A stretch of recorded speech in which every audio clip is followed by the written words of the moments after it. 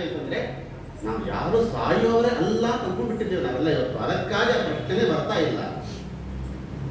ಉದಾಹರಣೆ ಹೇಳ್ತೇನೆ ನಿಮಗೆ, ನಮ್ಮನ್ನು ಇವತ್ತು ಕೇಳಿದ್ರೆ ಆ ಪ್ರಶ್ನೆ ನಮ್ಮ ಬಾಯಿಂದ ಬರೋದೇ ಇಲ್ಲ. ನಮ್ಮನ್ನು ಕೇಳಬೇಡಿ, ಯಾವ್ದಾದ್ರು ನರ್ಸಿಂಗ್ ಹೋಮೋ ಆಸ್ಪತ್ರೆಗೆ ಹೋಗಿ ಅಲ್ಲಿ ಇವತ್ತು ಸಾಯಂಕಾಲನೋ ನಾಳೆ ಬೆಳಗ್ಗೆನೋ ಸಾಯತಕ್ಕಂಥ ಒಬ್ಬ ಪೇಷಂಟ್ ಇದ್ದಾನೆ. ನಮಗೆ ಗೊತ್ತಿರೋದು, ಡಾಕ್ಟರ್ ಹೇಳ್ಬಿಡ್ತಾರೆ ಎಲ್ಲ ಮುಗಿತಪ್ಪ ನಿಂದು ಇವತ್ತು ಸಾಯಂಕಾಲ ಇರ್ಬೋದು ಅಥವಾ ನಾಳೆ ನೀವು ಹೋಗ್ಬೋದು ಹೇಳ್ಬಿಟ್ಟಿರ್ತಾರೆ. ಅಂತಹ ವ್ಯಕ್ತಿ ಹತ್ರ ಹೋಗಿ ಕೂತ್ಕೊಂಡು ನೀವು ಕೇಳ್ರಿ, ಪ್ರಶ್ನೆ ಅಂತ ಕೇಳ್ರಿ. ನೋಡಪ್ಪ, ಬೆಳಗಾವಿಯಲ್ಲಿ ದೊಡ್ಡ 60x60 ಸೈಟು ಫ್ರೀಯಾಗಿ ಕೊಡ್ತಾ ಇದ್ದಾರೆ, ಟಿವಿ ಕೊಡ್ತಾ ಇದ್ದಾರೆ, ತಗೊಳ್ತೀಯಾ ಅಂತ ಕೇಳಿದ್ರೆ ಅವ್ನು ಏನು ಹೇಳ್ತಾರೆ ಕೇಳಿದ್ರೆ, ಅವನು ನಾಳೆ ಬೆಳಗ್ಗೆ ಹೆಣವಾಗಿ ಬಿಡತಕ್ಕಂಥ ನನಗೆ ಬೆಳಗಾವಿನಲ್ಲಾಯಿತು ಬೆಂಗಳೂರಲ್ಲಾಯಿತು ಯಾಕೆ 100/100 ಸೈಟ್ ಕೊಟ್ಟರು ಅವನು ನನಗೆ ಬೇಡ ಅಂತ ಹೇಳ್ತಾನೆ. ಯಾಕೆ ಬೆಳಗ್ಗೆ ಎದ್ದ ತಕ್ಷಣ ಹೆಣ ಆಗ್ತಾನೆ ಅವನು. ಅಂತಹ ವ್ಯಕ್ತಿ ಏನು ಕೊಟ್ಟು ಇಡೀ ಭೂಮಂಡಲವನ್ನು ಕೊಟ್ಟು ಬೇಡ ಅಂತ ಅವನು. ಯಾಕಂದ್ರೆ ಇವತ್ತು ನಾಳೆನೇ ನಾನು ಸಾಯ್ತೇನೆ ಅಂತ.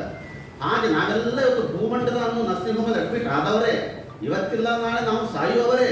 ಅದಕ್ಕೆ ಸಾಯತಕ್ಕಂತಹ ವ್ಯಕ್ತಿ ಏನನ್ನ ಮಾಡಬೇಕು, ಏನನ್ನ ಮಾಡಬಾರದು, ಇದು ಪರೀಕ್ಷಿತ ರಾಜರ ಪ್ರಶ್ನೆಗೆ ಶುಕಾಚಾರ್ಯರು ತಿಳಿಸಿಕೊಳ್ಳೋರು ಆಗ್ತಾ ಇದ್ದಾರೆ. ವರೀಯಾನ್ ದೇಶಿದೆ ಶ್ರೀಶುಕ ಉವಾಚ ವರೀಯಾನ್ ದೇಶಿದೆ ಪ್ರಶ್ನ ಸರ್ವಲೋಕ ಪ್ರಪಂಚಿತ. ಶುಕಾಚಾರ್ಯ ಹೇಳ್ತಾರೆ, ನೋಡಪ್ಪ ಪರೀಕ್ಷಿತ ರಾಜ, ಅದ್ಭುತವಾದ ಪ್ರಶ್ನೆಯನ್ನೇ ನೀನು ಮಾಡಿದ್ದೀಯಾ. ಮೊದಲಿಗೆ ಧೈರ್ಯವನ್ನು ಕೊಡ್ತಾರೆ ಅವನಿಗೆ. ನೀ ಹೇಳ್ತಾ ಇದ್ದೀಯಾ 7 ದಿವಸ ನನಗೆ ಆಯುಷ್ಯ ಇದ್ದದ್ದು, ಇನ್ನು 7 ದಿವಸದಲ್ಲಿ ನಾನು ಸಾಯ್ತೇನೆ. ಶುಕಾಚಾರ್ಯ ಹೇಳಿದ್ರೆ 7 ದಿವಸ ಅಂತ ದುಃಖ ಪಡಬೇಡಪ್ಪ, 7 ದಿವಸ ಇದೆ ಅಂತ ಮೊದಲು ಸಂತೋಷ ಕೊಡು ನೀನು. ಯಾಕೆ ಅಂತಂದ್ರೆ ಒಂದು ಕಥೆಯನ್ನು ಹೇಳ್ತಾರೆ, ಮುಹೂರ್ತ ಸಂಗಮಸೃಜ್ಯ ಗತಮಾನ್ ಭಯಂ ಹರಿದು. ಸೂರ್ಯವಂಶದಲ್ಲಿ ಬಂದಿರತಕ್ಕಂತಹ ಖಟ್ವಾಂಗ ಎಂಬತಕ್ಕಂತಹ ರಾಜ, ದೇವತೆಗಳು ದಾನವರ ಯುದ್ಧ ನಡೆದಾಗ ದೇವತೆಗಳಿಗೆ ಸಹಾಯವನ್ನ ಮಾಡಿದ, ದೇವತೆಗೆ ಗೆಲುವು ಕೊಟ್ಟ, ಜಯವನ್ನು ತಂದು ಕೊಟ್ಟ. ಆವಾಗ ದೇವತೆಗಳಿಗೆ ಕೇಳ್ತಾ ಇರ್ತೇನೆ, ಏನು ವರ ಬೇಕು ಕೇಳು ಅಂತಂದಾಗ, ನನ್ನ ಆಯಸ್ಸು ಎಷ್ಟಿದೆ ಅಷ್ಟು ಹೇಳಿಬಿಡಿ ಸಾಕು ಅಂತಂದ. ದೇವತೆಗಳ ಹಣೆ ಬರಹ ನೋಡಿದ್ರು, ಇದೇನು ನಿನ್ನ ಹಣೆ ಬರಹ ಅಂತಂದ್ರೆ ಅವರು, ಇನ್ನು ಒಂದೇ ಒಂದು ಮುಹೂರ್ತ ನಿಮಗೆ ಆಯಸ್ಸು ಇದ್ದದ್ದು. ಒಂದು ಮುಹೂರ್ತ ಅಂತಂದ್ರೆ 48 ನಿಮಿಷ, ಮುಕ್ಕಾಲು ತಾಸು ಅಷ್ಟೇ, 48 ನಿಮಿಷ ಮಾತ್ರ ಆಯಸ್ಸು ಇದ್ದದ್ದು. ಅವನನ್ನ ಬಹಳ ಸಂತೋಷ ಹೇಳಿರಲ್ಲ ಸಾಕು ಅಂತೇಳಿ ನೇರವಾಗಿ ಭೂಲೋಕಕ್ಕೆ ಬಂದು ಒಂದೇ ಒಂದು ಮುಹೂರ್ತದಲ್ಲಿ ಶುದ್ಧವಾಗಿ ಭಗವಂತನ ಧ್ಯಾನವನ್ನ ಮಾಡಿ ಸದ್ಗತಿಯಿಂದ ಕಂಡ ಮಹಾನ್ ಭಾವ ಖಟ್ವಾಂಗ ರಾಜ. ಅವನಿಗೆ ಆಯಸ್ಸು ಇದ್ದದ್ದು ಎಷ್ಟು, ಒಂದೇ ಒಂದು ಮುಹೂರ್ತ ಮಾತ್ರ ಇದ್ದದ್ದು. ಒಂದೇ ಒಂದು ಮುಹೂರ್ತದಲ್ಲಿಯೇ ಸದ್ಗತಿಯಿಂದ ಕಂಡಂತಹ ಮಹಾನ್ ಭಾವ ಇದ್ದಾನೆ. ನಿನಗೆ ಒಂದು ಮುಹೂರ್ತ ಅಲ್ಲಪ್ಪ, 7 ದಿವಸ ಇದೆ, ಮೊದಲು ಸಂತೋಷ ಪಡೋದಕ್ಕೆ. ಅಂತ 7 ದಿವಸದಲ್ಲಿ ಏನು ಮಾಡಬೇಕು, ಏನನ್ನ ಮಾಡಬಾರದು ಅನ್ನೋದನ್ನು ನಾನು ನಿಮಗೆ ತಿಳಿಸಿಕೊಡ್ತೇನೆ ಅಂತ ಹೇಳ್ತಾ ಭಾಗವತ ದ್ವಿತೀಯ ಸ್ಕಂದದಲ್ಲಿ ಮುಂದೆ ಶುಕಾಚಾರ್ಯ ಮುಂದೆ ಹೊರಸ್ತಾರೆ. ಮೊದಲಿಗೆ ಏನನ್ನ ಮಾಡಬೇಕು ಅನ್ನೋದನ್ನ ತಿಳಿಸಿಕೊಡ್ತಾರೆ. ಏನು ಮಾಡಬೇಕು, ಮನುಷ್ಯ ಸಾಯತಕ್ಕಂತಹ ಮನುಷ್ಯನಾಗಿ ಹುಟ್ಟಿದ ಮೇಲೆ ಏನನ್ನ ಮಾಡಬೇಕು ಅಂತಂದ್ರೆ ಭಗವಂತನ ಧ್ಯಾನವನ್ನ ಮಾಡಬೇಕು. ಇದು ಮೊಟ್ಟ ಮೊದಲ ಕರ್ತವ್ಯ. ಎಲ್ಲ ಕಡೆ ಪರಮಾತ್ಮನ ಧ್ಯಾನವನ್ನು ಹೇಳ್ತಾ ಬರ್ತಾ ಇದ್ದಾರೆ. ದೇವರ ಧ್ಯಾನವನ್ನು ನೀವು ಮಾಡಬೇಕು. ದೇವರ ಧ್ಯಾನ ಅಂತಂದ್ರೆ ಹೇಗೆ ಮಾಡಬೇಕು, ಏನು ದೇವರ ಬಗ್ಗೆ ಪರಿಚಯವೇ ಇಲ್ಲದೆ ಇರತಕ್ಕಂಥ ವ್ಯಕ್ತಿ ದೇವರ ಧ್ಯಾನವನ್ನು ಮಾಡಬೇಕು ಅಂತಂದ್ರೆ ಹೆಂಗೆ ಮಾಡಬೇಕು ಅಂತಂದ್ರೆ ಅದಕ್ಕೆ ಮತ್ತೆ 2 ಮಾರ್ಗವನ್ನು ಹೇಳಿದ್ರು ದೇವರ ಧ್ಯಾನಕ್ಕೆ. ಒಂದು ಸ್ಥೂಲ ರೂಪ, ಇನ್ನೊಂದು ಸೂಕ್ಷ್ಮ ರೂಪ ಅಂತ 2 ಧ್ಯಾನವನ್ನು ಹೇಳ್ತಾರೆ. ಮೊಟ್ಟ ಮೊದಲಿಗೆ ಸ್ಥೂಲ ರೂಪದ ಧ್ಯಾನವನ್ನು ಹೇಳಿದ್ರು, ಅದನ್ನೇ ವಿರಾಟ್ ರೂಪ ಅಂತ ತಿಳಿಸಿಕೊಡ್ತಾರೆ. ಪಾತಾಳಮೇತ ಸಿಹಿಪಾರಂಬುಲಂ ಪಠಂತಿ ಪಾರ್ತಿ ಪ್ರಪದೇವ ಸಾಧನಂ ಕಲಾತಮಂ ವೈ ಪುರುಷಚ್ಚೆ. ಹೀಗೆ ಪಾತಾಳಮೇತ ಸಿಹಿಪಾದಮೂಲಂ, ಪಾತಾಳ ಲೋಕದಿಂದ ಹಿಡಿದುಕೊಂಡು ಸತ್ಯ ಲೋಕದೊಳಗೆ ಏನು 14 ಲೋಕಗಳು ಬರುತ್ತಲ್ಲ, ಇಡೀ 14 ಲೋಕಗಳೇ ಒಂದು ಪರಮಾತ್ಮನ ಪ್ರತಿಮಾ ಅಂತ ಚಿಂತನೆ ಮಾಡ್ತಾರೆ ಮೊದಲಿಗೆ. ಅಂದ್ರೆ ವ್ಯಾಖ್ಯಾನಕರು ವಿಸ್ತಾರವಾಗಿ ಹೇಳ್ತಾರೆ, ಪಾತಾಳ ಲೋಕ ಅಂತಂದ್ರೆ ಯಾವದಿವತ್ತು ಅಂತಂದ್ರೆ ಪರಮಾತ್ಮನ ಪಾದ ತಳ, ಕೆಳಗೆ ನಾವೇನು ನೆಲದ ಮೇಲೆ ಊರ್ತೀವಲ್ಲ ಆ ಭಾಗ, ಪರಮಾತ್ಮನ ಪಾದ ತಳದಿಂದ ಪಾತಾಳ ಲೋಕ ಹುಟ್ಟಿದೆ. ಆ ಪರಮಾತ್ಮನ ಪಾದ ತಳವನ್ನೇ ಅದು ಆಶ್ರಯ ಮಾಡಿಕೊಂಡಿದೆ. ಹೀಗೆ ಎಲ್ಲಾ ಲೋಕಗಳನ್ನು ಹೀಗೆ ತಿಳ್ಕೊಳ್ತಾ ಹೋಗ್ರಿ ಅಂತ ಹೇಳಿದ್ರು. ಪಾತಾಳ ಲೋಕ, ಅದರ ಮೇಲೆ ಬರ್ತಕ್ಕಂಥ ಮೊಣಕ, ಅದು ಅದರ ಮೇಲೆ ಮಂಡಿಗಳು. ಅತಳ ವಿತಳ ಅಂತಂದ್ರೆ ಪರಮಾತ್ಮ 2 ತೊಡೆಗಳು. ಮಹೀತಳ ಅಂತಂದ್ರೆ ಯಾವ, ಈ ಭೂಲೋಕ ಅಂತಂದ್ರೆ ಇದು ಪರಮಾತ್ಮ ಸೊಂಟ ಪ್ರದೇಶ ಅಂತ. ಸೊಂಟ ಪ್ರದೇಶವೇ ಈ ಭೂಲೋಕ, ನಾವಿರ್ತಕ್ಕಂಥ ಲೋಕ ಪರಮಾತ್ಮ ಸೊಂಟ ದೇಶ. ಇದನ್ನು ನಾವು ಹೇಗೆ ಚಿಂತನೆ ಮಾಡಬೇಕು ಇವತ್ತು ಅಂತಂದ್ರೆ, ಪರಮಾತ್ಮ ನಮ್ಮನ್ನೆಲ್ಲ ಎಲ್ಲಿ ಇಟ್ಟುಕೊಂಡಿದ್ದಾನೆ ಅಂತಂದ್ರೆ ತನ್ನ ಸೊಂಟದಲ್ಲಿ ನಮ್ಮನ್ನ ಇಟ್ಟುಕೊಂಡಿದ್ದಾನೆ. ಇವತ್ತು ನಾವು ಯಾರಾದ್ರೂ ಅತ್ಯಂತ ವಾತ್ಸಲ್ಯದ ಪ್ರೀತಿಯ ತಾಯಿ ತನ್ನ ಮಗುವನ್ನ ಎಲ್ಲಿ ಎತ್ಕೊಳ್ತಾಳೆ, ಸೊಂಟದ ಮೇಲೆ ಎತ್ಕೊಂಡು ತಿರುಗ್ತಾಳಲ್ವಾ. ನಿಮ್ಮೆಲ್ಲರ ತಾಯಿಯಾದ ಪರಮಾತ್ಮ ನಮ್ಮೆಲ್ಲ ಮನುಷ್ಯರನ್ನ ತನ್ನ ಮಕ್ಕಳಂತೆ ತನ್ನ ಸೊಂಟದ ಮೇಲೆ ಇಟ್ಟುಕೊಂಡು ನಮ್ಮನ್ನು ರಕ್ಷಣೆ ಮಾಡ್ತಾ ಇದ್ದಾನೆ ಅನ್ನೋದನ್ನೇ ಈ ಭೂಲೋಕವನ್ನು ತನ್ನ ಸೊಂಟ ಭಾಗದಲ್ಲಿ ಇಟ್ಟುಕೊಂಡಿದ್ದಾನೆ ಪರಮಾತ್ಮ. ಅದೇ ರೀತಿಯಾಗಿ ಭೂಹು ಭುವಃ ಸ್ವಹ ಮಹಾಜನ, ಸತ್ಯಲೋಕದ ಪರಮಾತ್ಮ ತಲೆ ಅಂತಂದ್ರೆ ಪರಮಾತ್ಮನ ಸತ್ಯಲೋಕ 14 ಲೋಕಗಳು ಏನು ಇದೆ ಅಲ್ಲ, ಇದನ್ನೇ ಒಂದು ಪರಮಾತ್ಮನ ಮೂರ್ತಿ ಅಂತ ಮೊದಲು ಚಿಂತನೆ ಮಾಡಬೇಕು. ಇದನ್ನ ಚಿಂತನೆ ಮಾಡಿ ಮಾಡಿ ಮಾಡಿ ಮಾಡಿ ಮಾಡಿ ಮಾಡಿ ನಮಗೆ ಕರಗತವಾದಾಗ, ಅದು ಮನಸ್ಸಲ್ಲಿ ಕುಳಿತಾಗ, ಆಗ ಎರಡನೇ ಹೆಜ್ಜೆಯನ್ನು ಇಡ್ತಾರೆ. ಆಗ ಇನ್ನೊಂದು ಎರಡನೇ ಧ್ಯಾನ ಯಾವುದು ಅಂದ್ರೆ ಅದೇ ಸೂಕ್ಷ್ಮ ರೂಪದ ಧ್ಯಾನ. ಆದೇಶ ಮಾತ್ರಂ ಪುರುಷಂ ವಸಂತಂ. ಅಣು ಅಣು ಕಣ ಕಣಗಳಲ್ಲೆಲ್ಲ ದೇವರನ್ನ ಕಾಣ್ತಾ ಕಾಣ್ತಾ ಕಾಣ್ತಾ ಹೋಗ್ಬೋದು. ಅದು ನಮಗೆ ಈ ಅವಸ್ಥೆಯಲ್ಲಿ ಬರೋದಿಲ್ಲ. ಅದು ಬರಬೇಕು ಅಂತಂದ್ರೆ ಅದು ಒಂದು ಹಂತ ದಾಟಬೇಕು. ಶ್ರೀಮದ್ ಆಚಾರ್ಯ ವಿಚಾರದಲ್ಲಿ ಮಧ್ವಿಜಯದಲ್ಲಿ ಕೇಳ್ತೀವಲ್ಲ ನಾವು, ನಹಿ ಹರಿಂ ಸತತಂ ನನಮತ್ಯಸೌ ನಚನ ಪಶ್ಯತಿ ನಾವಿನ ವಂದತೆ. ಅವರು ಸನ್ಯಾಸಾಶ್ರಮಕ್ಕೆ ತೆಗೆದುಕೊಳ್ಳಲಿಕ್ಕೆ ಹೊರಟಾಗ ಮನೆಯಲ್ಲಿ ಕಿಟಕಿಗೆ ನಮಸ್ಕಾರ ಮಾಡ್ತಾ ಇದ್ರು, ಬಾಗಿಲಿಗೆ ನಮಸ್ಕಾರ ಮಾಡಿದ್ರು, ಕಂಬಕ್ಕೆ ನಮಸ್ಕಾರ ಮಾಡಿದ್ರು. ಯಾಕೆಂದ್ರೆ ಕಣಗಳಲ್ಲಿ ಪರಮಾತ್ಮನ ಕಾಣತಕ್ಕಂಥ ಒಂದು ಯೋಗ್ಯತೆ ಯಾವ ವಾಯುದೇವರದು ಮಧ್ವಾಚಾರ್ಯರದು. ಹಾಗೆ ಅಂತಹ ಅವಸ್ಥೆ ನಮಗೆ ಮುಟ್ಟಬೇಕು ಅಂತಂದರೆ ಮೊದಲಿಗೆ ನಾವು ಸ್ಥೂಲ ರೂಪದ ಧ್ಯಾನವನ್ನು ಮಾಡಿ ಮಾಡಿ ಮಾಡಿ ನಮ್ಮ ಮನಸ್ಸಲ್ಲಿ ಕುಳಿತುಕೊಂಡಾಗ ಎರಡನೇ ಹಂತದಲ್ಲಿ ಅಣು ಅಣು ಕಣಗಳಲ್ಲಿ ದೇವರನ್ನು ಕಾಣ್ತಾ ಹೋಗಬೇಕು. ಇದಕ್ಕೊಂದು ಉದಾಹರಣೆ ಹೇಳ್ತೇನೆ ನಿಮಗೆ. ಮಕ್ಕಳಿಗೆ ನಾವು ಅಕ್ಷರದ ಜ್ಞಾನವನ್ನು ಹೇಗೆ ಮಾಡಿಸಿಕೊಡ್ತೇವೆ ನೋಡಿ. LKG UKG ಹೋಗತಕ್ಕಂಥ ನಮ್ಮ ಕಾಲಕ್ಕೆ ಅಂಗನವಾಡಿ ಇರ್ತಿರ್ತ, ಅಂಗನವಾಡಿ ಬಾಲವಾಡಿ ಇರ್ತಿರ್ತಂತ, ಅವೆಲ್ಲ ಅಕ್ಷರದ ಜ್ಞಾನವನ್ನು ಹೇಗೆ ಮಾಡಿಸ್ತಾರೆ ಟೀಚರ್ಗಳು ಮಕ್ಕಳಿಗೆ? ಒಂದು ದೊಡ್ಡ ಪಾಟಿ ಮೇಲೆ ಅಂತ ದೊಡ್ಡ ಅಕ್ಷರ ಬರೆದು ಕೊಡ್ತಾರೆ, ಅಂತ ದೊಡ್ಡ ಅಕ್ಷರ ಇಂದ ತೀಡು ಅಂತ ಕೊಡ್ತಾರೆ, ಆ ಅಂತ ಇವತ್ತಿನ ಕಾಲ ಕೇಳೋದ್ರೆ ABCD ಎ ಅಂತ ಬರೀತಾರೆ, ದೊಡ್ಡ ಎ ಅಂತ ಬರೆದು ಕೊಡ್ತಾರೆ. ಆ ಎ ಅಂತ ತೀಡಿ ತೀಡಿ ತೀಡಿ ತೀಡಿ ಕೈಯಲ್ಲಿ ಕುಳಿತಾಗ ಆಮೇಲೆ ಅವನು ದೊಡ್ಡವನಾದ ಮೇಲೆ ಹಾಗೆ ಬರೀತಾ ಕೊಡೋದಿಲ್ಲ ಅವನು, ಏನು ದೊಡ್ಡ ಅಕ್ಷರ ಬರೀತಾ ಕೊಡೋದಿಲ್ಲ ಅವನು. ಮಗು ಚಿಕ್ಕದಾಗಿದ್ದಾಗ ಅಕ್ಷರ ದೊಡ್ಡದಿರ್ತದೆ, ಇವನು ದೊಡ್ಡವನಾದ ಅಂತಂದ್ರೆ ಅಕ್ಷರ ಚಿಕ್ಕದಾಗಿರ್ತದೆ. ಹೀಗಾಗಿ ಇವನೇನೋ LKG ಹೋಗುವಾಗ ದೊಡ್ಡ ಎ ಅಂತ ಬರೀತಾರೆ, AB ಬರೀತಾ ಇರ್ತಾನೆ. ಇವನು ಏನಾದ್ರೂ SSLC ಆಯ್ತು, ಡಿಗ್ರಿ ಆಯ್ತು, PhD ಮಾಡಿದ ತಂದಾಗ ಹಾಗೆ ಅಂತ ಬರೀತಾ ಕೂತ್ರೆ ಪೇಪರ್ಗಳ ಗತಿ ಏನು ಟಕ ಟಕ ಟಕ ಟಕ ಬರೆದಿಟ್ಬಿಡ್ತಾನೆ ಅವನು. ಅದು ಎಷ್ಟು ಮಟ್ಟಿ ಸ್ಪೀಡ್ ಬರೀತಾನೆ, ಎಷ್ಟು ಸಣ್ಣ ಅಕ್ಷರ ಬರೀತಾನೆ ಅಂತಂದ್ರೆ ಡಾಕ್ಟರ್ ಬರೆದು ಕೊಟ್ಟಂತ ಚೀಟಿ ಹೊಡ್ಕೊಂಡ್ರೆ ನಮ್ಗೆ ಯಾರಿಗೂ ಅರ್ಥ ಆಗಲ್ಲ. ಅದು ನೋಡಿ, ಡಾಕ್ಟರ್ ಬರೆದು ಕೊಟ್ಟಿರ್ತಕ್ಕಂಥ ಔಷಧಿ ಚೀಟಿ ಅದು ಮೆಡಿಕಲ್ ಶಾಪ್ನವ್ರಿಗೆ ಅರ್ಥ ಆಗಬೇಕು ಹೊರತಾಗಿ ನಮ್ಗೆ ಯಾರಿಗೂ ಅರ್ಥ ಆಗಲ್ಲ. ಅಷ್ಟು ಜಿನಕ ಅಕ್ಷರ ಸಣ್ಣ ಬರೆದು ಹೋಗಿದ್ದಾರೆ ಇವರು.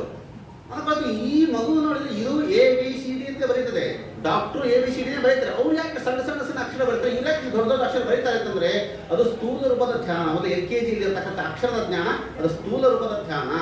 ಅದು ನಮಗೆ ಕೈ ಕೂತಾಗ, ಮನಸ್ಸಲ್ಲಿ ಕುಳಿತಾಗ ಡಾಕ್ಟರ್ ಹತ್ರ ನಾವು ಸಣ್ಣದಾಗಿ ಬರಿತೀವಲ್ಲ, ಅದು ಏಕಾಂತ ಭಕ್ತರ ಲಕ್ಷಣಗಳೆಲ್ಲವೂ ಕೂಡ ಅಣು ಅಣು ಕಣಗಳಲ್ಲೆಲ್ಲ ದೇವರನ್ನ ಕಾಣ್ತಾ ಕಾಣ್ತಾ ಹೋಗತಕ್ಕಂಥ ದೊಡ್ಡದಾಗಿರ್ತಕ್ಕಂಥ ಯೋಗ್ಯತೆ ಆ ಹಂತಕ್ಕೆ ಬರ್ತದನ್ನೇ ಸ್ಥೂಲ ರೂಪ ಹಾಗೂ ಸೂಕ್ಷ್ಮ ರೂಪದ ಧ್ಯಾನವನ್ನು ಇಲ್ಲಿ ತಿಳಿಸಿಕೊಡ್ತಾ ಇದ್ದಾರೆ.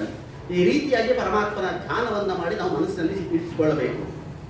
ಹಾಗಾದ್ರೆ ಆ ರೀತಿಯಾಗಿರತಕ್ಕಂತಹ ಪರಮಾತ್ಮನನ್ನು ನಾವು ಧ್ಯಾನವನ್ನು ಮಾಡಬೇಕು, ಮನಸ್ಸಿನಲ್ಲಿ ಕೂಡಿಸಿಕೊಳ್ಳಬೇಕು ಅಂತಂದರೆ ಅಂತಹ ಯೋಗ್ಯತೆ ಇರತಕ್ಕಂತಹ ಯೋಗಿಗಳ ಲಕ್ಷಣವನ್ನು ತಿಳಿಸಿಕೊಡ್ತಾರೆ. ಹೇಗೆ ಇರ್ತಾರೆ ಅಂತಹ ಯೋಗಿಗಳು. ಇವತ್ತು ನಾವು ಏವಂಪುರ ಧಾರಣ ಯಾತ್ಮ ಯೋನಿ ನಷ್ಟಾನ್ ಸುಖಿನ್ ಪ್ರತ್ಯವೃಷ್ಯ ದುಷ್ಯನ್, ಜ್ಞಾನಿಗಳು ಹೇಗಿರ್ತಾರೆ. ಮೋಕ್ಷಕ್ಕೆ ನಾವು ಇವತ್ತು ಹೋಗಬೇಕು. ಪರೀಕ್ಷೆದರಾಗೆ ಕೊಡ್ತಿದ್ದಾನೆ, ನಾನು ಇವತ್ತಿನ 7 ದಿವಸಕ್ಕೆ ನಾನು ಮರಣವನ್ನು ಹೊಂದುತ್ತಾ ಇದ್ದೇನೆ, ನಾನು ಇವತ್ತು ಮೋಕ್ಷಕ್ಕೆ ಹೋಗಬೇಕು ಅಂತ ಆದರೆ ಒಂದು ಯಾವುದಾದ್ರೂ ಮಾರ್ಗ ಬೇಕಲ್ವಾ. ನಾವು ಬೆಳಗಾವಿಯಿಂದ ಬೆಂಗಳೂರಿಗೆ ಹೋಗಬೇಕು ಅಂತಂದ್ರೆ ಒಂದು ಯಾವುದೋ ಮಾರ್ಗ ಇದೆ ನಮಗೆ, ಧಾರವಾಡ, ಹುಬ್ಬಳ್ಳಿ, ಹಾವೇರಿ, ಇದೊಂದು ಮಾರ್ಗ ಇದೆ.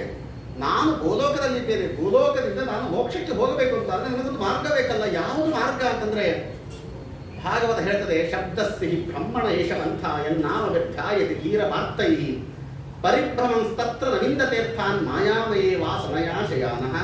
ಇದು ಶ್ರೀಮದ್ ಭಾಗವತದ 2ನೇ ಸ್ಕಂದದ 2ನೇ ಅಧ್ಯಾಯದ 2ನೇ ಶ್ಲೋಕ, ಅದ್ವಿತೀಯವಾದ ಶ್ಲೋಕ ಅಂತ ಹೇಳ್ತಾರೆ. ಇದಕ್ಕೆ ಶಬ್ದಸ್ಸಿ ಬ್ರಹ್ಮಣ ಏಷವಂಥ ಎನ್ನಾಮ ವ್ಯಧ್ಯಾಯತಿ ಧೀರ ವಾರ್ತೈ ಪರಿಭ್ರಮಂ ತತ್ರ ನವಿಂದ ತೀರ್ಥಾನ್ ಮಾಯಾಮಯೇ ವಾಸನಯಾ ಶಯಾನಃ. ನಮಗೆ ಯಾವುದು ಮಾರ್ಗ ಮೋಕ್ಷಕ್ಕೆ ಹೋಗಲಿಕ್ಕೆ ಅಂತಂದ್ರೆ ಶಬ್ದಗಳೇ ಮಾರ್ಗ ಅಂತ ಹೇಳ್ತಾರೆ. ಶಬ್ದಗಳೇ ಮಾರ್ಗ ನಮಗೆ ಇವತ್ತು. ಏನು ಭಗವಂತ ನಾವು ಹುಟ್ಟಿದಾಗ ನಮಗೆ ಮಾತು ಕೊಟ್ಟ, ಬಾಯಿ ಕೊಟ್ಟ, ನಾಲಿಗೆ ಕೊಟ್ಟ, ಮಾತಾಡ್ತೇವಲ್ಲ, ಈ ಆಡುವ ಮಾತುಗಳೇ ನಮ್ಮನ್ನ ಮೋಕ್ಷಕ್ಕೆ ಕರೆದುಕೊಂಡು ಹೋಗ್ತದೆ. ಯಾವಾಗ ಅಂತಂದ್ರೆ ಶಬ್ದಸ್ಸಿ ಬ್ರಹ್ಮಣ ಏಷಪಂಥ. ಕೇವಲವಾಗಿ ನಾವು ಆಡುವ ಎಲ್ಲ ಮಾತುಗಳು ಕೂಡ ಇದು ಪರಮಾತ್ಮನ ಪರ, ದೇವರ ಪರ, ಭಗವಂತನನ್ನೇ ಕೊಂಡಾಡ್ತದೆ, ಭಗವಂತನನ್ನೇ ಹೇಳ್ತದೆ. ದೇವರು ದೇವರು ಅಂತ ಚಿಂತನೆ ಮಾಡ್ತಾ ಹೊರಟ್ರೆ ನಾವು ಆಡುವ ಶಬ್ದಗಳೇ ಇವು ಮೋಕ್ಷಕ್ಕೆ ಕರೆದುಕೊಂಡು ಹೋಗತ್ತಂತೆ. ಈ ಶಬ್ದಗಳು ನಮ್ಮನ್ನ ಎಷ್ಟು ಮಾತಾಡ್ತೀವಿ ಹೇಳಿ, ನಾವು ಬೆಳಗ್ಗೆಯಿಂದ ರಾತ್ರಿವರೆಗೂ ಬೇಕಾದಷ್ಟು ಮಾತಾಡ್ತೀವಿ.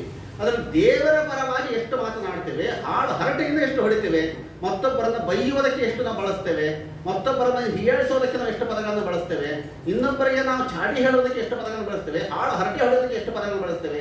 ಈ ರೀತಿಯಾಗಿ ನಾವೇನಾದರೂ ದೇವರು ಕೊಟ್ಟ ಈ ಶಬ್ದಗಳನ್ನೇ ಹರಟೆಯಾಗಿ ಬಳಸಿದರೆ ಅದೇ ನರಕಕ್ಕೆ ಮಾರ್ಗವಾಗ್ತದೆ.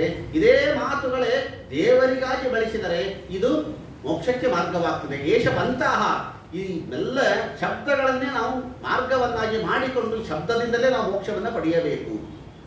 ಅಂತಹ ಯೋಗಿಗಳು ಯಾರಾದರೂ ಇದ್ದಾರಾ ಅಂತಂದ್ರೆ ಇದ್ದಾರೆ ಅಂತ ಹೇಳ್ತಾರೆ. ಹಿಂದಿನ ಕಾಲದಲ್ಲಿ ಅಂತಹ ಯೋಗಿಗಳಿದ್ರು. ಚಿರಾಣಿ ಕಿಂಪತಿ ನಸಂತಿ ದಿಶಂತಿ ವಿಕ್ಷಾಂ ನೋವಾಂಗ್ರಿಪಾ ಪರಿಹೃತ ಸರಿತೋಪ್ಯ ಶಿಷ್ಯನ್ ವೃದ್ಧ ಗುಹಾ ಕಿಂ ಅವಧೂತ ಸುರುನ್ನ ಕೃಷ್ಣ ಕಸ್ಮಾತ್ ಭಜಂತಿ ಕವಯೋ ಧನುದುರ್ಮದಾಂ ಖಾನ್.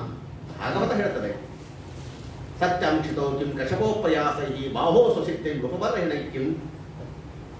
ಅದ್ಭುತವಾದ ಯೋಗಿಗಳ ಲಕ್ಷಣವನ್ನು ತಿಳಿಸಿಕೊಡ್ತದೆ. ಹೇಗಿದ್ರು ಯೋಗಿಗಳು ಅಂತಂದ್ರೆ ಸತ್ಯಾಂಶಿತೋ ಕಿಂ ಕಶಪೋ ಪ್ರಯಾಸೈ. ಇವತ್ತು ನಾವೆಲ್ಲ ಮನುಷ್ಯರು ಭಾಗವತ ಬಹಳ ಎಚ್ಚರಿಕೆ ಕೊಡ್ತದೆ ನಮ್ಮ ಜೀವನಕ್ಕೆ. ಜೀವನದಲ್ಲಿ ಎಷ್ಟು ಕಷ್ಟಪಡ್ತಾ ಇದ್ದೇವೆ, ಎಷ್ಟು ಒದ್ದಾಡ್ತಾ ಇದ್ದೇವೆ, ಯಾವುದಕ್ಕೋಸ್ಕರ ಒದ್ದಾಡ್ತಾ ಇದ್ದೇವೆ ವಿಚಾರ ಮಾಡ್ರಿ ನೀವು. ಊಟ ಮಾಡಬೇಕು ಅಲ್ವಾ, ನಾನು ಬದುಕಬೇಕು, ಊಟ ಮಾಡಬೇಕು. ಊಟಕ್ಕೆ ಏನು ಬೇಕು? ಊಟಕ್ಕೆ ಹಾಕೊಳ್ಳಿಕ್ಕೆ ತಟ್ಟೆ ಬೇಕು, ಕುಡಿಯೋದಕ್ಕೆ ನೀರು ಬೇಕು, ಅಥವಾ ಗ್ಲಾಸ್ ಬೇಕು, ತಮಗೆ ಥಾಲಿ ಬೇಕು. ಅದಕ್ಕಾಗಿ ಎಷ್ಟು ಮಾರ್ಕೆಟ್ ತಿರುಗಾಡಿದ್ರಿ, ಎಷ್ಟು ಡಿಸೈನ್ ತಟ್ಟೆಯಲ್ಲಿ ಹುಡುಕಿದ್ರಿ ವಿಚಾರ ಮಾಡ್ರಿ. ಎಷ್ಟು ಹಣ ಖರ್ಚು ಮಾಡಿದ್ರಿ ನೀವು. ಈ ಡಿಸೈನ್ ಬೇಡ, ಆ ಡಿಸೈನ್ ಬೇಕು, ಈ ತಟ್ಟೆ ಬೇಡ, ಆ ತಟ್ಟೆ ಇರಬೇಕು. ಲೋಟ ಅದು ಏನು, ಒಂದು ಲೋಟ ಗ್ಲಾಸ್, ಲೋಟ ಒಳಗೆ ಹೋಗೋದಿಲ್ಲ, ಲೋಟದಿರೋ ನೀರು ಒಳಗೆ ಹೋಗೋದಷ್ಟೇ. ನೀರನ್ನು ಯಾರೋ ಶೇಖ್ ಮಾಡೋದಿಲ್ಲ, ಲೋಟ ಮಾತ್ರ ಸಿಕ್ಕಾಬಟ್ಟೆ ಆರಿಸ್ತಾ ಇರ್ತಾನೆ. ಇದು ಬೇಡ, ಅದು ಬೇಕು, ಅದು ಬೇಕು, ಇದು ಬೇಡ. ಮಾರ್ಕೆಟಿಗೆ ಹೋಗಿ ಅಷ್ಟು ಕಷ್ಟಪಟ್ಟು ಅಷ್ಟು ಒದ್ದಾಡ್ಕೊಂಡು ಹೋಗ್ಬೇಡ್ರಿ. ಪರಮಾತ್ಮ ಎಲ್ಲ ನಮ್ಮ ದೇಹದ ಒಳಗೆ ಎಲ್ಲ ಸೃಷ್ಟಿ ಮಾಡಿ ನಮ್ಮನ್ನು ಭೂಮಿಗೆ ಕಳಿಸಿದ್ದಾನಂತೆ. ನಮ್ಮ ದೇಹದ ಒಳಗೆ ತಟ್ಟೆ ಇದೆ, ದೇಹದ ಒಳಗೆ ಲೋಟ ಇದೆ, ನಮ್ಮ ದೇಹದ ಒಳಗೆ ಬಟ್ಟೆ ಇದೆ, ನಮ್ಮ ದೇಹದ ಒಳಗೆ ತಲೆದಿಂಬಿದೆ, ನಮ್ಮ ದೇಹದ ಒಳಗೆ ಹಾಸಿಗೆ ಇದೆ. ಎಲ್ಲ ದೇವರು ಇದರಲ್ಲೇ ಕೊಟ್ಟಿದ್ದಾನೆ. ಅದನ್ನು ಉಪಯೋಗಿಸಿಕೊಂಡು ನೀವು ಜೀವನವನ್ನು ನೀವು ಬದುಕೋದಕ್ಕೆ ಎಷ್ಟು ಬೇಕೋ ಅಷ್ಟು ಕೊಟ್ಟಿದ್ದಾನೆ. ಆ ರೀತಿಯಾಗಿ ದೇವರನ್ನು ನೀವು ಧ್ಯಾನ ಮಾಡಬಹುದಲ್ಲ. ಎಲ್ಲಿ ನಮ್ಮ ಊಟಕ್ಕೆ ತಟ್ಟೆ ಬೇಕಲ್ವಾ, ಈ ಎರಡು ಹಸ್ತಗಳಿದೆಯಲ್ಲ, ಎರಡು ಹಸ್ತಗಳನ್ನು ಹೀಗೆ ಜಾಯಿಂಟ್ ಸೇರಿಸ್ರೆ ಇದು ತಟ್ಟೆ ಆಗಿ ಹೋಯ್ತು ಅಲ್ವಾ. ಹೀಗೆ ಅಮ್ಮನ ಮುಂದೆ ಹೀಗೆ ಹಿಡ್ಕೊಂಡ್ರೆ ಅನ್ನ ಹಾಕ್ತಾರೆ, ಭಕ್ತಿ ಹಾಕ್ತಾರೆ, ಕುತ್ಕೊಂಡು ತಿನ್ಬೋದಲ್ವಾ. ಲೋಟ ಬೇಕಲ್ಲ ನೀರು ಕುಡಿಲಿಕ್ಕೆ, ಇದೇ ತಟ್ಟೆ ಸ್ವಲ್ಪ ಹೀಗೆ ಮಡತಿರಿ, ಬೊಗಸೆ ಆಯ್ತಲ್ಲ, ಇದು ಲೋಟ ಆಯ್ತಲ್ಲ. ತಟ್ಟೆ ಇದೆ, ಲೋಟ ಆಯ್ತು, ನೀರು ಕುಡಿಬಹುದು. ಕೆಲವರು ಮಲ್ಕೊಳ್ಳಿಕ್ಕೆ ತಲೆದಿಂಬಿಲ್ಲ ಅಂದ್ರೆ ಕೆಲವರು ನಿದ್ದೆನೇ ಬರೋದಿಲ್ಲ. ನಮ್ಮ ತಲೆದಿಂಬು ಬೇಕಲ್ಲ ಅಂತಂದ್ರೆ ಇದೇ ಕೈಯಲ್ಲಿ ಹೀಗೆ ಹಿಡ್ಕೊಂಡಿದ್ರೆ ತಲೆದಿಂಬು ಆಗ್ತದಲ್ಲ. ಲೋಟ ಇದೆ, ತಟ್ಟೆ ಇದೆ, ತಲೆದಿಂಬಿದೆ, ಹಾಸಿಗೆ ಇದೆ, ಎಲ್ಲ ನಮ್ಮ ದೇಹದೊಳಗೆ ಪರಮಾತ್ಮ. ಅಕಸ್ಮಾತಾಗಿ ಹೀಗೆ ಮಡಚಲಿಕ್ಕೆ ಬರಲಿಲ್ಲ ಅಂತ ಆಗಿದ್ದರೆ ವಿಚಾರ ಮಾಡಿ, ಸುಮ್ಮನೆ ಮಡಚಲಿಕ್ಕೆ ಬರಲಿಲ್ಲ ಅಂತ ಆಗಿದ್ದರೆ ಗತಿ ಏನಿತ್ತು? ಈ ಕೈ ಹೀಗೆ ಆಡಿಸ್ಲಿಕ್ಕೆ ಬರಲಿಲ್ಲ ಅಂತ ಆಗಿದ್ದರೆ ಗತಿ ಏನಿತ್ತು? ಎಲ್ಲವನ್ನ ದೇವರು ಜಾಯಿಂಟ್ ಮಾಡಿ ಇಟ್ಟುಬಿಟ್ಟಿದ್ದಾರೆ ನಮಗೆಲ್ಲ, ಹಾಸಿಗೆ ದಿಂಬು ಎಲ್ಲವನ್ನ. ಇದನ್ನು ಇಟ್ಟುಕೊಂಡು ನೀವು ಕಸ್ಮಾತ್ ಭಜಂತಿ ಕವಯೋ ಧನುದುರ್ ಮದಾಂಧಾಮ್. ಯಾಕೆ ಹೋಗಿ ಮತ್ತ ಮತಾಂತರಾಗಿರ್ತಕ್ಕಂಥ ಹಣವಂತರ ಮುಂದೆ ಕೈ ಚಾಚಿ ನಿಂತರು, ಯಾವುದೋ ನೌಕರಿ ಸಲುವಾಗಿ ಹೋಗಬೇಕು, ಹಣಕ್ಕೋಸ್ಕರ ಕೈ ಚಾಚಬೇಕು. ಅದರಿಂದ ನೀವು ಮಾಡೋದೇನು? ಮತ್ತೊಂದು ಯಾವುದೋ ತಟ್ಟೆ, ಲೋಟ, ದಿಂಬು, ಇದ್ರ ಸಲುವಾಗಿ ಒದ್ದಾಡ್ತಾ ಇದ್ದೀರಲ್ಲ ಮನುಷ್ಯರು. ಮಲಗಿಕೊಳ್ಳುವುದಕ್ಕೆ ನಿಮಗೆ ಏನು ಬೇಕು ಭಾಗವತ ಕೇಳ್ತದೆ. ಯಾವುದಕ್ಕೆ ನಾವು ಕಷ್ಟಪಡ್ತಾ ಇದ್ದೇವೆ ಇವತ್ತು. ಒಬ್ಬ ಮನುಷ್ಯ ಯಾವುದೋ 30-40 60 ಸೈಟ್ ತಗೊಳ್ತಾನೆ, ಒಂದು ಮನೆ ಕಟ್ತಾನೆ. ಎಷ್ಟು ಕೋಟಿ ರೂಪಾಯಿ ಖರ್ಚು ಮಾಡ್ತಾನೆ ಒಂದು ಮನೆ ಕಟ್ಟೋದಕ್ಕೋಸ್ಕರ. ಕೋಟ್ಯಾಂತರ ರೂಪಾಯಿ ಖರ್ಚು ಮಾಡದೆ ತನ್ನ ಎನರ್ಜಿ ವೇಸ್ಟ್ ಮಾಡ್ಕೊಳ್ತಾನೆ, ತನ್ನ ಎಲ್ಲಾ ಥರದ ಸಮಯವನ್ನು ಹಾಳು ಮಾಡ್ಕೊಳ್ತಾನೆ. ದೊಡ್ಡ ದೊಡ್ಡ ಮನೆಯನ್ನು ಕಟ್ತಾನೆ, ದೊಡ್ಡ ಬೆಡ್ರೂಮ್ ಕಟ್ತಾನೆ. ಬೆಡ್ರೂಮ್ ಒಳ್ಳೆ POP ವರ್ಕ್ ಇರಬೇಕು, ಝೂಮರ್ ಲೈಟ್ ಇರಬೇಕು, ದೊಡ್ಡ ಸಾಗರ ಉಡುಪಿ ಕಡೆ ದೊಡ್ಡ ಕಟ್ಟಿಗೆ ಮಂಚವನ್ನು ಹಾಕಿಸ್ತಾನೆ, ಹರಿದ್ವಾರದ ರಜೆ ತರಿಸ್ತಾನೆ, ಪಿಲ್ಲೋ ಕಲರ್ ಅದೇ ಮ್ಯಾಚಿಂಗ್ ಬೆಡ್ಶೀಟ್ ಅದೇ ಕಲರ್ ಇರಬೇಕು, ಪಿಲ್ಲೋ ಕಲರ್ ಅದೇ ಕಲರ್ ಇರಬೇಕು. ಇಷ್ಟೆಲ್ಲ ಮಾಡಿ ನಿಲೀಗ ಮಚ್ಚರದಲ್ಲಿ ಹಾಕೊಟ್ಟು ಎಲ್ಲ ಹಾಕಿಕೊಂಡು ಹಾಸ್ಪಿಟಲ್ ಮಾಡ್ಕೊಂಡು ಹೊರಳಾಡ್ತಾರೆ. ಯಾಕೋ ನಿದ್ದೆನೇ ಬರ್ತಾ ಇಲ್ಲ, ಹೊರಳಾಡ್ತಿರ್ತಾನೆ ಮನೇಲಿ. ನೀನು ಇಷ್ಟೆಲ್ಲ ಕಷ್ಟಪಟ್ಟದ್ದು ಯಾವುದಕ್ಕೋಸ್ಕರವಾಗಿ? ನಿದ್ರೆ ಮಾಡಬೇಕು ಅಂತ ತಾನೆ. ಆ ನಿದ್ರೆಗೋಸ್ಕರವಾಗಿ ಎಷ್ಟು ಖರ್ಚು ಮಾಡಿದಿ? ದುಡ್ಡು ಕೊಟ್ಟು ಹಾಸಿಗೆ ತಗೊಳ್ಬಹುದು, ಆದ್ರೆ ದುಡ್ಡು ಕೊಟ್ಟರೆ ನಿದ್ರೆ ಬರುತ್ತಾ? ನಿದ್ರೆ ಬರೋದು ಒಂದು ಅರ್ಧ ಕೆಜಿ ನಿದ್ರೆ ಕೊಟ್ಟರೆ 1 ಕೆಜಿ ನಿದ್ರೆ ಕೊಟ್ಟು ಯಾರು ಕೊಡ್ತಾರ? ಸಾಧ್ಯ ಇಲ್ಲ. ನಿದ್ರೆ ಕೊಡಬೇಕು ಅಂತಂದ್ರೆ ದೇವರೇ ಕೊಡಬೇಕು. ಬಸ್ ಸ್ಟ್ಯಾಂಡು, ರೈಲ್ವೆ ಸ್ಟೇಷನ್ ಹೋಗಿ ನೋಡ್ರಿ, ಎಲ್ಲ ಫುಟ್ಪಾತ್ ಮೇಲೆ ರಿಕ್ಷಾ ಮೇಲೆ ಮಲ್ಕೊಂಡಿರ್ತಾರೆ, ಸುಖವಾಗಿ ನಿದ್ರೆ ಮಾಡ್ತಾ ಇರ್ತಾರೆ ಅವರು. ನಾವು ಬೆಡ್ರೂಮ್ನಲ್ಲಿ ನಾವು ಮಂಚದ ಮೇಲೆ ಮಲ್ಕೊಂಡು ಹೊರಳಾಡ್ತಿರ್ತೀವಿ, ಯಾಕೋ ನಿದ್ರೆ ಬರ್ತಾ ಇಲ್ಲ, ಹೊರಳಾಡ್ತಿರ್ತೀವಿ. ದೇವರ ಧ್ಯಾನವನ್ನ ಮಾಡೋದಕ್ಕೆ ನಿಮಗೆ ಹಾಸಿಗೆ ಮುಖ್ಯ ಅಲ್ಲ. ದುಡ್ಡು ಕೊಟ್ಟರೆ ನಿಮಗೆ ಹಾಸಿಗೆ ಕೊಂಡ್ಕೊಳ್ಬಹುದು, ನಿದ್ರೆ ಕೊಂಡ್ಕೊಳ್ಲಿಕ್ಕಾಗಲ್ಲ. ದುಡ್ಡು ಕೊಟ್ಟರೆ ನೀವು ಅಕ್ಕಿ ಬೇಳೆ ಕೊಂಡ್ಕೋಬಹುದು, ಆದರೆ ಹಸಿ ಕೊಂಡ್ಕೊಳ್ಲಿಕ್ಕಾಗಲ್ಲ. ಊಟ ಚೆನ್ನಾಗಿ ಆಗಬೇಕು ಅಂತಂದ್ರೆ ಪಾತ್ರೆ ತುಂಬ ಅನ್ನ ಇದ್ರೆ ಸಾಲೋದಿಲ್ಲ, ಪಾತ್ರೆ ತುಂಬ ಅನ್ನ ಇರಬೇಕು, ಹೊಟ್ಟೆ ತುಂಬ ಹಸಿವು ಇರಬೇಕು, ಅಂದಾಗ ಮಾತ್ರ ಊಟ ಆಗತ್ತೆ.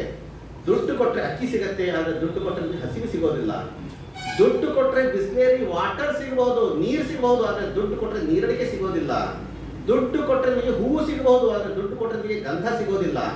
ಹೀಗಾಗಿ ದೇವರೇ ಮೂಲಭೂತ ಸೌಕರ್ಯ ಅಂತ ಇದೆ ಅಲ್ಲ, ಪರಮಾತ್ಮನೇ ಕೊಡಬೇಕಾದಂತಹ ಸಂಪತ್ತು ಪರಮಾತ್ಮ ಇವತ್ತು ನಿಮಗೆ ಕೊಟ್ಟಿದ್ದಾನೆ. ಆ ಸಂಪತ್ತನ್ನು ಬಳಸಿಕೊಂಡು ನೀವು ಪರಮಾತ್ಮನ ಧ್ಯಾನವನ್ನು ಮಾಡಬೇಕು ಅಂತ ತಿಳಿಸಿಕೊಡ್ತಾ ಮುಂದೆ ಯಾವ ಶುಕಾಚಾರ್ಯರು, ನೋಡಪ್ಪ ಪರೀಕ್ಷಿತರಾಜ, ಭಗವಂತನ ಧ್ಯಾನವನ್ನು ಮಾಡಬೇಕು, ಅದಕ್ಕೋಸ್ಕರವಾಗಿ ಮೊದಲಿಗೆ ಭಾಗವತರಾಗಬೇಕು ಅಂತ ಭಾಗವತವನ್ನ ವೇದವ್ಯಾಸ ದೇವರು ನಮಗೆ ಹೇಳಿದ್ದಾರೆ. ಅದೇ ಭಾಗವತವನ್ನೇ ನಿಮಗೆ ನಾನು ಹೇಳ್ತೇನೆ. ವೇದವ್ಯಾಸ ದೇವರು ಈ ಭಾಗವತವನ್ನು ಯಾವಾಗ ರಚನೆ ಮಾಡಿದರು? ಇದನ್ನು ಭಾಗವತಂ ನಾಮ ಪುರಾಣಂ ಬ್ರಹ್ಮ ಸಂಹಿತಂ ಅಧೀತವಾನ್ ದ್ವಾಪರಾದೌ ಪಿತೃದ್ವೈಪಾಯನಾದಹಂ. ಶುಕಾಚಾರ್ಯ ಹೇಳ್ತಾರೆ, ಇದಂ ಭಾಗವತಂ ನಾಮ ಪುರಾಣಂ ಬ್ರಹ್ಮ ಸಂಹಿತಂ ದ್ವಾಪರಾದೌ. ಇದು ಶ್ಲೋಕದ ಭಾಗವತದ ಮೇಲೆ ಶ್ಲೋಕಕ್ಕೆ ಎಷ್ಟು ಅರ್ಥವಾಗ್ತದೆ? ಈ ಭಾಗವತ ಎನ್ನತಕ್ಕಂತಹ ಗ್ರಂಥವನ್ನ ವೇದವ್ಯಾಸ ದೇವರು ದ್ವಾಪರ ಯುಗದ ಆದಿಯಲ್ಲಿ ರಚನೆ ಮಾಡಿದರು ಅಂತ ಈ ಶ್ಲೋಕಕ್ಕೆ ಅರ್ಥ ಇದೆ. ಶ್ರೀಮದ್ ಆಚಾರ್ಯ ಇಲ್ಲ ಅಂತ ಇದರ ಒಳಗೆ ಕಷ್ಟ ಇತ್ತು. ದ್ವಾಪರಾದೋ ಅನ್ನೋ ಶಬ್ದದಿಂದ ದ್ವಾಪರ ಯುಗದ ಆದಿ ಭಾಗದಲ್ಲಿ ಭಾಗವತ ರಚನೆ ಆಯಿತು ಅಂತ ಹೇಳಿಬಿಟ್ರೆ ದೊಡ್ಡ ಸಮಸ್ಯೆ ಏನು ಅಂತಂದ್ರೆ, ಈ ಭಾಗವತ ರಚನೆ ಮಾಡಿದವರೇ ವೇದವ್ಯಾಸ ದೇವರು. ದ್ವಾಪರ ಯುಗದ ಆದಿ ಭಾಗದಲ್ಲಿ ವೇದವ್ಯಾಸ ದೇವರ ಅವತಾರನೇ ಆಗಿಲ್ಲ. ಹೇಗೆ ಭಾಗವತ ಹೇಗೆ ರಚನೆ ಆಯಿತು ಅನ್ನೋ ಪ್ರಶ್ನೆ ಹಾಗೆಯೇ ಉಳಿದು ಬಿಡ್ತದೆ. ಅದಕ್ಕಾಗಿ ಹೇಳ್ತಾರೆ ದ್ವಾಪರಾದೌ ಅನ್ನೋ ಶಬ್ದಕ್ಕೆ ಆದೌ ಅಂತಂದ್ರೆ ಇದು ದ್ವಾಪರ ಯುಗದ ಆದಿ ಭಾಗ ಅಂತ ಅರ್ಥ ಅಲ್ಲ. ಕೃಷ್ಣಾವತಾರ ಅಪೇಕ್ಷೆಯ ಆದೌ ಶ್ರೀಮದ್ ಆಚಾರ್ಯ ತಿಳಿಸಿಕೊಡ್ತಾರೆ. ಕೃಷ್ಣಾವತಾರಕ್ಕಿಂತಲೂ ಆದೌ ಭಾಗವತ ರಚನೆ ಆಯಿತು. ಇದನ್ನು ಭಾಗವತಂ ನಾಮ ಪುರಾಣಂ ಬ್ರಹ್ಮ ಸಂಹಿತಂ ದ್ವಾಪರಾದೌ. ಕೃಷ್ಣಾವತಾರಕ್ಕಿಂತ ಆದೌ ಮೊದಲಿಗೆ ಈ ಶ್ರೀಮದ್ ಭಾಗವತ ರಚನೆ ಮಾಡಿದರು. ಯಾಕೆ ಇಷ್ಟು ಸರ್ಕಸ್ ಮಾಡಬೇಕಾಗಿತ್ತು ಇವರು? ಯಾಕೆ ದ್ವಾಪರ ಯುಗದ ಆದಿ ಭಾಗದಲ್ಲೇ ರಚನೆ ಆಯಿತು ಅಂತ ಹೇಳಿದ್ರೆ ಏನು ಸಮಸ್ಯೆ ಇತ್ತು? ದ್ವಾಪರ ಯುಗದ ಆದಿ ಭಾಗದಲ್ಲಿ ಭಾಗವತ ರಚನೆ ಆಗಿದೆ ಅಂತ ನೀವು ಹೇಳಿದರೆ, ದ್ವಾಪರ ಯುಗದ ಆದಿ ಭಾಗದಲ್ಲಿ ವೇದವ್ಯಾಸ ದೇವರಿಗೆ ಅವತಾರ ಮಾಡಿಲ್ವಲ್ಲ.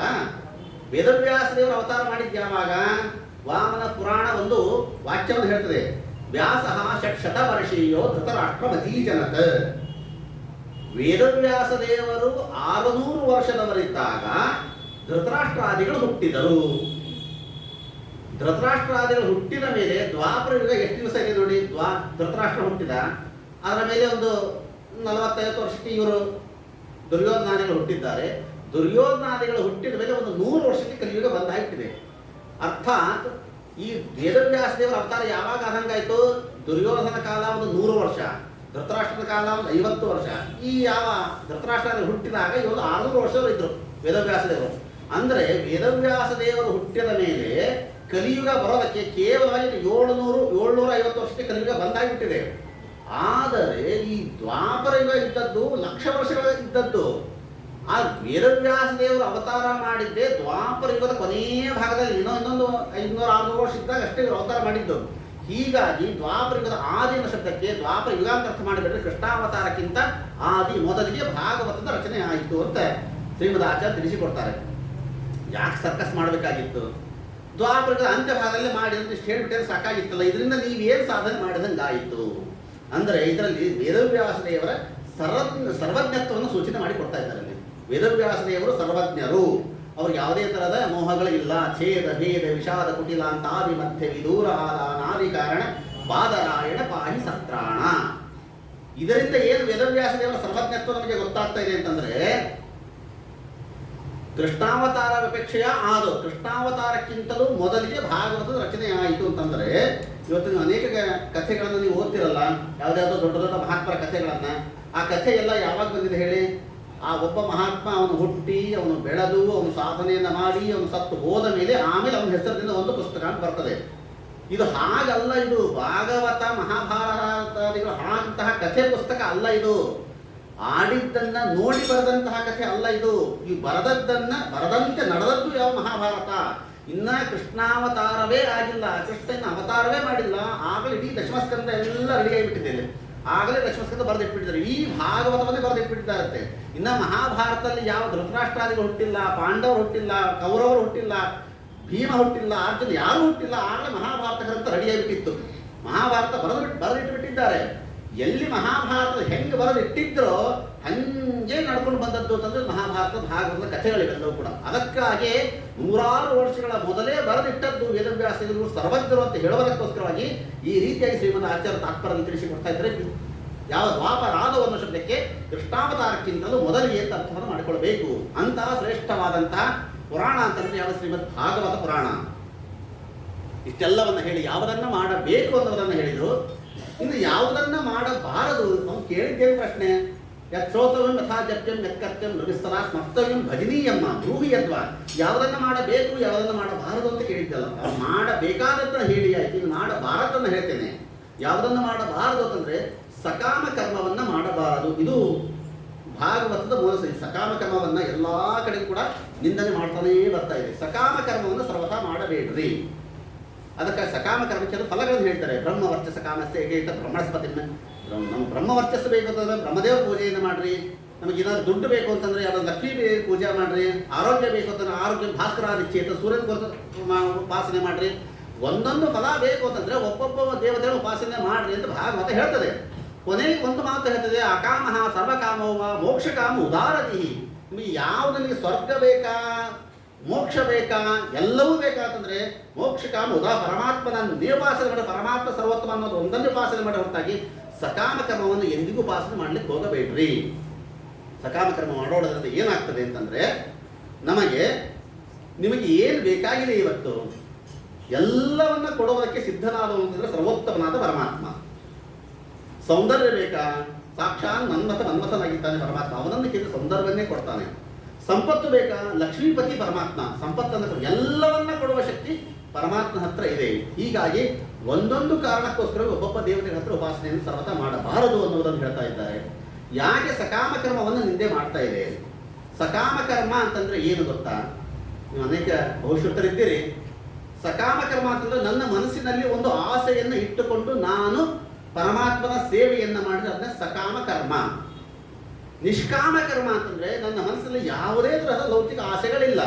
ವಿಷ್ಣು ಪ್ರೇರಣೆಯ ವಿಷ್ಣು ಪ್ರೀತಕ, ನಿನ್ನ ಪ್ರೇರಣೆಯಿಂದ ಮಾಡ್ತಾ ಇದ್ದೇನೆ, ನೀನು ಪ್ರೀತನಾಗಷ್ಟೇ.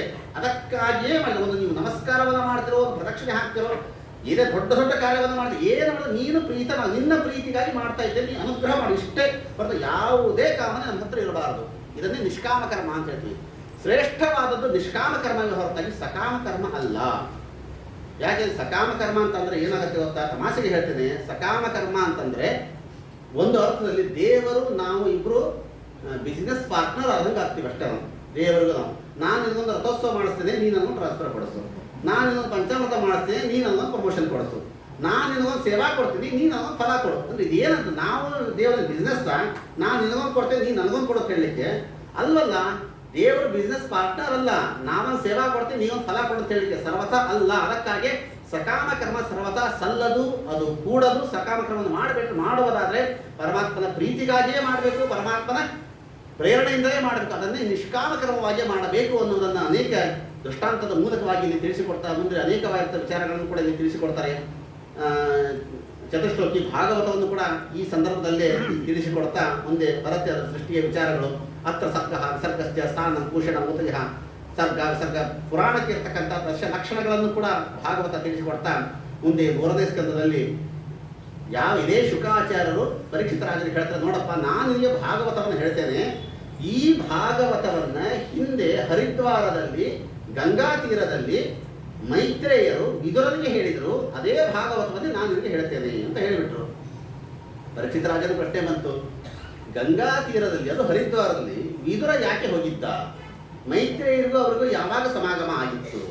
ಪ್ರಶ್ನೆಯನ್ನು ಮಾಡಿದಾಗ ಆಗ ಶುಕಾಚಾರ್ಯ ಹೇಳ್ತಾರೆ, ನೋಡಪ್ಪ ಹಿಂದೆ ಅನೇಕ ಯದಾ ಅನ್ನೋ ಶಬ್ದ ಹೇಳ್ತಾ ಬರ್ತಾ ಇದ್ದಾರಲ್ಲಿ ಅನೇಕ ಕಾರಣದಿಂದಾಗಿ ವಿದುರ ಬೇಸತ್ತು ಹೋಗಿದ್ದ.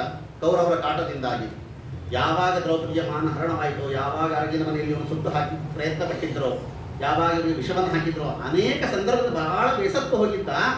ಕೊನೆಗೆ ಯುದ್ಧವೇ ನಿಶ್ಚಯ ಅಂತ ಆದಾಗ ವಿದುರ ಅಂದ್ಕೊಂಡಂತೆ ನಾನು ಇನ್ನು ಮುಂದೆ ಯುದ್ಧಕ್ಕೆ ನಾನು ಸರ್ವಥಾ ಇರಬಾರದು, ಕೌರವರ ಪಕ್ಷವೂ ಬೇಡ ಪಾಂಡವರ ಪಕ್ಷವೂ ಬೇಡ ಅಂತೇಳಿ ತನ್ನ ಬಿಲ್ಲು ಬಾಣವನ್ನು ಪತ್ಸದ ಮೇಲೆ ಇಟ್ಟು ನಾನು ತೀರ್ಥಯಾತ್ರೆಗೆ ಹೋಗ್ತೇನೆ ಹೊರಟು ಬಿಟ್ಟ ವಿದುರ. ಹೋದಾಗ ಮೊಟ್ಟ ಮೊದಲು ಯಮುನಾ ತೀರಕ್ಕೆ ಹೋಗ್ತಾನೆ. ಅಲ್ಲಿ ಉದ್ಧವರ ದರ್ಶನವಾಗ್ತದೆ. ಉದ್ಧವರು ಎಲ್ಲ ಮತ್ತೆ ಕೃಷ್ಣನ ಕಥೆಗಳನ್ನೆಲ್ಲವನ್ನು ತಿಳಿಸಿಕೊಡ್ತಾರೆ. ಕೊನೆಗೆ ಉದ್ಧವರು ಹೇಳ್ತಾರೆ, ನೀನೇ ನಮಗೆ ಭಾಗವತದ ಉಪದೇಶವನ್ನು ಮಾಡಬೇಕು ಅಂತ ವಿದುರ ಕೇಳಿದಾಗ, ನಿನಗಾಗಿಯೇ ಮೈತ್ರೇಯರು ಹರಿದ್ವಾರದಲ್ಲಿ ಗಂಗಾ ತೀರದಲ್ಲಿ ಕಾಯ್ಕೊಂಡು ಕೂತಿದ್ದಾರಪ್ಪ, ನೀನು ಅಲ್ಲಿ ಹೋಗಿ ಅವರಿಂದ ಭಾಗವತವನ್ನು ಪಡೆ ಅಂತ ಹೇಳಿದಾಗ ವಿದುರ ಹರಿದ್ವಾರಕ್ಕೆ ಬರ್ತಾನೆ. ಬಂದು ಅಲ್ಲಿ ಮೈತ್ರೇಯರು ಕುಳಿತಿದ್ದಾರೆ. ಬಂದು ಸಾಷ್ಟಾಂಗ ನಮಸ್ಕಾರವನ್ನು ಮಾಡ್ತಾನೆ. ವಿದುರ ಮಹಾ ಭಗವದ್ಭಕ್ತ. ಮೈತ್ರೇಯರು ಮಹಾ ಭಗವದ್ಭಕ್ತರು, ವ್ಯಾಸ ಶಿಷ್ಯರು, ಇಬ್ಬರ ಸಮಾಗಮ ಹೇಗಿರಬಹುದು? ಆ ಇಬ್ಬ ಭಗವದ್ಭಕ್ತರ ಸಮಾಗಮ ಅಂತಂದ್ರೆ ಇದರ ಬಂದು ಹೇಳ್ತಾನಂತೆ, ಮೈತ್ರೇಯರೇ ಸುಖಾಯ ಕರ್ಮಾಣಿ ಕರೋತಿ ಲೋಕಃ. ಜನ ಎಲ್ಲ ಹೆಂಗಿದ್ದಾರೆ ಗೊತ್ತಾ? ಜಗತ್ತಿನಲ್ಲಿ ಸುಖ ಬೇಕು ಅಂತ ಬಹಳ ಒತ್ತಾಡ್ತಾರೆ. ಆದರೆ ಅವ್ರು ಮಾಡೋ ಪ್ರಯತ್ನ ಹೇಗಿರ್ತದೆ ಅಂದರೆ ದುಃಖ ಬರೋ ಪ್ರಯತ್ನವನ್ನೇ ಅವ್ರು ಮಾಡ್ಕೊಳ್ತಾರೆ. ಅವತ್ತು ದಾಸರಿಂದ ಹೇಳ್ತಾರೆ, ಬೇಡುವರೋ ಸುಖವ, ಬೇಡರೋ ಕಷ್ಟವ, ಮಾಡರೋ ಅದರ ಉಪಾಯವ. ಸುಖ ಬೇಕು ಅಂತ ಮನಸ್ಸಿನಲ್ಲಿದೆ, ಸುಖ ಬೇಕು ಅಂತ ಬಾಯಲ್ಲಿ ಹೇಳ್ತಾರೆ. ಅವ್ರು ತಮ್ಮ ಕೈಯಿಂದ ಮಾಡೋ ಪ್ರಯತ್ನ ಹೆಂಗಿರ್ತದೆ ಅಂತಂದ್ರೆ ಮತ್ತೆ ದುಃಖ ಬರುವಂತಹ ಪ್ರಯತ್ನವನ್ನೇ ಮಾಡ್ತಾರೆ ಹೊರತಾಗಿ ಅವರು ಸುಖಕ್ಕೋಸ್ಕರ ಯಾರೋ ಪ್ರಯತ್ನವನ್ನು ಮಾಡ್ತಾ ಇಲ್ಲ. ಯಾಕೆ ಹೀಗಾಗ್ತಾ ಇದೆ? ಸುಖ ಯಾಕೆ ಸಿಗ್ತಾ ಇಲ್ಲ ಮನುಷ್ಯರಿಗೆ? ಅಂತಹ ಮನುಷ್ಯರ ಸುಖಕ್ಕೋಸ್ಕರವಾಗಿಯೇ ನೀವು ಬಂದಿದ್ದೀರಿ. ಜನಸ್ಯ ಕೃಷ್ಣ ವಿಮುಖಸ್ಯ ದೈವ ಅಧರ್ಮಶೀಲಸ್ಯ ಸುದುಃಖಿತಸ್ಯ ಅನುಗ್ರಹ ಏಹ ಚರಂತಿ ನೂನಂ ಭೂತಾನಿ ಭವ್ಯಾನಿ ಜನಾರ್ದನಸ್ಯ. ಅದ್ಭುತವಾದ ಮಾತನ್ನು ಹೇಳ್ತಾರೆ ವಿದುರರು. ಜನ ನಾವೆಲ್ಲ ಹೆಂಗಿದ್ದ ನಮ್ಮ ಹಣೆ ಬರ ಹೇಳ್ತಾ ಇದ್ದಾರೆ ಅವರು. ಜನಸ್ಯ ಕೃಷ್ಣ ವಿಮುಖಸ್ಯ ದೈವ ಅತಏವ ಸುದುಃಖಿತಸ್ಯ. ನಾವು ಯಾಕೆ ಇಷ್ಟೊಂದು ಸಂಸಾರದಲ್ಲಿ ದುಃಖದಲ್ಲಿ ಇದ್ದೇವೆ ಅಂತಂದ್ರೆ ವಿಮುಖಸ್ಯ ದೈವ, ದೈವಕ್ಕೆ ನಾವು ವಿಮುಖರಾಗಿದ್ದೇವಂತೆ. ದೇವರಿಗೆ ನಾವು ಬೆನ್ನು ಮಾಡಿ ನಿಂತಿದ್ದೇವೆ. ಅದಕ್ಕೋಸ್ಕರವಾಗಿ ನಮ್ಮ ಸುಖ ನಮಗೆ ಸಿಗ್ತಾ ಇಲ್ಲ. ಎಲ್ಲೋ ಸುಖದ ಭ್ರಮೆಯಲ್ಲಿ ಹೊರಟಿದ್ದೇವೆ ಹೊರತು ನಿಜವಾದ ಸುಖ ನಮಗೆ ಸಿಗ್ತಾ ಇಲ್ಲ.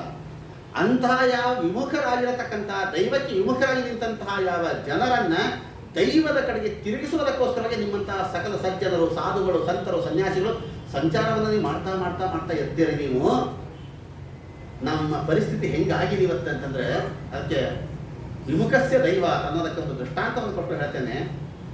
ನಾನು ಇವತ್ತು ಬೇಸಿಗೆ ಅಲ್ಲ, ಬೇಸಿಗೆ ಕಾಲದಲ್ಲಿ ಬಿಸಿಲಿನಲ್ಲಿ ಮಧ್ಯಾಹ್ನ ಹೋಗ್ತಾ ಇರ್ತೀರಿ. ಸೂರ್ಯನ ಕಡೆಗೆ ಬೆನ್ನು ಮಾಡಿಕೊಂಡು ನೀವು ಮುಂದೆ ಹೋಗ್ರಿ. ಸೂರ್ಯನ ಕಡೆಗೆ ಬೆನ್ನು ಮಾಡಿಕೊಂಡು ನಿಂತ್ಕೊಳ್ರಿ. ನಮ್ಮ ನೆರಳು ನಮ್ಮ ಮುಂದೆ ಬಿದ್ದಿರ್ತದೆ. ನಮ್ಮ ನೆರಳು, ನಮ್ಮದೇ ನೆರಳು ನಮ್ಮ ಮುಂದೆ ಬಿದ್ದಿರ್ತದೆ.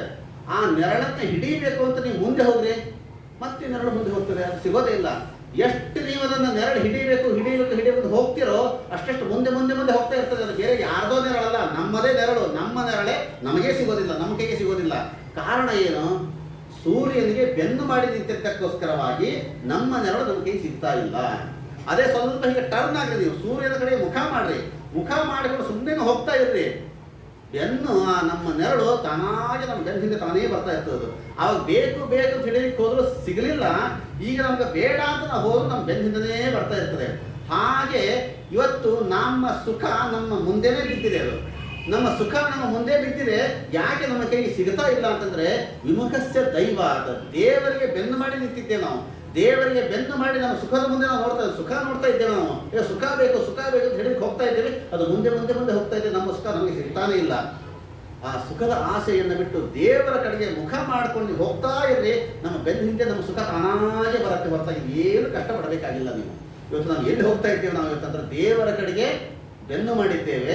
ಮುಖ ಯಾವ ಕಡೆಗೆ ಮಾಡಿದ್ದೇವೆ? ಪ್ರಪಂಚದ ಕಡೆಗೆ ಮುಖ ಮಾಡಿದ್ದೇವೆ. ನಾವು ಯಾವುದೋ ಮೋರು ಮಾಲು ಅನೇಕವಾಗಿರ್ತಕ್ಕಂತಹ ಬಣ್ಣದ ಪ್ರಪಂಚ ಇದರ ಕಡೆ ಮುಖ ಮಾಡ್ಕೊಂಡು ಹೋಗ್ತೇವೆ. ಇಲ್ಲೋ ಮಾಲ್ಗೆ ಹೋದ್ರೆ ಸುಖ ಸಿಗ್ತದೆ, ಮೋರ್ಗೆ ಹೋದ್ರೆ ಸುಖ ಸಿಗ್ತದೆ, ಮಾರ್ಕೆಟ್ಗೆ ಹೋದ್ರೆ ಸಿಗ್ತದೆ, ಜ್ಯುವೆಲರಿಗೆ ಹೋದ್ರೆ ಸುಖ ಸಿಗ್ತದೆ.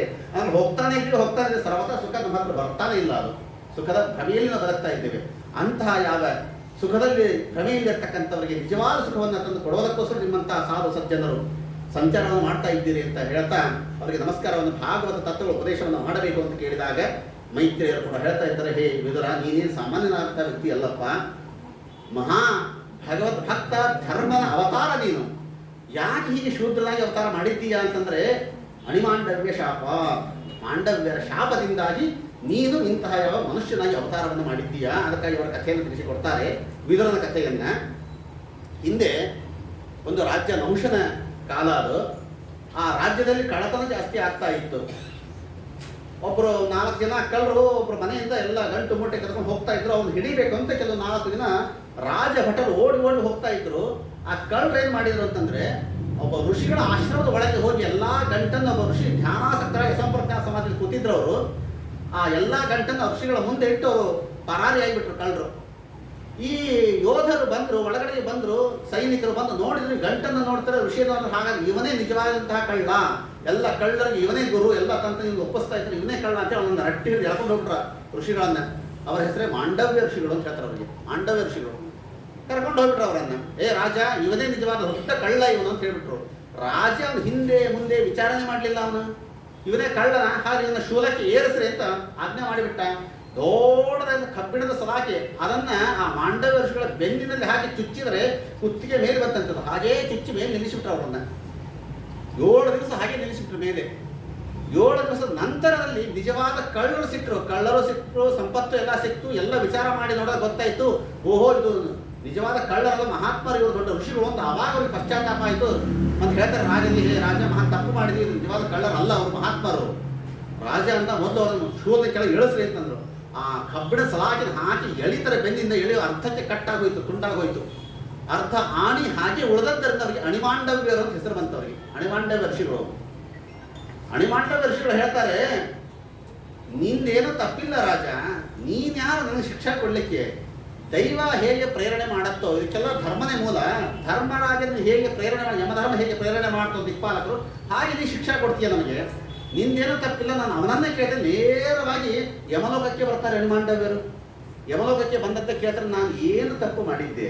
ನನ್ನ ಪಾಡಿನ ತಪಸ್ ಮಾಡ್ತಾ ಕೂತಿದ್ದೆ, ಕರ್ಕೊಂಡೋಗಿ ನನ್ನನ್ನು ಯಾಕೆ ಅಂತಹ ಶೂಲಕ್ಕೆ ಏರಿಸಿದಿ? ನಾನು ಏನು ತಪ್ಪು ಮಾಡಿದ್ದೆ ಅಂತ ಅಂತಹ ಶಿಕ್ಷೆ ಕೊಡಿಸಿದಿ?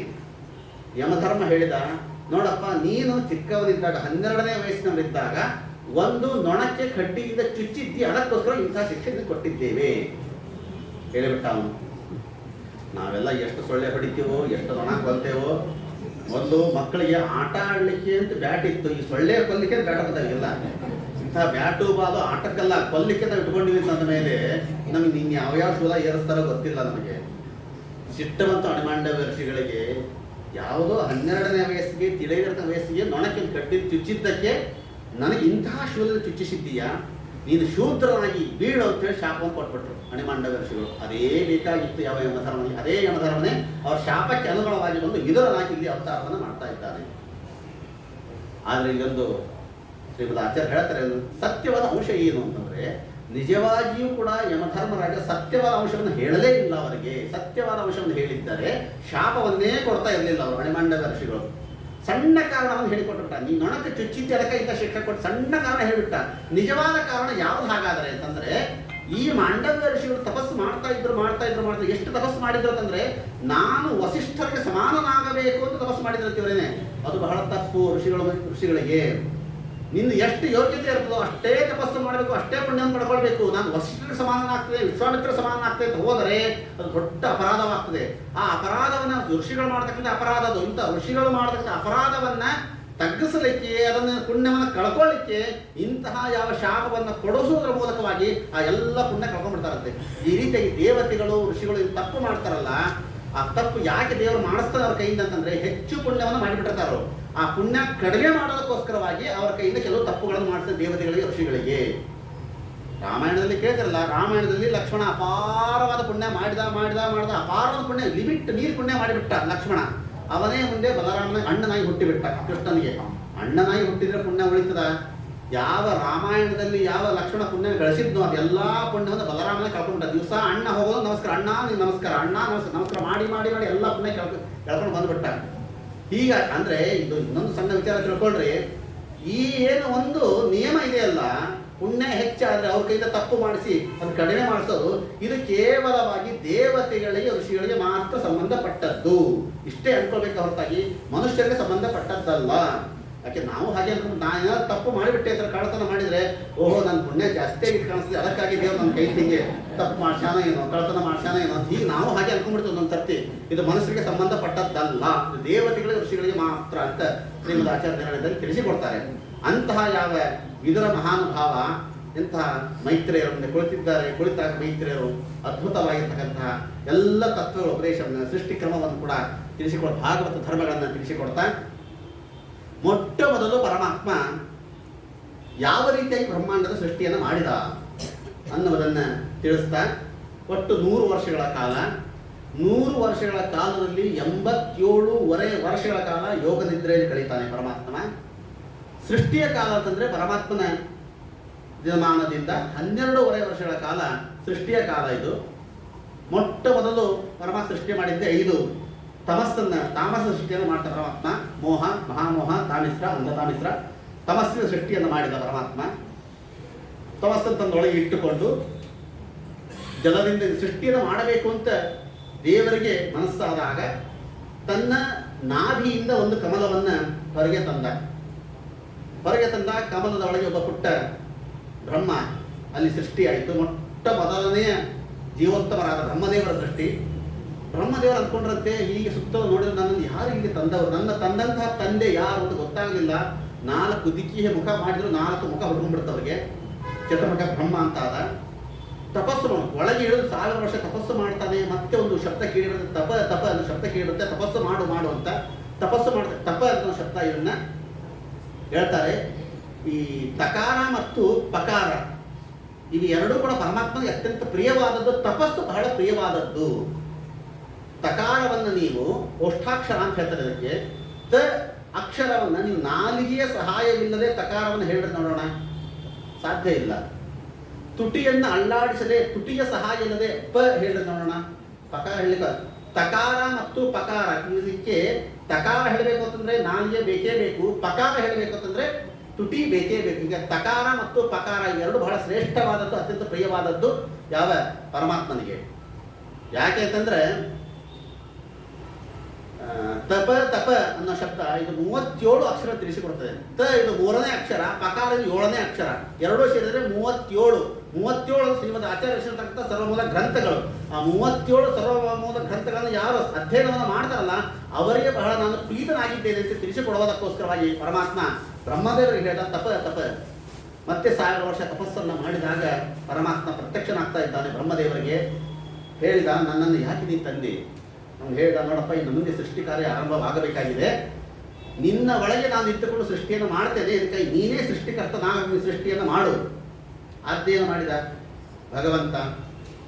ಬ್ರಹ್ಮದೇವರು ಸರಿ ಆಯಿತು, ನಾನು ಸೃಷ್ಟಿಯನ್ನು ಮಾಡ್ತೇನೆ, ಆದರೆ ನೀನು ನನಗೊಂದು ವರ ಕೊಡಬೇಕು. ಏನು ವರ? ನಾನು ಯಾವ ವಸ್ತುವನ್ನು ಸೃಷ್ಟಿ ಮಾಡ್ತೇನೋ ಅದರ ಮೇಲೆ ನನಗೆ ಅಭಿಮಾನ ಬರಬಾರದು. ಹಾಗಾಗಿ ನೀವು ವರ ಕೊಡುವುದಾದರೆ ನಾನು ಸೃಷ್ಟಿಯನ್ನು ಮಾಡ್ತೇನೆ. ಇದು ಅದ್ಭುತವಾದ ಸಂದೇಶ ಇದು ಜಗತ್ತಿಗೆ. ಬ್ರಹ್ಮದೇವರು ಯಾಕೆ ಈ ವರ ತಗೊಂಡ್ರು?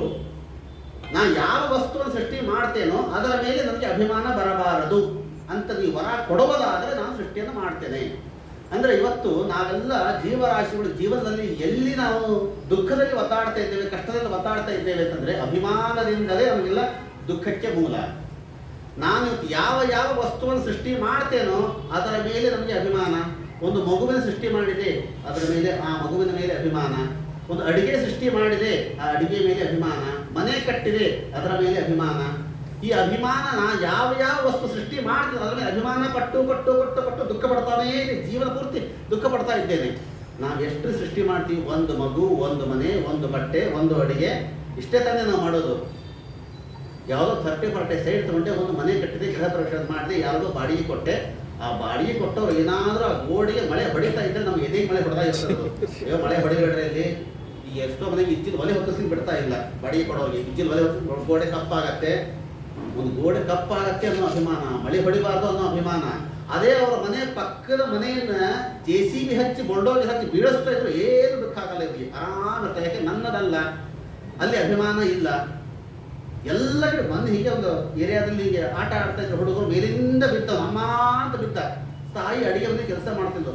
ಅಯ್ಯೋ ನನ್ನ ಮಗ ಬಿದ್ದ ಅಂತ ಓಡೋಡಿ ಬಂದು ಅಳ್ತಾ ಬಂದು ನೋಡಿದ್ರೆ ಪಕ್ಕದ ಮನೆ ಮಗ ಬಿದ್ದ. ಓ ಅವನ ಅಂತ ಅಂದ್ಕೊಂಡು ಆಮೇಲೆ ಅಭಿಮಾನ ಎಲ್ಲಿ ಇರುತ್ತೆ ನಮಗೆ? ಇಲ್ಲಿ ಇರಲ್ಲ. ಎಲ್ಲಿ ದುಃಖ ಬರುತ್ತೆ ನಮಗೆ? ವಿಚಾರವನ್ನು ಮಾಡ್ರೆ ಬ್ರಹ್ಮದೇವರಿಂದ ಕೇಳ್ತಾರೆ, ನಾನು ಇವತ್ತು ಒಂದೊಂದು ಮಕ್ಕಳು ಸೃಷ್ಟಿ ಮಾಡಿ ಇಷ್ಟು ದುಃಖ ಪಡ್ತಾ ಇದ್ದೇವೆ. ಬ್ರಹ್ಮದೇವರ ಗತಿ ಏನಿತ್ತು ಹೇಳಿ ಅಭಿಮಾನ ಇದ್ದಿದ್ದರೆ ಎಲ್ಲ ಸಕಲ ಜೀವರಾಶಿ ಸೃಷ್ಟಿ ಮಾಡೋರವರೇ, ಬ್ರಹ್ಮಾಂಡ ಸೃಷ್ಟಿ ಮಾಡೋರು ಅವರೇ. ಜೀವನ ಪೂರ್ತಿ ದುಃಖ ಪಡ್ತಾನೆ ಕೊಡ್ಬೇಕಾಗಿತ್ತು ಅವರು.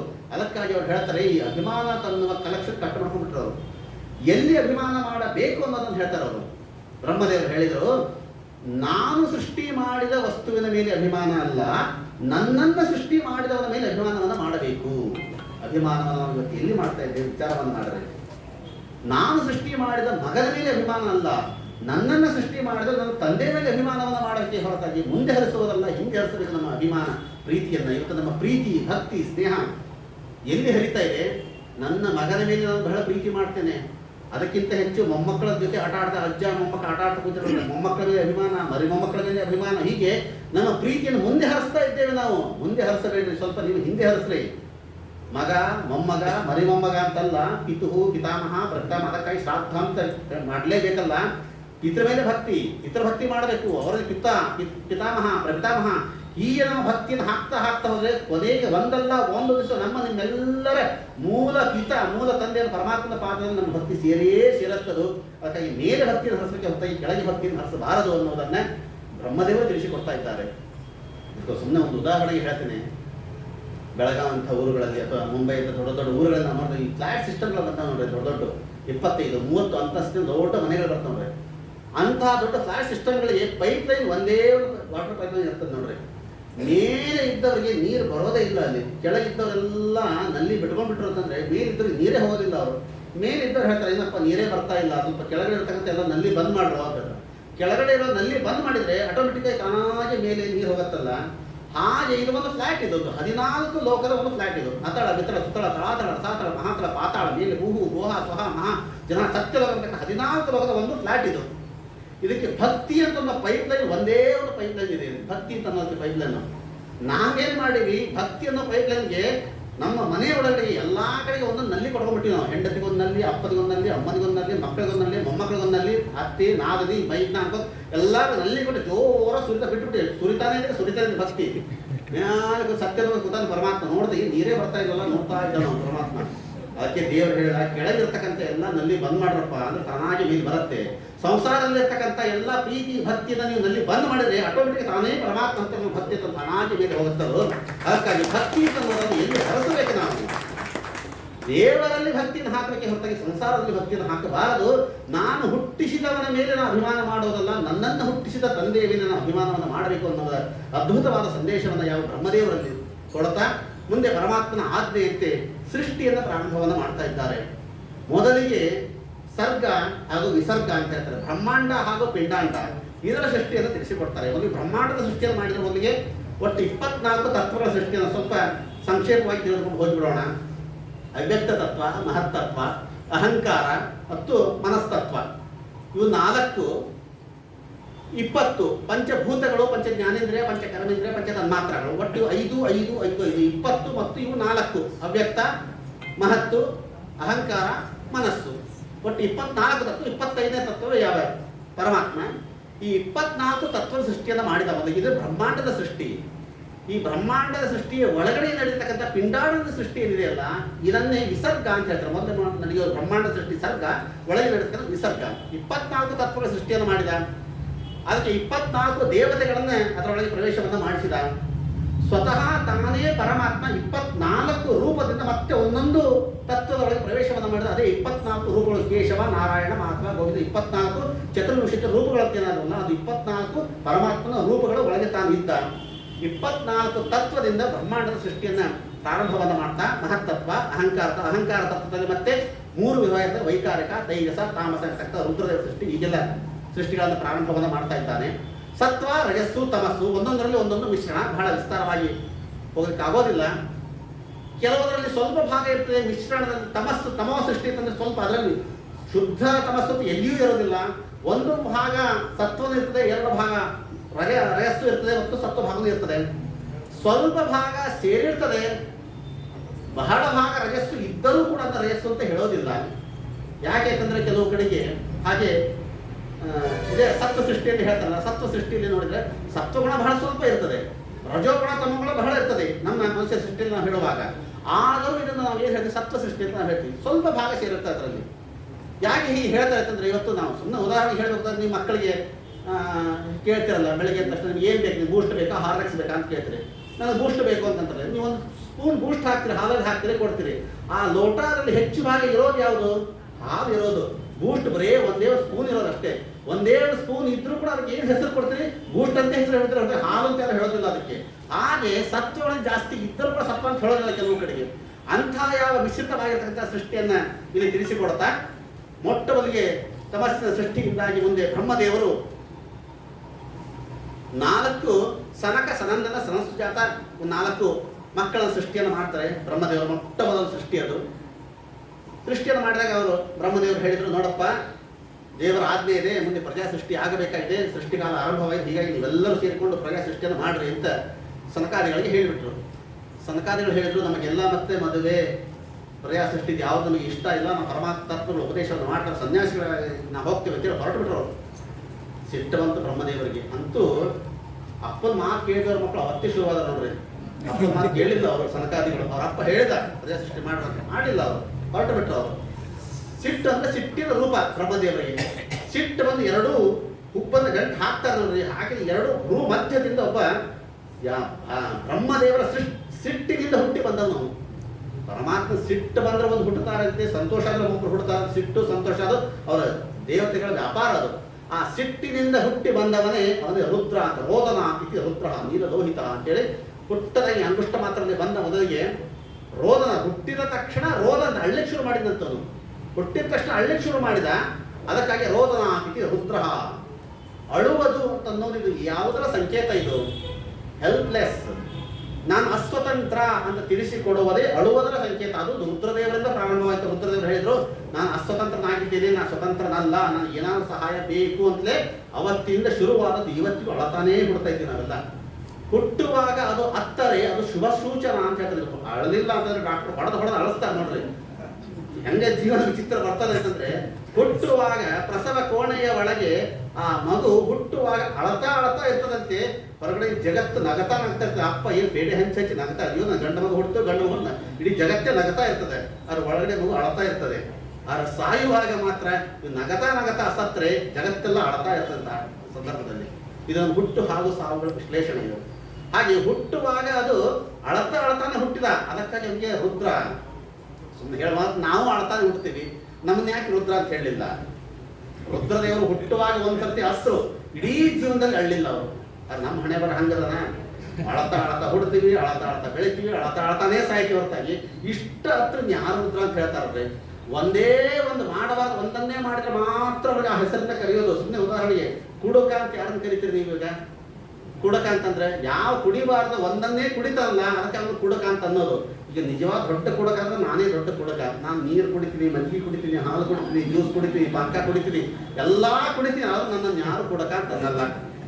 ಹಾಗೆ ರುದ್ರದೇವರನ್ನ ಯಾಕೆ ರುದ್ರ ರೋದನಾಥ್ ರುದ್ರ ಒಂದೇ ಮಾತ್ರ ಅವರು. ಅದಕ್ಕಾಗಿ ಅವರಿಗೆ ರುದ್ರ ಅನ್ನೋ ಹೆಸರಿಂದ ಬಂದಂತೆ. ಇಷ್ಟೆಲ್ಲ ಹತ್ಕೋತ್ಕೊಂಡು ಯಾರು ರುದ್ರ ಅಂತ ಅನ್ನೋದಿಲ್ಲಪ್ಪ ಅಂತ ಹೇಳಿದ್ರು. ಅಂತಹ ಯಾವ ರುದ್ರದೇವರು ಬಂದು ಕೇಳಿದ್ರು ಬ್ರಹ್ಮದೇವರಿಗೆ, ನಾನು ಏನು ಮಾಡಿ ಯಾಕೆ ಹುಟ್ಟಿಸಿದೆ? ಬ್ರಹ್ಮದೇವರು ಹೇಳಿದ್ರು, ನೋಡಪ್ಪ ಸೃಷ್ಟಿಕಾಲ ಆರಂಭವಾಗಿದೆ, ಪರಮಾತ್ಮನ ಆಜ್ಞೆ ಸೃಷ್ಟಿಯನ್ನು ಆರಂಭ ಮಾಡು ಅಂತಂದ್ರು. ಮದುವೆ ಮಾಡು ಅಂತಂದ್ರು. ಹುಟ್ಟಿದ ತಕ್ಷಣ ಮದುವೆನಾ? ಸರಿ ತಗೋ ಅಂತೇಳಿ 11 ಒಟ್ಟು ಸ್ಥಾನವನ್ನು ಕೊಡ್ತಾ ಇದ್ದಾರಂತ. 11 ರುದ್ರಾಣಿಯರನ್ನು ಕೊಟ್ಟ ಸೃಷ್ಟಿ ಶುರುವಾಯ್ತು ನೋಡಿ. ರುದ್ರದೇವ ಸೃಷ್ಟಿ ಏನು ಒಂದೊಂದು ಸೃಷ್ಟಿ, ಭೂತ ಪ್ರೇತ ಢಾಕಿಣಿ ಶಾಕಿಣಿ ಒಂದೊಂದು ಜಗತ್ತನ್ನ ನುಂಗುವಂತ ಸೃಷ್ಟಿ ಶುರು ಮಾಡಿಬಿಟ್ರು ಮಹಾರಾಯ ರುದ್ರದೇವರು. ಬ್ರಹ್ಮದೇವರು ಇದೇನು ಸೃಷ್ಟಿ ನಮ್ಮ ಮಹಾರಾಯ, ನಿಂದು ಪ್ರೇತ ಭೂತ ಗಣ ಅಪ್ಪ ಮಹಾರಾಯ ಸಾಕು ಮಾಡಿ, ಸೃಷ್ಟಿ ಕೆಲಸ ನೀ ಇಟ್ಕೊಳಕ್ ಹೋಗ್ಬೇಡ, ಕೊಲ್ಲೋ ಕೆಲಸ ನೀ ಇಟ್ಕೋ, ಹುಡ್ಸೋ ಕೆಲಸ ನಾ ಇಟ್ಕೋ ಅಂತ ವಿಭಾಗ ಮಾಡ್ಕೊಂಡ್ರು ಅವ್ರು ಬ್ರಹ್ಮದೇವರು. ಏ ಸೃಷ್ಟಿ ನಂದು, ಸಂಹಾರ ನಿಂದು ಅಂತೇಳಿ ಅವಾಗಲೇ ಒಪ್ಪಂದ ಮಾಡ್ಕೊಂಡು ಅದಕ್ಕೆ ಸಂಹಾರಕ್ಕೆ ರುದ್ರದೇವರು ಇಟ್ಕೊಂಡ್ರು. ಮತ್ತೆ ಸೃಷ್ಟಿಯನ್ನು ತಾವೇ ಪ್ರಾರಂಭವನ್ನು ಮಾಡ್ತಾ ಇದ್ದಾರಂತೆ. ಮೊದಲಿಗೆ ಸೃಷ್ಟಿಯನ್ನು ಪ್ರಾರಂಭ ಒಟ್ಟು 10 ವಿಧವಾಗಿರ್ತಕ್ಕಂಥ ದಶವಿಧವಾಗಿರ್ತಕ್ಕಂಥ ಸೃಷ್ಟಿಯನ್ನು ಇಲ್ಲಿ ತಿಳಿಸಿಕೊಡ್ತಾರೆ. ಅದರಲ್ಲಿ ಮರೀಚಿ, ಅತ್ರಿ, ಪುಲಸ್ತ್ಯ, ಪುಲಹ, ಕೃತು, ಭೃಗು, ದಕ್ಷ, ದಶಮಸ್ತತ್ರ ನಾರದ. ನಿನ್ನ ಕೇಳಲ್ಲ ಶೂದ್ರದಾಸಿಯ ಮಗನಾಗಿದ್ದ ನಾರದರು. ಮತ್ತೆ ಇಲ್ಲಿ ಉತ್ಸಂಗ ನಾರೋಜತೆ, ಬ್ರಹ್ಮದೇವರ ತೊಡೆಯಿಂದ ಹುಟ್ಟಿ ಬಂದಂತೆ ಯಾವ ನಾರದರು ಬರ್ತಾರೆ. ಬ್ರಹ್ಮದೇವರ ನೆರಳಿನಿಂದ ಕರ್ದಮರು ಹುಟ್ಟಿ ಬರ್ತಾರೆ. ಬ್ರಹ್ಮದೇವರ ಎದೆಯಿಂದ ಧರ್ಮ ಭಾಗ ಹುಟ್ಟಿ ಬರ್ತದೆ, ಬೆನ್ನಿನಿಂದ ಅಧರ್ಮ ಭಾಗ ಹುಟ್ಟಿ ಬರ್ತದೆ. ಹೀಗೆ ಅನೇಕವಾದ ರೋಮಗಳಿಂದ ಅನೇಕ ಅವಯವಗಳಿಂದ ಒಂದೊಂದು ಎಲ್ಲ ಸೃಷ್ಟಿ ಪ್ರಾರಂಭವಾಗ್ತದೆ. ಅದರಲ್ಲಿ ಮೊಟ್ಟಮೊದಲು ಬರ್ತಕ್ಕಂಥ ಸೃಷ್ಟಿ ಅಂತಂದ್ರೆ ಉತ್ಸೋತಸ್, ಅರ್ವಾಕ್ಸೋತಸ್, ತಿರ್ಯಕ್ಸೋತಸ್ ಎಂಬತಕ್ಕಂಥ ಸೃಷ್ಟಿಯನ್ನು ತಿಳಿಸಿಕೊಡ್ತಾರೆ. ಮೊದಲಿಗೆ ಬರ್ತಕ್ಕಂಥ ಯಾವ ಉತ್ಸ್ರೋತಸ್.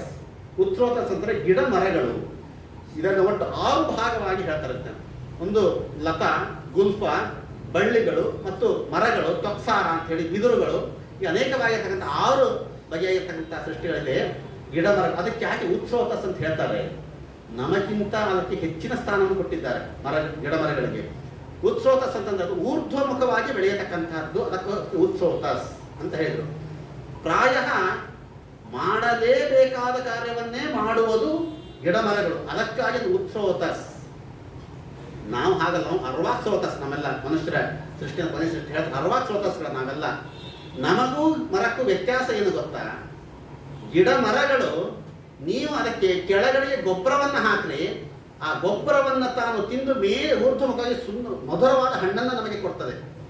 ಆದರೆ ನಾವು ಮೇಲೆ ಮಧುರವಾದ ಹಣ್ಣನ್ನು ತಿಂದು ಕೆಳಗೆ ಗೊಬ್ಬರವನ್ನು ಹಾಕತಕ್ಕಂಥದ್ದು ನಾವೆಲ್ಲ.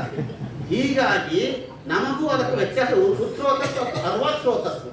ಇದಕ್ಕೆ ಏನು ವ್ಯತ್ಯಾಸ ಅಂದರೆ ಪ್ರಾಯ ಗಿಡ ಮರಗಳು ಬೇರೆ ಕಾರ್ಯವನ್ನು ಮಾಡೋದಿಲ್ಲ.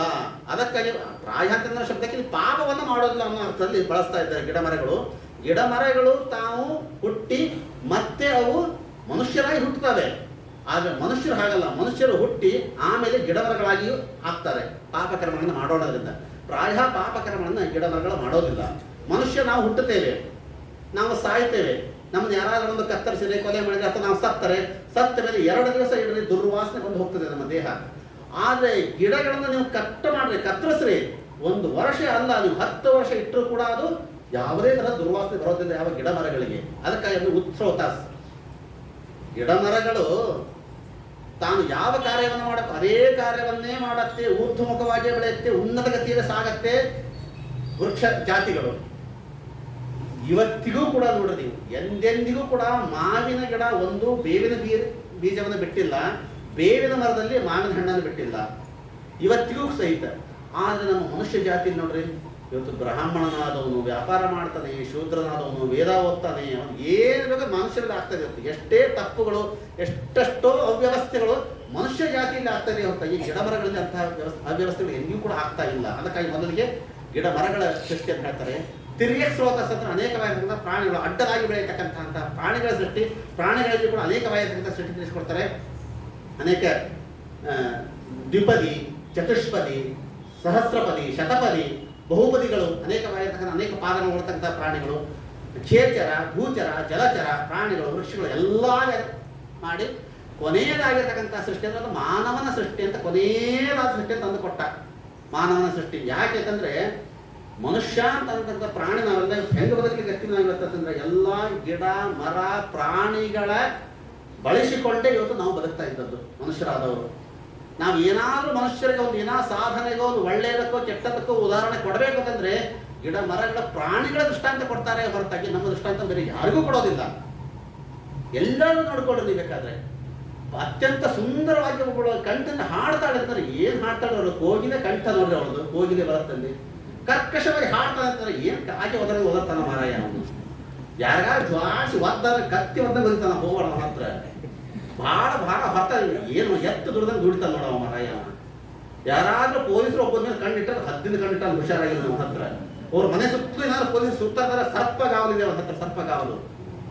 ಏನಾದ್ರು ಒಳ್ಳೆ ವಾಸನೆ ಒಮ್ಮಲ್ಲಿ ಕಂಡು ಹಿಡಿದ್ಬಿಟ್ಟಾರೆ ಏನು ನಾಯಿ ಮೂಗಿದ್ದಂಗೆ ಅದ ಬಂದು ಮೂಗು. ಯಾಕೆ ಪ್ರಾಣಿಗಳೇ ಬೇಕಾ ನಾವೆಲ್ಲ ಬದುಕಲಿಕ್ಕೆ?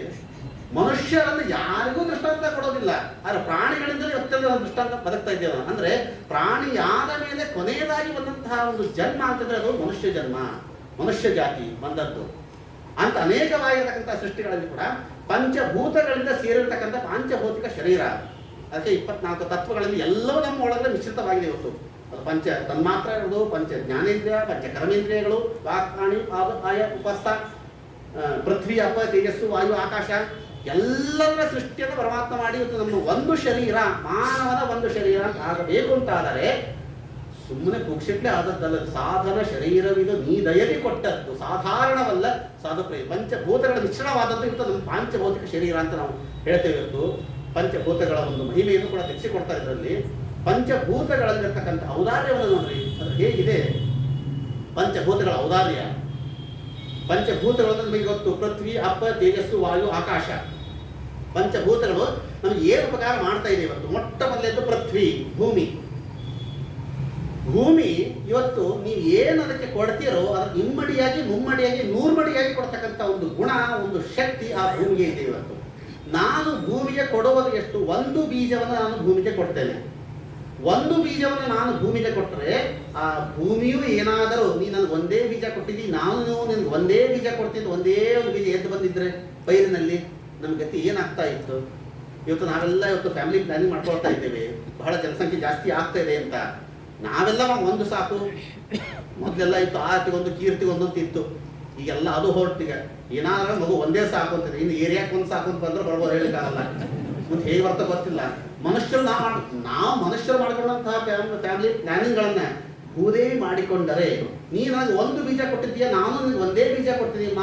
ಒಂದು ಯಾವುದೋ ತೆಂಗಿನ ಮರ ಸಾಕು, ಒಂದು ಮರಕ್ಕೆ ಒಂದೇ ಒಂದು ಕಾಯಿ ನೇಮ ಆದರೆ, ದೇವರು ಮಾಡಿಟ್ಟರೆ ಒಂದು ಫ್ಯಾಮಿಲಿಗೆ ಒಂದೇ ಮಗು ಅಂತ ನಾವು ಮಾಡಿಕೊಂಡಂಗೆ ದೇವರ ಒಂದು ಮರ ಬಿಡಿದ್ರೆ ಒಂದು ಮಾವಿನ ಮರಕ್ಕೆ ಒಂದೇ ಹಣ್ಣು ಅಂತ ಮಾಡಿಟ್ಟರೆ ನಮ್ಮ ಗತಿ ಏನಾಗತ್ತೆ ಇವತ್ತು?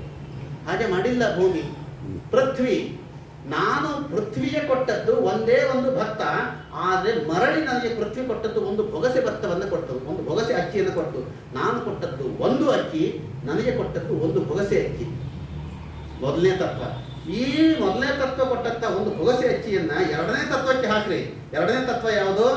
ಪೃಥ್ವಿ, ಅಪ್, ನೀರು. ಆ ಬೊಗಸೆ ಅಕ್ಕಿಯನ್ನು ನೀವು ನೀರಿನಲ್ಲಿ ಹಾಕ್ರಿ. ನೀವು ನೀರಿನಲ್ಲಿ ಹಾಕಿದಾಗ ನೀರು ಏನಾದರೂ ನೀನು ನನಗೆ ಎಷ್ಟು ಅಕ್ಕಿ ಹಾಕಿ ಅಷ್ಟೇ ಅನ್ನ ಕೊಡ್ತೀನಿ ಅಂತ ಅಂದಿದ್ದಾರೆ, ನಮ್ಮ ಗತಿ ಏನಿತ್ತು ಹೇಳ್ರಿ ಇವತ್ತು? ಒಂದು ಪಾತ್ರೆ ತುಂಬ ನೀರು ಇಡ್ತೇವೆ, ಆ ಬೊಗಸೆ ಅಕ್ಕಿಯನ್ನು ನೀರಲ್ಲಿ ಹಾಕಿ ಒಲೆ ಮೇಲೆ ಇಟ್ಟರೆ ಪಾತ್ರೆ ತುಂಬ ಅನ್ನವನ್ನು ಕೊಡುತ್ತಲ್ಲ ಅದು. ನಾನು ಎಷ್ಟು ಮುಷ್ಟಿ ಅಕ್ಕಿ ಹಾಕಿದ್ರೆ ಮುಷ್ಟಿ ಅನ್ನವನ್ನು ಕೊಟ್ಟಿದ್ರೆ ನಮ್ಮ ಗತಿ ಏನಾಗ್ತಾ ಇತ್ತು?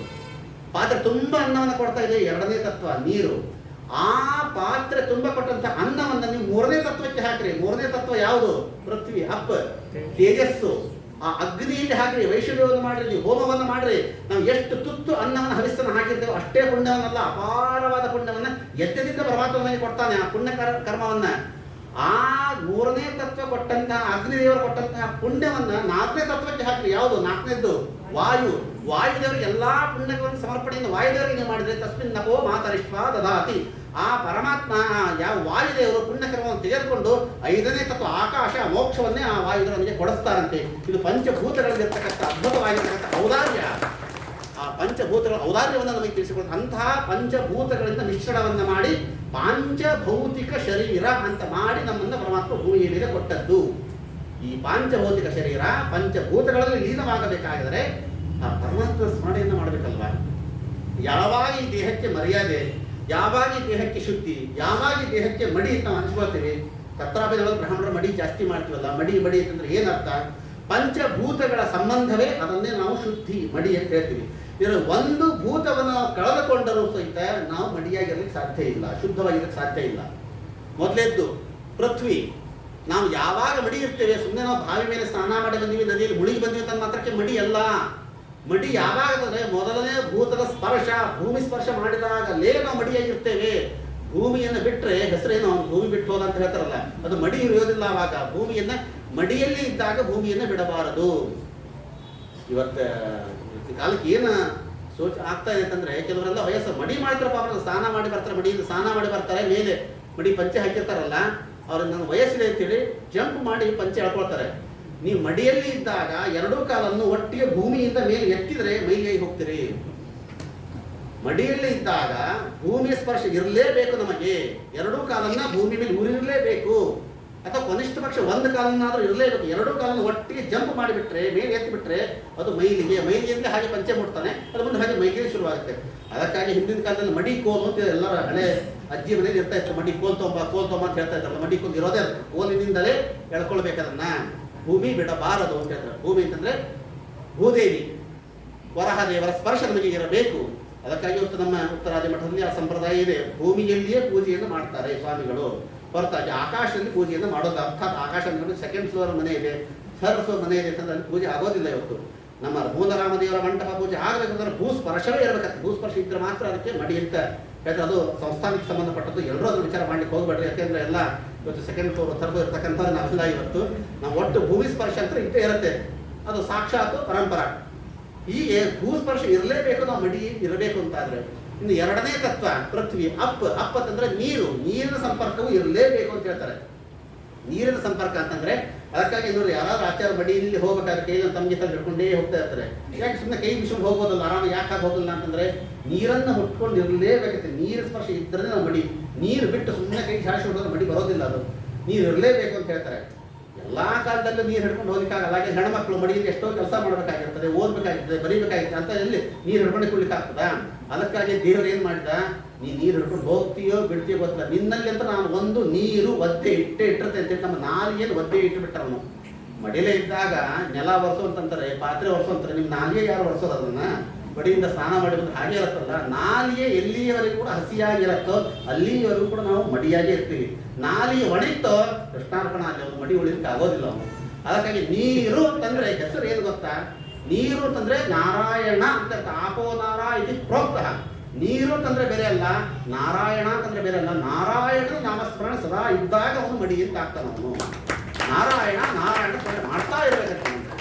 ಅದಕ್ಕಾಗಿ ಈ ತಮಿಳುನಾಡು ಕಡೆಗೆ ತಿರುಪತಿಗೆ ನೀವು ಹೋದಾಗ ನೋಡ್ತಿರಲ್ಲ, ಶ್ರೀ ವಾರಿ ಆಲಯಮು ಅಂತ ಹಾಕಿರ್ತಾರೆ. ಇದು ವಾರಿ ಬ್ರಹ್ಮೋತ್ಸವము, ವಾರಿ ಹುಂಡಿ ಅಂತ ಹಾಕಿರ್ತಾರೆ. ವಾರಿ ಅಂತಂದ್ರೆ ಏನರ್ಥ ಹೇಳ್ರಿ ಸಂಸ್ಕೃತದಲ್ಲಿ? ವಾರಿ ಅಂದ್ರೆ ದೇವರು ಅಂತ ಅರ್ಥ ಅಲ್ಲ ಅಲ್ಲಿ. ವಾರಿ ಅಂದ್ರೆ ನೀರು ಅಷ್ಟೇ ಅರ್ಥ ಅಲ್ಲಿ. ವಾರಿ ಹುಂಡಿ ಅಂತ ಒಂದು ಲೋಟ ನೀರು ಹಾಕೋದಲ್ಲ ಹುಂಡಿ ಒಳಗಡೆಗೆ, ನೀರಿನ ಹುಂಡಿ ಅಂತಂದ್ರೆ ವಾರಿ ಅಂತಂದ್ರೆ ನೀರು. ವಾರಿ ಉತ್ಸವ ಅಂತಂದ್ರೆ ನೀರಿನ ಉತ್ಸವ ಅಂತ ಅರ್ಥ. ನೀರು ಅಂತಂದ್ರೆ ನಾರಾಯಣ, ನಾರಾಯಣನ ಉತ್ಸವ ಅಂತಲೇ ಅರ್ಥ ಅಲ್ಲಿ. ಅದಕ್ಕಾಗಿ ಅಂತ ಯಾವ ನಾರಾಯಣ ಅಂತಂದ್ರೆ ಬೇರೆ ಅಲ್ಲ, ನೀರು ಅಂತಂದ್ರೆ ಬೇರೆ ಅಲ್ಲ. ನೀರಿನ ಸಂಪರ್ಕ ಇರಬೇಕಂತಂದ್ರೆ ನಾರಾಯಣನ ನಾಮಸ್ಮರಣೆ ಸದಾ ಬರ್ತಾ ಇರಬೇಕು. ಅದಕ್ಕಾಗಿ ದೇವರು ನಮಗೆ ಕೊನೆ ಕಾಲಕ್ಕೆ ಅಂತ್ಯಕಾಲದಲ್ಲಿ ನಮ್ಮ ಗಂಟಲು ಒಣಗಿಸ್ತಾನೆ. ಹೇಳ್ತಾರೆ ಮಕ್ಕಳಿಗೆ, ಸ್ವಲ್ಪ ನೀರು ಬಿಡಪ್ಪ ಗಂಟದ ಒಳಗೆ ಅಂತ ಹೇಳ್ತಾರೆ. ಅಂದ್ರೆ ಕೊನೆ ಕಾಲಕ್ಕೆ ನಾರಾಯಣನ ನಾಮಸ್ಮರಣೆ ತಂದು ಕೊಡು ಅನ್ನೋದಕ್ಕೋಸ್ಕರವಾಗಿ ನೀರು ಬಿಡೋ ಪದ್ಧತಿ ಬಂದದ್ದು. ಎರಡನೇ ತತ್ವ. ಮೂರನೇ ತತ್ವ ಪೃಥ್ವಿ ಅಪ್ಪ ತೇಜಸ್ಸು ಅಗ್ನಿ. ಕೈಯಲ್ಲಿ ನೀರು ಹಿಡ್ಕೊಂಡು ಹೋಗೋಕ್ಕೆ ವಿದ್ಯುತ್ ಹಿಡ್ಕೊಂಡು ಹೋಗ್ಲಿಕ್ಕೆ ಆಗಲ್ಲ. ನಮ್ಮ ಮಡಿದೆ ಇದ್ದಾಗ ಅಗ್ನಿ ಸಂಪರ್ಕ ಇರಬೇಕು. ಬ್ರಹ್ಮ ವರ್ಚಸ್ಸು, ಆ ತೇಜಸ್ಸು ಇರಬೇಕು. ಇನ್ನೊಂದು ದೇವರು ನಮ್ಮ ಒಳಗೆ ಒಂದು ಅಗ್ನಿ ತೇಜಸ್ಸು ಇಟ್ಟು ಬಿಟ್ಟಿದ್ದಾನೆ. ಯಾವುದು? ಜಠರಾಗ್ನಿ. ಒಳಗೆ ಜಠರಾಗ್ನಿ ಇಟ್ಟು ಬಿಟ್ಟಿದ್ದಾನೆ. ಅದು ಎಷ್ಟು ಪವರ್ಫುಲ್ ಇದೆ ಜಠರಾಗ್ನಿ ಅಂತಂದ್ರೆ, ನೀವು ಒಂದು ಕೆಂಡವನ್ನ ಇದ್ದೀವಲ್ಲಿ ಒಂದು ಕೆಂಡ ತೆಗೀರಿ, ಆ ಕೆಂಡಕ್ಕೆ ಒಂದು ಲೋಟ ನೀರು ಹಾಕಿ ಏನಾಗತ್ತೆ ನೋಡ್ರಿ, ಆದ್ರೆ ಅಂಗಾರವಾಗಿ ಹೋಗುತ್ತೆ, ಇದ್ದಾಗಿ ಹೋಗುತ್ತೆ. ಅದೇ ನಮ್ಮೊಳಗೂ ಒಂದು ಕೆಂಡ ಇದೆ.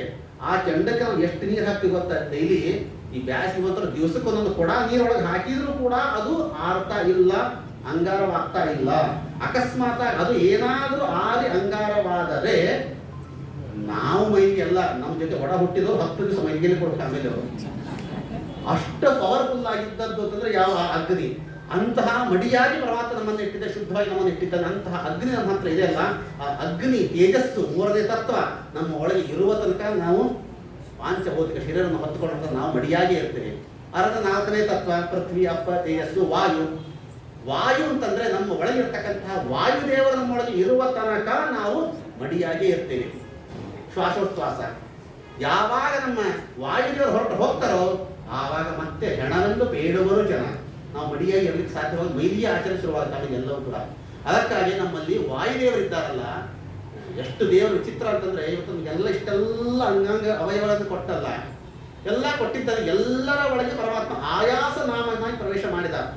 ನಾವು ಹೆಚ್ಚು ಕಾಲ ನಡೀತೇವೆ, ನಡೆದು ಆಯಾಸವಾಗ್ತದೆ. ಆಯಾಸವಾದ್ರೆ ನಾವೇನ್ ಮಾಡ್ತೇವೆ? ಒಂದು 10 ನಿಮಿಷ ಕೂತ್ಕೊಳ್ತೇವೆ. ಬಹಳ ಹೆಚ್ಚಿಗೆ ನಾವು ತಿಂದ್ರೆ ಹೊಟ್ಟೆ ನೋವು ಬರ್ತದೆ. ಒಂದು ಏಕಾದಶಿ ಉಪವಾಸ ಮಾಡಿಬಿಡ್ತೇವೆ. ಹೆಚ್ಚಿಗೆ ವಿಚಾರ ಮಾಡಿದ್ರೆ ತಲೆನೋವು ಬರ್ತದೆ, ಸ್ವಲ್ಪ ರೆಸ್ಟ್ ಬರ್ತದೆ. ಬಹಳ ಟಿವಿ ನೋಡಿದ್ರೆ ಕಣ್ಣು ನೋವು ಬರ್ತದೆ, ಸ್ವಲ್ಪ ನಿದ್ದೆ ಮಾಡ್ತೇವೆ. ಎಲ್ಲಾ ಅವಯವಗಳು ಆಯಾಸ ಅನ್ನೋದು ಇದ್ದೇ ಇದೆ. ಆದ್ರೆ ಬಹಳ ಉಸಿರಾಡಿ ಶ್ರಮ ಆಗಿ 10 ನಿಮಿಷ ಉಸಿರಾಟ ನಿಲ್ಲಿಸ್ತೇನೆ ಅಂತ ಹೇಳಿ ಯಾರಾದ್ರೂ ನೋಡೋಣ. ಕೃಷ್ಣಾರ್ಪಣ ಅಷ್ಟೇ. ಉಸಿರಾಟಕ್ಕೆ ನಾವು ಮಲಗಿಕೊಂಡು ನಿದ್ರೆ ಮಾಡ್ತಾ ಇದ್ದರೂ ಕೂಡ ನಮ್ಮ ಮೂಗಿಗೆ ವಿಶ್ರಾಂತಿ ಇದೆ, ಕಾಲಿಗೆ ವಿಶ್ರಾಂತಿ ಇದೆ, ಕೈಗೆ ಇದೆ, ಹೊಟ್ಟೆಗೆ ಇದೆ, ಕಣ್ಣಿಗೆ ಇದೆ, ತಲೆಗೆ ಇದೆ. ಮೂಗಿಗೆ ಮಾತ್ರ ಎಂದಿಗೂ ವಿಶ್ರಾಂತಿ ಇಲ್ಲ. ಅಂತಹ ಯಾವ ಪರಮಾತ್ಮ ವಾಯುದೇವರು ನಮ್ಮೊಳಗೆ ಇರೋ ತನಕ ನಾವು ಮಡಿ ಅಂತ. ನಾಲ್ಕನೇ ತತ್ವ ಪೃಥ್ವಿ ಅಪ್ಪ ತೇಜಸ್ಸು ವಾಯು. ಆಕಾಶ ನಮ್ಮ ಒಳಗೆ ಆಕಾಶ, ಹೃದಯಾಕಾಶ. ಆಕಾಶ ಒಳಗೆ ನಮಗೆ ಇರುವವರೆಗೂ, ಅವಕಾಶ ಇರುವವರೆಗೂ ಕೂಡ ನಾವು ಮಡಿಯಾಗಿರ್ತೇವೆ. ಅವಕಾಶ ಅನ್ನೋ ಶಬ್ದಕ್ಕೆ ಅರ್ಥ ಇದಕ್ಕೆ ಬಳಸ್ತಾ ಇರ್ತಾರೆ. ನಾವು ಊಟಕ್ಕೆ ಗೊತ್ತಾಗ ಹೇಳ್ತಾರೆ, ಒಂದು ಸಾವಕಾಶ ಕೊಡ್ರಿ ಅಂತ ಹೇಳ್ತಾರಲ್ಲ. ಏನ್ ಸಾವಕಾಶ ಕೊಡ್ರಿ ಅಂತಂದ್ರೆ ಏನ್ ಅರ್ಥ? ಅದು ಸ್ವಲ್ಪ ಊಟ ಮಾಡ್ರಿ ಅಂತ ಅರ್ಥ. ಅದ್ರ ಅರ್ಥ ಜಾಸ್ತಿ ಊಟ ಮಾಡಬೇಡ್ರಿ, ಅವಕಾಶ ಇದೆ ಸಹಿತ ಸಾವಕಾಶ. ಒಳಗಡೆ ಸ್ವಲ್ಪ ಅವಕಾಶ ಇಟ್ಕೊಳ್ರಿ. ನಾವು ಊಟ ಹೆಂಗಿರಬೇಕು ಅಂತಂದ್ರೆ, ಒಂದು ಊಟದ ಭಾಗದಲ್ಲಿ ಅರ್ಧ ಭಾಗ ಫುಡ್ ಇರಬೇಕು, ಇನ್ನು ಅರ್ಧ ಭಾಗದಲ್ಲಿ ಕಾಲು ಭಾಗ ಲಿಕ್ವಿಡ್ ಇರಬೇಕು, ಇನ್ನು ಕಾಲು ಭಾಗ ಅದು ಆಕಾಶ. ಹಾಗೆ ಇರ್ಬೇಕಂತದೆ. ಫುಡ್ ಲಿಕ್ವಿಡ್ ಎರಡು ಕಲಿಯಕ್ಕೆ ಒಂದು ಜಾಗ ಬೇಕಲ್ಲ. ಕೆಲವು ಊಟ ಮಾಡ್ತಿರ್ತಾರೆ ಫುಲ್ ಇಲ್ಲಿ ತನಕ ಬರೀ ಸಾಲಿಡ್ ನೀರು ಕುಡಿಲಿಕ್ಕೂ ಜಾಗ ಇದ್ದಂಗೆ ಮಾಡಿ ಒದ್ದಾಟ ಸತ್ತೇ ಹೋಗ್ತೀರಿ. ಅದಕ್ಕೋಸ್ಕರ ಸರ್ವಥಾ ಅಂತ ಊಟ ಅವಕಾಶ ಇಟ್ಟುಕೊಂಡು ಊಟವನ್ನು ಮಾಡಿದ್ರೆ ಸಾವಕಾಶ ಊಟ ಅಂತ ಹೇಳ್ತಾರೆ. ಈ ರೀತಿ ಪಂಚಭೂತಗಳ ಸಮ್ಮಿಲನದಿಂದ ಕೂಡಿದ್ದೆ ಪಾಂಚಭೌತಿಕ ಶರೀರ. ಅಂತಹ ಯಾವ ಮಾನವನ ಶರೀರದ ಪರಮಾತ್ಮ ಕೊನೆಯದಾಗಿರ್ತಕ್ಕಂಥ ಶರೀರವನ್ನು ಮಾಡಿದ. ಆವಾಗ ಬ್ರಹ್ಮದೇವರಿಗೆ ಸಂತೋಷವಾಯಿತಂತೆ, ಈ ಯಾವ ಮನುಷ್ಯ ಶರೀರದಿಂದ ಸಾಧನೆಯನ್ನು ಮಾಡಬಹುದು ಅಂತ. ಈ ರೀತಿ ಅನೇಕವಾಗಿರ್ತಕ್ಕಂಥ ಸೃಷ್ಟಿಯನ್ನು ಮಾಡಿದ. ಕೊನೆಯದಾಗಿ ಬ್ರಹ್ಮದೇವರಿಗೆ ಅನಿಸ್ತಂತೆ, ಇದು ಏನಪ್ಪ ಸೃಷ್ಟಿ, ಸಾಕಾಗೋಯ್ತಂತೆ ಈ ಸೃಷ್ಟಿ ಬ್ರಹ್ಮದೇವರಿಗೆ. ಅದೋ ಕಣ್ಣಿಂದ ಸೃಷ್ಟಿ, ನೆರಳಿಂದ ಸೃಷ್ಟಿ ಎಲ್ಲ ಸಾಕು. ಸ್ತ್ರೀ ಹಾಗೂ ಪುರುಷರ ಮಿಥುನಿ ಭಾವದ ಸೃಷ್ಟಿಯನ್ನು ಪ್ರಾರಂಭ ಮಾಡಬೇಕು ಅಂತ ಅನಿಸ್ತು. ಆಗಲೇ ಎರಡು ಭಾಗವಾದಂತೆ, ಒಂದು ಪುರುಷ, ಇನ್ನೊಂದು ಸ್ತ್ರೀ. ಕ ಅಂತಂದ್ರೆ ಬ್ರಹ್ಮದೇವರು, ಅಯ ಅಂತಂದ್ರೆ ಈ ದೇಹವನ್ನು ಆರಿಸಿಕೊಂಡಿರ್ತಾರೆ. ಅದಕ್ಕಾಗಿ ಕಾಯಹಿತ್ಯ ವಿಧೀಯತೆ, ಈ ದೇಹಕ್ಕೆ ಕಾಯ ಅಂತ ಹೆಸರು ಬಂತು. ಮನುಷ್ಯ ಒಂದು ಶರೀರಕ್ಕೆ ಕಾಯ ಅಂತ ಹೆಸರಿಟ್ಟ. ಸ್ವಯಂಭವ ಮನು ಶತರೂಪ, ಎರಡು ರೂಪದಿಂದಾಗಿ ಮದುವೆಯನ್ನು ಮಾಡಿಕೊಂಡು ಅವರಿಬ್ಬರಿಂದ ಮಿಥುನಿ ಭಾವ ಶುರುವಾಯಿತು. ಅವರಿಬ್ಬರಲ್ಲಿ ಮತ್ತೆ 5 ಜನ ಮಕ್ಕಳಾಗಿ ಬರ್ತಾ ಇದ್ದಾರೆ. 3 ಹೆಣ್ಣು 2 ಗಂಡು ಮಕ್ಕಳು.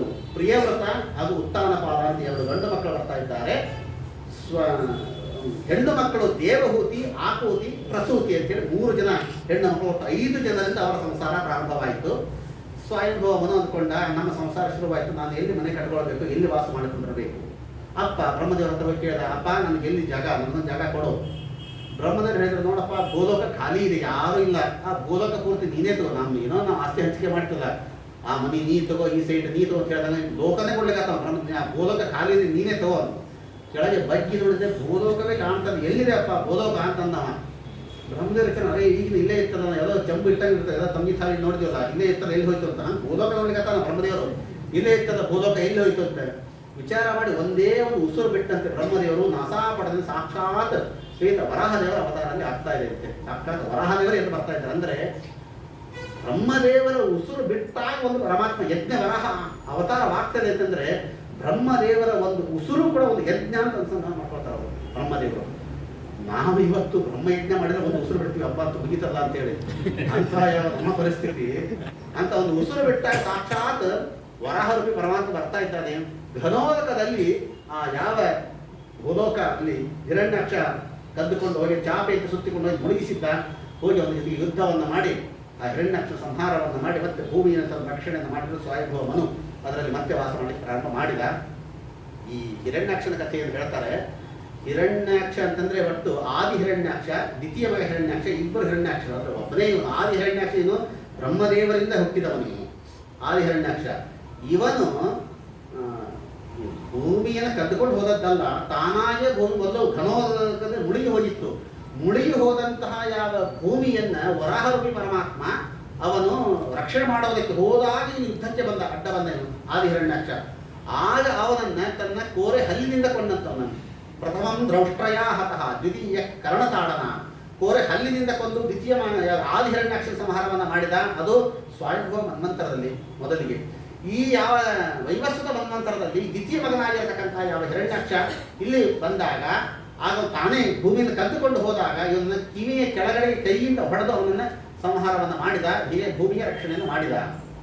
ವಿದುರರು ಪ್ರಶ್ನೆ ಮಾಡ್ತಾರೆ, ಯಾರು ಇವನು ಹಿರಣ್ಯಾಕ್ಷ, ಯಾಕೆ ಕದ್ಕೊಂಡು ಹೋಗಿದ್ದ, ಯಾಕೆ ಅಂತ ಕ್ರೂರನಾಗಿದ್ದ ಇವತ್ತಂದ್ರೆ ಅವರ ಕಥೆಯನ್ನು ಸ್ವಲ್ಪ ಸಂಕ್ಷೇಪವಾಗಿ ತಿಳಿಸಿಕೊಡ್ತಾರೆ. ಇವನು ಕಶ್ಯಪ ದ್ವಿತೀಯರ ಮಕ್ಕಳು ಇವರು, ಹಿರಣ್ಯಾಕ್ಷ ಮತ್ತು ಹಿರಣ್ಯ ಕಶ್ಯಪ ಅಂತ. ಸಂಧ್ಯಾಕಾಲದಲ್ಲಿ ಸಂಘವನ್ನು ಮಾಡಿದ್ರ ಪ್ರಭಾವದಿಂದಾಗಿ ಈ ರೀತಿಯಾಗಿರ್ತಕ್ಕಂಥ ಜನ್ಮ ಅವರಿಗೆ ಬಂತು. ಇನ್ನೊಂದು ಮುಖ್ಯವಾದ ಕಾರಣ ಏನು ಅಂತಂದ್ರೆ, ನಿಮಗೆಲ್ಲ ಕಥೆ ಗೊತ್ತು, ಇವರು ಜಯ ವಿಜಯರು, ಇವರು ವಿಷ್ಣು ಪಾರ್ಷದರು, ಜಯ ವಿಜಯರು, ದ್ವಾರಪಾಲಕರು, ಸನಕ ಸನಂದನಾದಿಗಳು ಅಲ್ಲಿ ಸನ್ಯಾಸಿಗಳು ಹೋಗಿದ್ದಾರೆ ದೇವರ ದರ್ಶನಕ್ಕೋಸ್ಕರ. ಹೋದಾಗ ಅವರು ಒಳಗಡೆ ಬಿಡಲಿಲ್ಲಂತೆ. ಒಳಗಡೆ ಬಿಡದೇ ಇದ್ದದ್ದಕ್ಕೋಸ್ಕರವಾಗಿ ಅವರು ಶಾಪ ಕೊಡ್ತಾ ಇದ್ದಾರೆ, 3 ಜನ್ಮದಲ್ಲಿ ನೀವು ವಿಷ್ಣು ದ್ರೋಹಿಗಳಾಗಿ ಬದುಕಬೇಕು, ಹುಟ್ಟಬೇಕು ಅಂತ ಶಾಪವನ್ನು ಕೊಡ್ತಾ ಇದ್ದಾರೆ. ಆ ಶಾಪಕ್ಕೆ ಗುರಿಯಾಗಿ ಬಂದು ಇವರು ಇಲ್ಲಿ ಅಸುರರಾಗಿ ಹುಟ್ಟಿದ್ದಾರೆ. ಈ ಕಥೆಯನ್ನ ಅದಕ್ಕೋಸ್ಕರ ಅಂತ ಹಿರಣ್ಯಾಕ್ಷರ ಸಂಹಾರವನ್ನು ಮಾಡಿದ. ಇದು ಭಾಗವತ ಹೇಳ್ತದೆ. ಈ ಭಾಗವತ ಕಥೆಯಿಂದ ನಾವು ನಮ್ಮ ಜೀವನದಲ್ಲಿ ತಿಳಿದುಕೊಳ್ಬೇಕಾಗಿರ್ತಕ್ಕಂಥ ಮರ್ಮ ಏನು?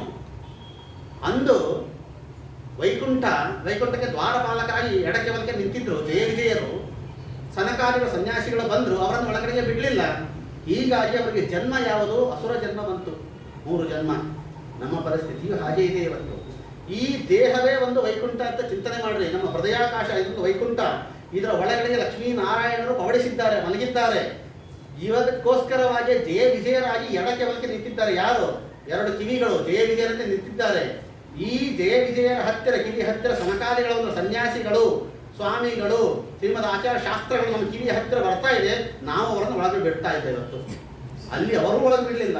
ಇವತ್ತು ನಾವು ಕಿವಿ ಒಳಗಡೆ ಯಾವ ಸನ್ಯಾಸಿಗಳ ಸ್ವಾಮಿಗಳ ಪ್ರವಚನವನ್ನು ಒಳಗೆ ಬಿಡ್ತಾ ಇಲ್ಲ. ಹೀಗಾಗಿ ಅವತ್ತು ಅವರು ಶಾಪ ಕೊಟ್ಟರು, 3 ಜನ್ಮ ಅಸುರರಾಗಿ ಬೀಳ್ರಿ ಅಂತ. ನಮಗೂ ಅಕಸ್ಮಾತಾಗಿ ಶಾಪವನ್ನು ಕೊಟ್ಟರೆ 100 ಜನ್ಮ ನಾವು ಅನುಭವಿಸ್ಬೇಕಾಗತ್ತೆ ಅನೇಕ ನೀಚ ಯೋನಿಗಳಲ್ಲಿ. ಅವರ ಉದ್ಧಾರಕ್ಕೆ ಮತ್ತೆ ಪರಮಾತ್ಮನೇ ಬಂದಂತೆ ಮತ್ತೆ ನಮ್ಮ ಉದ್ಧಾರಕ್ಕೆ ಸಾಕ್ಷಾತ್ ಪರಮಾತ್ಮ ವೇದವ್ಯಾಸನಾಗಿ ಒಂದು ಮತ್ತೆ ಜ್ಞಾನವನ್ನು ಕೊಟ್ಟು ಇವತ್ತು ನಮ್ಮನ್ನ ಭಗವಂತ ಉದ್ಧಾರವನ್ನು ಮಾಡ್ತಾ ಇದ್ದಾನೆ. ಅದಕ್ಕಾಗಿ ಸನ್ಯಾಸಿಗಳ ಸ್ವಾಮಿಗಳ ಪ್ರವಚನಗಳು ಜ್ಞಾನಿಗಳ ಪ್ರವಚನ ಎಲ್ಲಿ ನಡೀತಾ ಇರುತ್ತೋ ಅದನ್ನ ಕಿವಿಯ ಒಳಗಡೆಗೆ ಬಿಡಬೇಕು. ಕಿವಿ ಅಂತಂದ್ರೆ ಕಿವಿಯ ಒಳಗಡೆಗೆ ಹೋಗಬೇಕು ಅಂತ ಪ್ರವಚನಗಳು ಮನಸ್ಸಿನಲ್ಲಿ ಇಳಿಸಿಕೊಳ್ಬೇಕು ಅನ್ನುವ ಮಾತನ್ನ ಈ ಪ್ರಸಂಗದಲ್ಲಿ ನಾವು ತಿಳ್ಕೊಳ್ಬೇಕು. ಅಂತ ಯಾವ ಹಿರಣ್ಯಾಕ್ಷನ ಸಂಹಾರವನ್ನು ಮಾಡಿ ಯಾವ ವರಾಹ ಅವತಾರದ ಚರಿತ್ರೆಯನ್ನು ಕೂಡ ಇಲ್ಲಿ ತಿಳಿಸಿಕೊಡ್ತಾ ಮುಂದೆ ಯಾವ ಸ್ವಯಂಭುವ ಮನು ಶತರೂಪ ಇವರಿಗೆ ಒಂದು 5 ಜನ ಮಕ್ಕಳ ಕಥೆ ಪ್ರಿಯವರ್ತ ಉತ್ಥಾನಪಾದ ದೇವಹೂತಿ ಆಕೂತಿ ಪ್ರಸೂತಿ. ಅದರಲ್ಲಿ ಮೊದಲನೇ ಮಗಳ ಕಥೆಯನ್ನು ಹೇಳಿದ್ರೆ ದೇವಹೂತಿಯ ಕಥೆಯನ್ನು ತಿಳಿಸಿಕೊಡ್ತಾರೆ. ದೇವಹೂತಿ ಅವಳನ್ನು ಕರ್ದಮರಿಗೆ ಕೊಟ್ಟು ವಿವಾಹವನ್ನು ಮಾಡ್ತಾರೆ. ಕರ್ದಮರು 10,000 ವರ್ಷ ತಪಸ್ಸು ಮಾಡಿದ್ರಂತವರು. ಯಾಕೆ ತಪಸ್ಸು ಮಾಡಿದ್ರು ಗೊತ್ತಾ? ನನಗೆ ಉತ್ತಮವಾದ ಕನ್ಯಾ ಸಿಗಬೇಕು ಅಂತ ತಪಸ್ಸು ಮಾಡಿದ ಮಹಾನುಭಾವರು ಕರ್ದಮರು. ಬ್ರಹ್ಮದೇವರ ಮಕ್ಕಳು ನೋಡಿದರೆ ಬ್ರಹ್ಮದೇವರು ಬಂದು ಹೇಳಿದ್ರು ಸ್ವಯಂಭವನಿಗೆ ನೀವು ಹೋಗಿ ಕರ್ದಮರಿಗೆ ಕೊಟ್ಟು ವಿವಾಹವನ್ನು ಮಾಡೋ ದೇವಹೂತಿಯನ್ನ ಅಂತ. ಅವ್ರು 10,000 ವರ್ಷ ತಪಸ್ಸು ಮಾಡಿದ್ರು ಕರ್ದಮ ಒಳ್ಳೆ ಹೆಂಡತಿ ಸಿಗಬೇಕು ಅಂತ. ಸ್ವಲ್ಪ ವಿಚಾರ ಮಾಡಬೇಕಾದ ಅಂಶ ಇದು. ನಾವೆಲ್ಲ ಇವತ್ತು ಏನಾದರೂ ನಮ್ಮ ಮಗ ವಯಸ್ಸಿಗೆ ಬಂದಾಳ, ಮಗಳಿಗೆ ವಯಸ್ಸಿಗೆ ಬಂದಾಳ, ಮದುವೆ ವಯಸ್ಸಿಗೆ ಬಂದಾಳ ಅಂದ ತಕ್ಷಣ ಮೊಟ್ಟ ಮೊದಲು ನಾವು ಮಾಡೋ ಕೆಲಸ ಏನು ಗೊತ್ತಾ? ಬ್ರೋಕರ್ ಹಿಡಿಯೋ ಕೆಲಸ ನಮ್ದು ಇವತ್ತು. ಇಲ್ಲ ಬ್ರೋಕರ್ ಹಿಡಿಯೋದು, ಅವನದೆಷ್ಟು ಪ್ಯಾಕೇಜ್ ಎಷ್ಟದ, ಅವನದೆಷ್ಟು ಸಂಬಳ ಅದ, ಎಷ್ಟು ಕನ್ಯಾಗಳ ಬೇಡ ಅಂತ ಹೇಳಲಿಕ್ಕೆ ನಾನೇ 100 ಕಾರಣ ಕೊಡ್ತೀನಿ ಇವತ್ತು. ಯಾಕೆ ಕನ್ಯಾಗಳು ಹೊರಗಡೆ ರಿಜೆಕ್ಟ್ ಮಾಡ್ಲಿಕ್ಕೆ ಹತ್ತಾರ? ಜಿಫ್ಟ್ ಬಿಟ್ಟಾನ ಅದಕ್ಕಾಗಿ ಬೇಡ, ಏಕಾದಶಿ ಮಾಡ್ತಾವ ಅದಕ್ಕಾಗಿ ಬೇಡ, ಪ್ಯಾಕೇಜ್ ಸರಿ ಇಲ್ಲ ಅದಕ್ಕಾಗಿ ಬೇಡ, ಸ್ವಂತ ಮನೆ ಇಲ್ಲ ಅದಕ್ಕಾಗಿ ಬೇಡ. ಬೇಡ ಅಂತ 100 ಕಾರಣ ಇವತ್ತು ನಮ್ಮ ಕನ್ಯೆಯರು ಕೊಡ್ತಾ ಇದ್ದಾರೆ. ಎಲ್ಲ ಕನ್ಯಾ ಮಣಿಗಳಿಗೆ ಆದರ್ಶ ಮಹಿಳೆ ಅಂತಂದ್ರೆ ದೇವಹೂತಿ. ಆ ಒಂದೇ ಒಂದು ಮಾತು ನೋಡಮ್ಮ, 10,000 ವರ್ಷ ತಪಸ್ಸು ಮಾಡಿದರೆ ತಪೋ ವೃದ್ಧರವರು ಸಾಕ್ಷಾತ್ ಶುಕ್ಲ ನಾಮಕ ಪರಮಾತ್ಮ ಬಂದು ಹೇಳಿದ್ದಾನೆ, ನೀನು ದೇವಹೂತಿಯನ್ನು ಮದುವೆಯನ್ನು ಮಾಡಿಕೊ, ನಾನೇ ಬಂದು ನಿನ್ನಲ್ಲಿ ಅವತಾರವನ್ನು ಮಾಡ್ತೇನೆ ಅಂತ. ಆ ಒಂದೇ ಒಂದು ಮಾತು ವಿಶ್ವಾಸ ದೇವಹೂತಿ ಒಪ್ಕೊಳ್ತಾ ಇದ್ದಾರಂತೆ. ದೇವಹೂತಿ ಯಾರು, ಕರ್ದಮರು ಯಾರು, ವಿಚಾರವನ್ನು ಮಾಡಿ ನೋಡಲಿ. ಅವತ್ತಿನ ಕಾಲ ಅತ್ಯಂತ ಶ್ರೇಷ್ಠ ತಪಸ್ವಿ ಅಂತಂದ್ರೆ ಕರ್ದಮರು. ಕರ್ದಮರು ಈ ಮೈಯೆಲ್ಲ ಜರ್ಜರಿತವಾಗಿ ಹೋಗಿದೆ, ಸುಕ್ಕಗಟ್ಟು ಹೋಗಿದೆ, ಇಷ್ಟುದ್ದ ಗಡ್ಡ ಪೂರ್ತಿಯಾಗಿ ಎಲ್ಲ ತೋದು ಅಳ್ಳಾಡ್ತಾ ಇದೆ. ಅಂತಹ ಒಬ್ಬ ಮುಪ್ಪಾನು ಮುದುಕರಾಗಿರ್ತಕ್ಕಂಥ ಒಬ್ಬ ಕರ್ದಮ ತಪಸ್ವಿಗೆ 16 ವರ್ಷದ ಸುಕೋಮಲೆಯಾಗಿರ್ತಕ್ಕಂತಹ ದೇವಹೂತಿಯನ್ನ ಅವತ್ತಿನ ಸ್ವಯಂಭುವ ಮನೋತರ ಮೊಟ್ಟ ಮೊದಲ ಭೂಮಂಡಲದ ರಾಜ ಹಂಸ ತುಲಿಕಾದಲ್ಲಿ ಪವಡಿಸಿದವಳು, ರತ್ನಗಂಬಳ ಮೇಲೆ ಓಡಾಡಿದವಳು, ಚಿನ್ನದ ತಟ್ಟೆಯಲ್ಲಿ ಪಂಚಪಕ್ವಾನವನ್ನು ಮೆತ್ತವಳು, ಅಂತಹ ಯಾವ ದೇವಹೂತಿ ಒಂದೇ ಒಂದು ಮಾತಿಗೆ ಹೋಗಿ ಯಾವ ಕರ್ದಮರನ್ನ ಕಾಡಿಗೆ ಹೋದು ಮದುವೆ ಮಾಡಿಕೊಂಡು ಕಾಡಿನಲ್ಲಿಯೇ ವಾಸ ಮಾಡ್ಕೊಂಡಿದ್ದಂಥವ್ರು. ಮದುವೆ ಮಾಡ್ಕೊಂಡ್ಬಿಟ್ರು ಕರ್ದಮರು. ಮದುವೆ ಮಾಡ್ಕೊಂಡ ಮೇಲೆ ಮತ್ತೆ ತಪಸ್ಸಿ ಕೂತ್ರಂತೆ. ಅರೇ ನಮ್ಮ ಮತ್ತೆ ತಪಸ್ಸಿ ಕೂತ್ರಂದ್ರೆ ಉತ್ತಮ ಸಂತತಿ ಬೇಕು ಅಂತ ತಪಸ್ಸಿ ಕೂತ್ರಂತವ್ರು. ಕನ್ಯಾ ಬೇಕು ಅಂತಂದ್ರೂ ಅವತ್ತು ತಪಸ್ಸು ಬೇಕಾಗಿತ್ತು, ಮಕ್ಕಳು ಬೇಕು ಅಂದ್ರೂ ತಪಸ್ಸು ಬೇಕಾಗಿತ್ತು. ಎಲ್ಲರೂ ತಪಸ್ಸಿಲ್ಲೇ ಪಡ್ಕೊಳ್ತಾ ಇದ್ರು. 1000 ವರ್ಷ ತಪಸ್ಸು ಮಾಡಿದ್ರು. ಆಮೇಲೆ ಕೇಳಿದ್ರಂತೆ, ನಿನಗೆ ಏನು ಬೇಕು ಅಂತಂದಾಗ ನನಗೆ ಮಕ್ಕಳು ಬೇಕು ಅಂತ ಕೇಳಿದಾಗ ಅದ್ಭುತವಾದ ಶರೀರವನ್ನು ತಾವು ತಗೊಳ್ತಾರೆ, ಇವರು ತಗೊಳ್ತಾರೆ. 9 ನವವಿಧವಾಗಿರ್ತಕ್ಕಂಥ ವಿಮಾನಗಳ ಸೃಷ್ಟಿಯನ್ನು ಮಾಡ್ತಾರೆ. 100 ವರ್ಷಗಳ ಸುಖವಾಗಿ ವಿಹಾರವನ್ನು ಮಾಡ್ತಾರೆ. ಕೊನೆಗೆ 9 ಹೆಣ್ಣು ಮಕ್ಕಳು ಹುಡ್ತಾರೆ ಅವ್ರಿಗೆ. 9 ಹೆಣ್ಣು ಮಕ್ಕಳು ಮದುವೆಯನ್ನು ಮಾಡ್ತಾರೆ. ಮರೀಚಿ, ಅತ್ರಿ, ಪರಸ್ತ್ಯಾಪಹ, ಕೃತು, ಭೃಗು ಇವರಿಗೆಲ್ಲ ಮದುವೆಯನ್ನು ಮಾಡಿಬಿಟ್ರು. ಮದುವೆಯನ್ನು ಮಾಡಿ ಆದ ಮೇಲೆ ಕರ್ದಮರು 100 ವರ್ಷ ಸುಖವನ್ನು ಅನುಭವಿಸಿ ಹೇಳ್ತಾರೆ, ಅಮ್ಮ ನಾನು ಇನ್ನು ಮುಂದೆ ಸನ್ಯಾಸಿ ಆಗ್ತೇನೆ, ತಪಸ್ಸಿಗೆ ಹೋಗ್ತೇನೆ, ಅನುಮತಿ ಕೊಡು ಅಂತ ಹೆಂಡತಿ ಪರ್ಮಿಷನ್ ಕೇಳಿದರು. ನನ್ನ ಗತಿ ಏನು ಅಂತಂದವ್ರು ದೇವಹೂತಿ. ನೀವು ತಪಸ್ಸಿಗೆ ಹೋದ್ರೆ ನನ್ನ ಗತಿ ಏನು? ಇದೇ ಅಲ್ಲ, ನಿನಗೇನು ಕಡಿಮೆ ಇದೆ? ಇಷ್ಟೆಲ್ಲ ಬೇಕಾದಷ್ಟು 9 ಜನ ಮಕ್ಕಳಿದ್ದಾರೆ, ಹಳೆಯಂದ್ರಿದ್ದಾರೆ, ಮುತ್ತು ರತ್ನ ವಿಮಾನ ಮಹದು ರಾತ್ರಿ ಬೇಕಾದಷ್ಟಿದೆ, ನೀ ಸುಖವಾಗಿರು. ಒಂದೇ ಪ್ರಶ್ನೆ ಕೇಳ್ತಾರೆ ದೇವಹೂತಿ, ಈ ಮುತ್ತು ರಕ್ತದಿಂದ ಬೆಳ್ಳಿ ಬಂಗಾರ ಮಕ್ಕಳು ಹಳೆಯದು ಇವರಿಂದ ನಾನು ಮೋಕ್ಷವನ್ನು ಪಡೆಯಲಿಕ್ಕೆ ಸಾಧ್ಯನಾ ಅಂತ ಕೇಳಿದ್ರು. ಸಾಧ್ಯ ಇಲ್ಲಮ್ಮ, ಇದರಿಂದ ಮೋಕ್ಷ ಪಡೆಯಲಿಕ್ಕೆ ಸಾಧ್ಯ ಇಲ್ಲ. ಆದರೆ ಮೋಕ್ಷವನ್ನು ಕರುಣಿಸ್ತಕ್ಕಂಥ ಒಬ್ಬ ಜ್ಞಾನಿಯನ್ನು ನೀವು ನನಗೆ ಕೊಟ್ಟು ಹೋಗಬೇಕು ಅಂತಂದಾಗ ಆಗ ನೆನಪಾಗ್ತದೆ ಪರಮಾತ್ಮ ಹೇಳಿದ್ದ ನಾನೇ ಮಗನಾಗಿ ಬರ್ತೇನೆ ಅಂತ. ಮತ್ತೆ ಅವಳ ಜೊತೆಗೆ 1 ವರ್ಷ ಸಂಸಾರ ಮಾಡಿದಾಗ ಸಾಕ್ಷಾತ್ ಭಗವಂತ ಕಪಿಲ ನಾಮಕ ಪರಮಾತ್ಮ ಬಂದು ಅವತಾರವನ್ನು ಮಾಡ್ತಾ ಇದ್ದಂತೆ. ಕಪಿಲ ನಾಮಕ ಪರಮಾತ್ಮನಿಗೆ ತಾಯಿ ಜವಾಬ್ದಾರಿಯನ್ನು ಒಪ್ಪಿಸಿ ಪ್ರದಕ್ಷಿಣೆಯನ್ನು ಹಾಕಿ ಮಗನಿಗೆ ನಮಸ್ಕಾರವನ್ನು ಮಾಡಿ ಸನ್ಯಾಸಿಯಾಗಿ ತಪಸ್ಸಿಗೆ ಹೊರಡ್ತಾರೆ ಯಾವ ಕರ್ದಮರು. ಯಾವ ಕಪಿಲನ ಮುಂದೆ ತಾಯಿಯಾದ ದೇವಹೂತಿ ಬಂದು ಕೂಡ್ತಾ ಇದ್ದಾಳಂತೆ. ಕಪಿಲಗೀತ ಅದ್ಭುತವಾದ ಗೀತೆಯನ್ನು ಅನೇಕವಾದ ಪ್ರಶ್ನೆಗಳಿಗೆ ಉತ್ತರವನ್ನು ಕೊಡ್ತಾ ಬರ್ತಾ ಇರುತ್ತೆ. ದೇವಹೂತಿ ಕೇಳಿದ ಮೊಟ್ಟ ಮೊದಲ ಪ್ರಶ್ನೆ ಇಷ್ಟೇ, ನಾವು ಇವತ್ತು ಮೋಕ್ಷಕ್ಕೆ ಹೋಗುವುದಕ್ಕೆ ಏನು ಮಾಡಬೇಕು? ಮೋಕ್ಷದ ಸ್ವರೂಪ ಏನು? ಇದು ಕಪಿಲ ಗೀತ ಬಹಳ ದೊಡ್ಡದಾಗಿರುವ ಗೀತ. ಇದು ಸಾಂಖ್ಯಶಾಸ್ತ್ರ, ಪರಮಸಾಂಖ್ಯಶಾಸ್ತ್ರ 25 ತತ್ವಗಳನ್ನೆಲ್ಲವನ್ನು ಹೇಳ್ತಾ ಬಂದಿದ್ದಾನೆ. ಪ್ರಧಾನವಾದದ್ದನ್ನು ಮಾತ್ರ 5 ನಿಮಿಷದಲ್ಲಿ ಹೇಳಿ ಮುಗಿಸ್ತೇನೆ. ಮೋಕ್ಷಕ್ಕೆ ಹೋಗೋದಕ್ಕೆ ಮೊಟ್ಟ ಮೊದಲ ಸಾಧನ ಅಂತಂದ್ರೆ ಸಜ್ಜನರ ಸಮಾಗಮ. ಕಪಿಲ ನಾಮಕ ಪರಮಾತ್ಮ ಹೇಳಿದ್ರೆ ಸಜ್ಜನರ ಸಂಘ ಅಂತ ಹೇಳ್ತಾನೆ. ಸಜ್ಜನರ ಸಮಾಗಮದಿಂದಲೇ ನಾವು ಉತ್ತಮ ಅಂದರೆ ಮೋಕ್ಷಕ್ಕೆ ನಾವು ಹೋಗಬೇಕು ಅನ್ನೋದು ಮೊದಲನೇ ಮೆಟ್ಟಲವೇ ಸಜ್ಜನರ ಸಂಘ. ಯಾರು ಸಜ್ಜನರು? ಕಪಿಲ ಹೇಳಿದ ತಿತಿಕ್ಷವ ಕಾರುಣಿಕ ಸುಹೃದ ಸರ್ವದೇಹಿನ ಅಜಾತಚಕ್ರವ ಶಾಂತ ಸಾಧವ ಸಾಧುಭೂಷಣ ಮಯಿ ಅನನ್ಯ ಭಾವೇನ ಭಕ್ತಿಂ ಕುರುವಂತೆ ದೃಢಾಂ. ಇವರೇ ಸಜ್ಜನರು ಅಂತ ಸಜ್ಜನ ಸಂಘವನ್ನು ನೀನು ಮಾಡಬೇಕು. ಸಜ್ಜನರ ಸಂಘ ಅಂತಂದ್ರೆ ಹೇಗಿರತ್ತೆ ಅಂತಂದ್ರೆ, ನಾವು ಸಜ್ಜನರ ಸಂಘವನ್ನು ಮಾಡೋಣದರಿಂದ ನಾವು ಸಜ್ಜನರಾಗ್ತೇವೆ. ಸಜ್ಜನರಿಗೆ ಸಿಗತಕ್ಕಂಥ ಗೌರವವು ನಮಗೂ ಕೂಡ ಸಿಗ್ತದೆ. ಹೂವಿನಿಂದ ನಾವು ಕೂಡ ಸ್ವರ್ಗಕ್ಕೆ ಸೇರೋದು ಅಂತ ಹೇಳ್ತಾರಲ್ಲ, ಆ ಅರ್ಥದಲ್ಲಿ ಹೇಳ್ತಾರೆ. ಸುಮ್ಮನೆ ಕನ್ನಡದಲ್ಲಿ ಒಂದು ದೃಷ್ಟಾಂತಕ್ಕೆ ನಿಮಗೆ ಹೇಳಬೇಕು ಅಂತಂದ್ರೆ, ಅಕ್ಕಿಗೆ ಬೆಲೆ ಇದೆ ಇವತ್ತು, ಕಲ್ಲಿಗೆ ಬೆಲೆ ಇಲ್ಲ. ಈ ಕಲ್ಲು ಮಣ್ಣನ್ನು ಹೋಗಿ ಅಕ್ಕಿಯೊಳಗೆ ಸೇರಿಸಿದ್ರೆ ಅದಕ್ಕೂ ಅದರ ಬೆಲೆ ಬಂದು ಬಿಡ್ತದೆ. ಹಾಲಿಗೆ ಬೆಲೆ ಇದೆ, ನೀರಿಗೆ ಬೆಲೆ ಇಲ್ಲ. ನೀರನ್ನು ಹೋಗಿ ಹಾಲಿನಲ್ಲಿ ಸೇರಿಸಿದ್ರೆ ಅದಕ್ಕೂ ಆ ಬೆಲೆ ಬಂದು ಬಿಡ್ತದೆ. ಕನ್ನಡದಲ್ಲಿ ಸುಂದರವಾಗಿ ಒಂದು ಮಾತು ಹೇಳ್ತಾರೆ. ಒಬ್ಬ ಹಾಲು ಮಾರೋನು, ಅವನ ವ್ಯಾಪಾರ ನೀರು ಹಾಕಿ ಹಾಕಿ ಹಾಲು ಮಾರ್ತಾ ಇದ್ದ. ಹಾಲಿಗೆ ಬಹಳ ದೊಡ್ಡ ಬೆಲೆ ಇತ್ತು. ಮನೆಗೆ ಬಂದ ಅಮ್ಮ ಹಾಲು ಅಂತಂದ. ಮನೆ ಯಜಮಾನ ಬಂದ, ಪಾತ್ರೆ ಹೇಳ್ದ, ಹಾಲು ಹಾಕಿದ, ನೀರು ಹಾಲು ಇತ್ತು ಅಂತ ಬೈದವನು. ಏನೋ ಮಾರ ಇಂಥ ಕೆಟ್ಟ ಹಾಲು ಕೊಡ್ತೀವಿ, ನೀರು ಹಾಲು ಕೊಡ್ತಾ ಇದ್ದೀಯ, ಗಟ್ಟಿ ಹಾಲು ಕೊಡ್ಲಿಕ್ಕೆ ಬರಲ್ವಾ ಅಂತೇಳಿ ಬೈತಾ ಬೈತಾ ಬೈತಾ ಹೋದವನು. ಹೋಗಿ ಅದನ್ನು ಒಂದು ಇಜ್ಜಿನ ಒಲೆಯ ಮೇಲೆ ಹಾಲನ್ನು ಇಟ್ಟ. ಆ ಹಾಲಿನಲ್ಲಿ ಇರುವ ನೀರು ವಿಚಾರ ಮಾಡ್ತಂಥದ್ದು. ಈ ಜಗತ್ತಿನಲ್ಲಿ ಹಾಲಿಗೆ ಎಷ್ಟು ಬೆಲೆ ಇದೆ, ಎಷ್ಟು ಗಟ್ಟಿ ಹಾಲು, ಶ್ರೇಷ್ಠವಾದ ಹಾಲು. ನಾನು ಇದರಲ್ಲಿ ಸೇರ್ಕೊಂಡಿದ್ದರಿಂದಾಗಿ ಇದಕ್ಕೆ ಕೆಟ್ಟ ಹೆಸರು ಬರ್ತದೆ. ನೀರು ಹಾಲು, ಕೆಟ್ಟ ಹಾಲು, ಸುಡುಗಾಡ ಹಾಲು, ಎಲ್ಲರೂ ನನ್ನಿಂದ ಕೆಟ್ಟ ಬೈತಾರೆ. ಇದಕ್ಕೆ ನಾನು ಯಾಕೆ ಇದ್ರ ಜೊತೆ ಇರಬೇಕು, ಇದರಲ್ಲಿ ಇರೋದು ಬೇಡ ಅಂತ ಹೇಳಿ ಅದು ಇಜ್ಜಿನ ಒಲೆಯಲ್ಲಿ ಕಾಯ್ತಾ ಕಾಯ್ತಾ ಇದ್ದೆ. ಆವಿ ಆಗಿ ಆಗಿ ಆಗಿ ನೀರೆಲ್ಲ ಹೊರಟೋಯ್ತು. ಇಮೇಜ್ ಮಾಡ್ಕೊಡ್ರಿ ತಲೆಯಲ್ಲಿ. ನೀರೆಲ್ಲ ಹೊರಟೋಯ್ತು. ಪಾತ್ರೆ ಒಳಗೆ ಬರೀ ಶುದ್ಧ ಹಾಲು ಮಾತ್ರ ಉಳಿತು. ನೀರು ಹೋದ ಮೇಲೆ ಹಾಲು ವಿಚಾರ ಮಾಡ್ತಂತೆ. ಎಂತಹ ಸ್ನೇಹಿತ ಅಪ್ಪ ಇವನು, ಏನೋ ಕರ್ಮವಶಾತ್ ಬಂದು ಸೇರಿದ್ದ, ನನ್ನ ಜೊತೆ ಇರಬಾರ್ದ, ನನಗೆ ಕೆಟ್ಟ ಹೆಸರು ಬರುತ್ತೆ ಅಂತ ನನ್ನನ್ನು ಬಿಟ್ಟು ಹೋದಲ್ಲ. ಇಂತಹ ಸ್ನೇಹಿತನನ್ನು ಬಿಟ್ಟು ನಾನ್ಯಾಕೆ ಬದುಕಬೇಕು, ನಾನು ಬೆಂಕಿಯಲ್ಲಿ ಬಿದ್ದು ಸಾಯ್ಬೇಕು ಅಂತೇಳಿ ಉಕ್ತಾ ಉಕ್ತಾ ಉಕ್ತಾ ಮೇಲೆ ಬಂದಂತ ಬೆಂಕಿಗೆ ಬೀಳಬೇಕು ಅಂತ. ಅಷ್ಟೊತ್ತಿ ಮನೆ ಯಜಮಾನ ಬಂದ. ಅಯ್ಯೋ ಹಾಲು ಉಕ್ತಾ ಇದೆ ತಂದ, ಇಳಿಸ್ಲಿಕ್ಕೆ ಕೆಲಸ ಸಿಗಲಿಲ್ಲ. ಮತ್ತೆ ನೀರು ಅದರಲ್ಲಿ ಹಾಗೆ, ಓ ನನ್ನ ಸ್ನೇಹಿತ ಮತ್ತೆ ಶಾಂತವಾಗಿ ಕೆಳಗೆ ಸಜ್ಜನರ ಸಂಘದ ಮಹಿಮೆ ಇದು. ನಾವು ಅವರನ್ನು ಬಿಟ್ಟರು ಅವರು ನಮ್ಮನ್ನು ಬಿಡೋದಿಲ್ಲ ಸಜ್ಜನರು. ಅದಕ್ಕಾಗಿ ಸಜ್ಜನರ ಸಂಘವನ್ನು ಮಾಡಮ್ಮ. ಸಂಘವಾಗಲಿ ಸಾಧು ಸಂಘವಾಗಲಿ, ಸಂಘದಿಂದ ಲಿಂಗದೇಹ ಅಂಗವಾಗಲಿ ಅಂತ ಸಜ್ಜನರ ಸಂಘವೇ ಮೊದಲೇದ್ದು. ಅಂತಹ ಸಜ್ಜನರು ಹೇಗಿರ್ತಾರೆ? ಸರಿ, ಇಂತಹ ಸಜ್ಜನರ ಸಂಘದಿಂದ ನಾವು ಯಾವ ರೀತಿಯಾಗಿ ಸಂಸಾರದ ಬಂಧನವನ್ನು ನಾವು ಕಳ್ಕೊಳ್ಬೇಕು. ಅದಕ್ಕೆ ಕಪಿಲ ನಾಮಕ ಪರಮಾತ್ಮ ಹೇಳ್ತಾನೆ, ನಮ್ಮ ಸಂಸಾರದ ಬಂಧನಕ್ಕೂ ಮನಸ್ಸೇ ಕಾರಣ. ಮನೆಯೇ ಮನುಷ್ಯಾಣ ಕಾರಣ ಬಂಧ ಮೋಕ್ಷ ಇರುವುದು. ನಾವು ಮೋಕ್ಷಕ್ಕೆ ಹೋಗ್ಬೇಕು ಅಂತಂದ್ರೂ ಕೂಡ ಇದೇ ಮನಸ್ಸೇ ಕಾರಣ. ಸಂಸಾರಕ್ಕೆ ಬೀಳಬೇಕಂತಂದ್ರೂ ಇದೇ ಮನಸ್ಸೇ ಕಾರಣ. ಒಂದು ಮನೆಗೆ ನಾವು ಬೀಗ ಹಾಕೋದಕ್ಕೆ ಯಾವ ಬೀಗದ ಕೈ ಉಪಯೋಗಿಸ್ತೇವೋ, ಬೀಗ ತೆಗಿಲಿಕ್ಕೂ ಅದೇ ಬೀಗದ ಕೈನೇ ಉಪಯೋಗಿಸೋದು ನಾವು. ಹಾಗೆ ಆ ಬೀಗದ ಕೈಯನ್ನು ಎಡಕ್ಕೆ ತಿರುಗಿಸಿದ್ರೆ ಲಾಕ್ ಆಗ್ತದೆ, ಬಲಕ್ಕೆ ತಿರುಗಿಸಿದ್ರೆ ಓಪನ್ ಆಗ್ತದೆ. ಮನಸ್ಸು ಅನ್ನೋ ಬೀಗದ ಕೈಯನ್ನು ಎಡಕ್ಕೆ ತಿರುಗಿಸಿದ್ರೆ ಸಂಸಾರದಲ್ಲಿ ಬೀಳ್ತೀವಿ, ಅದನ್ನ ಸ್ವಲ್ಪ ಬಲಕ್ಕೆ ತಿರುಗಿಸಿದ್ರೆ ನಾವು ಪರಮಾತ್ಮ ಹತ್ರ ಬೀಳ್ತೀವಿ, ನಾವು ಮೋಕ್ಷಕ್ಕೆ ಹೋಗ್ತೀವಿ. ಅಂತಹ ಯಾವ ಶ್ರೇಷ್ಠವಾಗಿರ್ತಕ್ಕಂತಹ ಮೋಕ್ಷ ನಾವು ಪಡೆಯಬೇಕಂದ್ರೆ ನಮ್ಮ ಮನಸ್ಸನ್ನೇ ಮುಂದೆ ಇಟ್ಟು ಮನಸ್ಸನ್ನ ಶುದ್ಧ ಮಾಡಬೇಕಂತಂದ್ರೆ ಸಜ್ಜನರ ಸಂಘ ಬೇಕು. ಅಂತಹ ಮನಸ್ಸಿನಿಂದ ನಾವು ಮೋಕ್ಷವನ್ನು ಪಡೆಯಬೇಕು. ಮೋಕ್ಷ ಮೋಕ್ಷ ಅಂತ ಹೇಳ್ತೀಯಲ್ಲ, ಆದರೆ ಮೋಕ್ಷ ಅಂತಂದ್ರೆ ಅದು ಎಲ್ಲಿದೆ? ಮೋಕ್ಷದ ಸ್ವರೂಪ ಏನು ಅಂತಂದಾಗ ನಾವೇನು ಅಂದ್ಕೊಂಡಿದ್ದೀವಿ ಮೋಕ್ಷ ಅಂತಂದ್ರೆ ಅದು ಯಾವುದೋ ಒಂದು ದೊಡ್ಡ ಒಂದು ಲೋಕ, ಅದೊಂದು ಗೇಟ್ ಇರ್ತದೆ, ನಾವು ಒಳಗೆ ಹೋಗಿರ್ತೀವಿ, ಆ ಗೇಟ್ ಮತ್ತೆ ವಾಪಸ್ ಬರೋದೇ ಇಲ್ಲ. ಹೀಗೆ ಏನೋ ಮೋಕ್ಷದ ತಲೆನ ಹಾಕೊಂಡಿರ್ತೀವಿ ನಾವೆಲ್ಲ. ಯಾಕೆಂದ್ರೆ ಹಾಡಲ್ಲಿ ಹೇಳ್ತಾರೆ, ಅವನಾಪುರಕ್ಕೆ ಹೋದ ಜನರು ಮರಳಿ ಒಮ್ಮೆ ಹಿಂದಿರುಗರು, ಆ ಗೇಟ್ ಒಳಗೆ ಹೋಗ್ಬಿಟ್ಟೆ ಮತ್ತೆ ವಾಪಸ್ ಬರೋದೇ ಇಲ್ಲ ಅಂತ ಹೇಳ್ತಾರೆ. ಇದಕ್ಕೆ ಮೋಕ್ಷ ಅಂತ ಯಾಕನ್ಬೇಕು? ಮೋಕ್ಷ ಅಂತಂದ್ರೆ ಯಾವುದು ಗೊತ್ತಾ?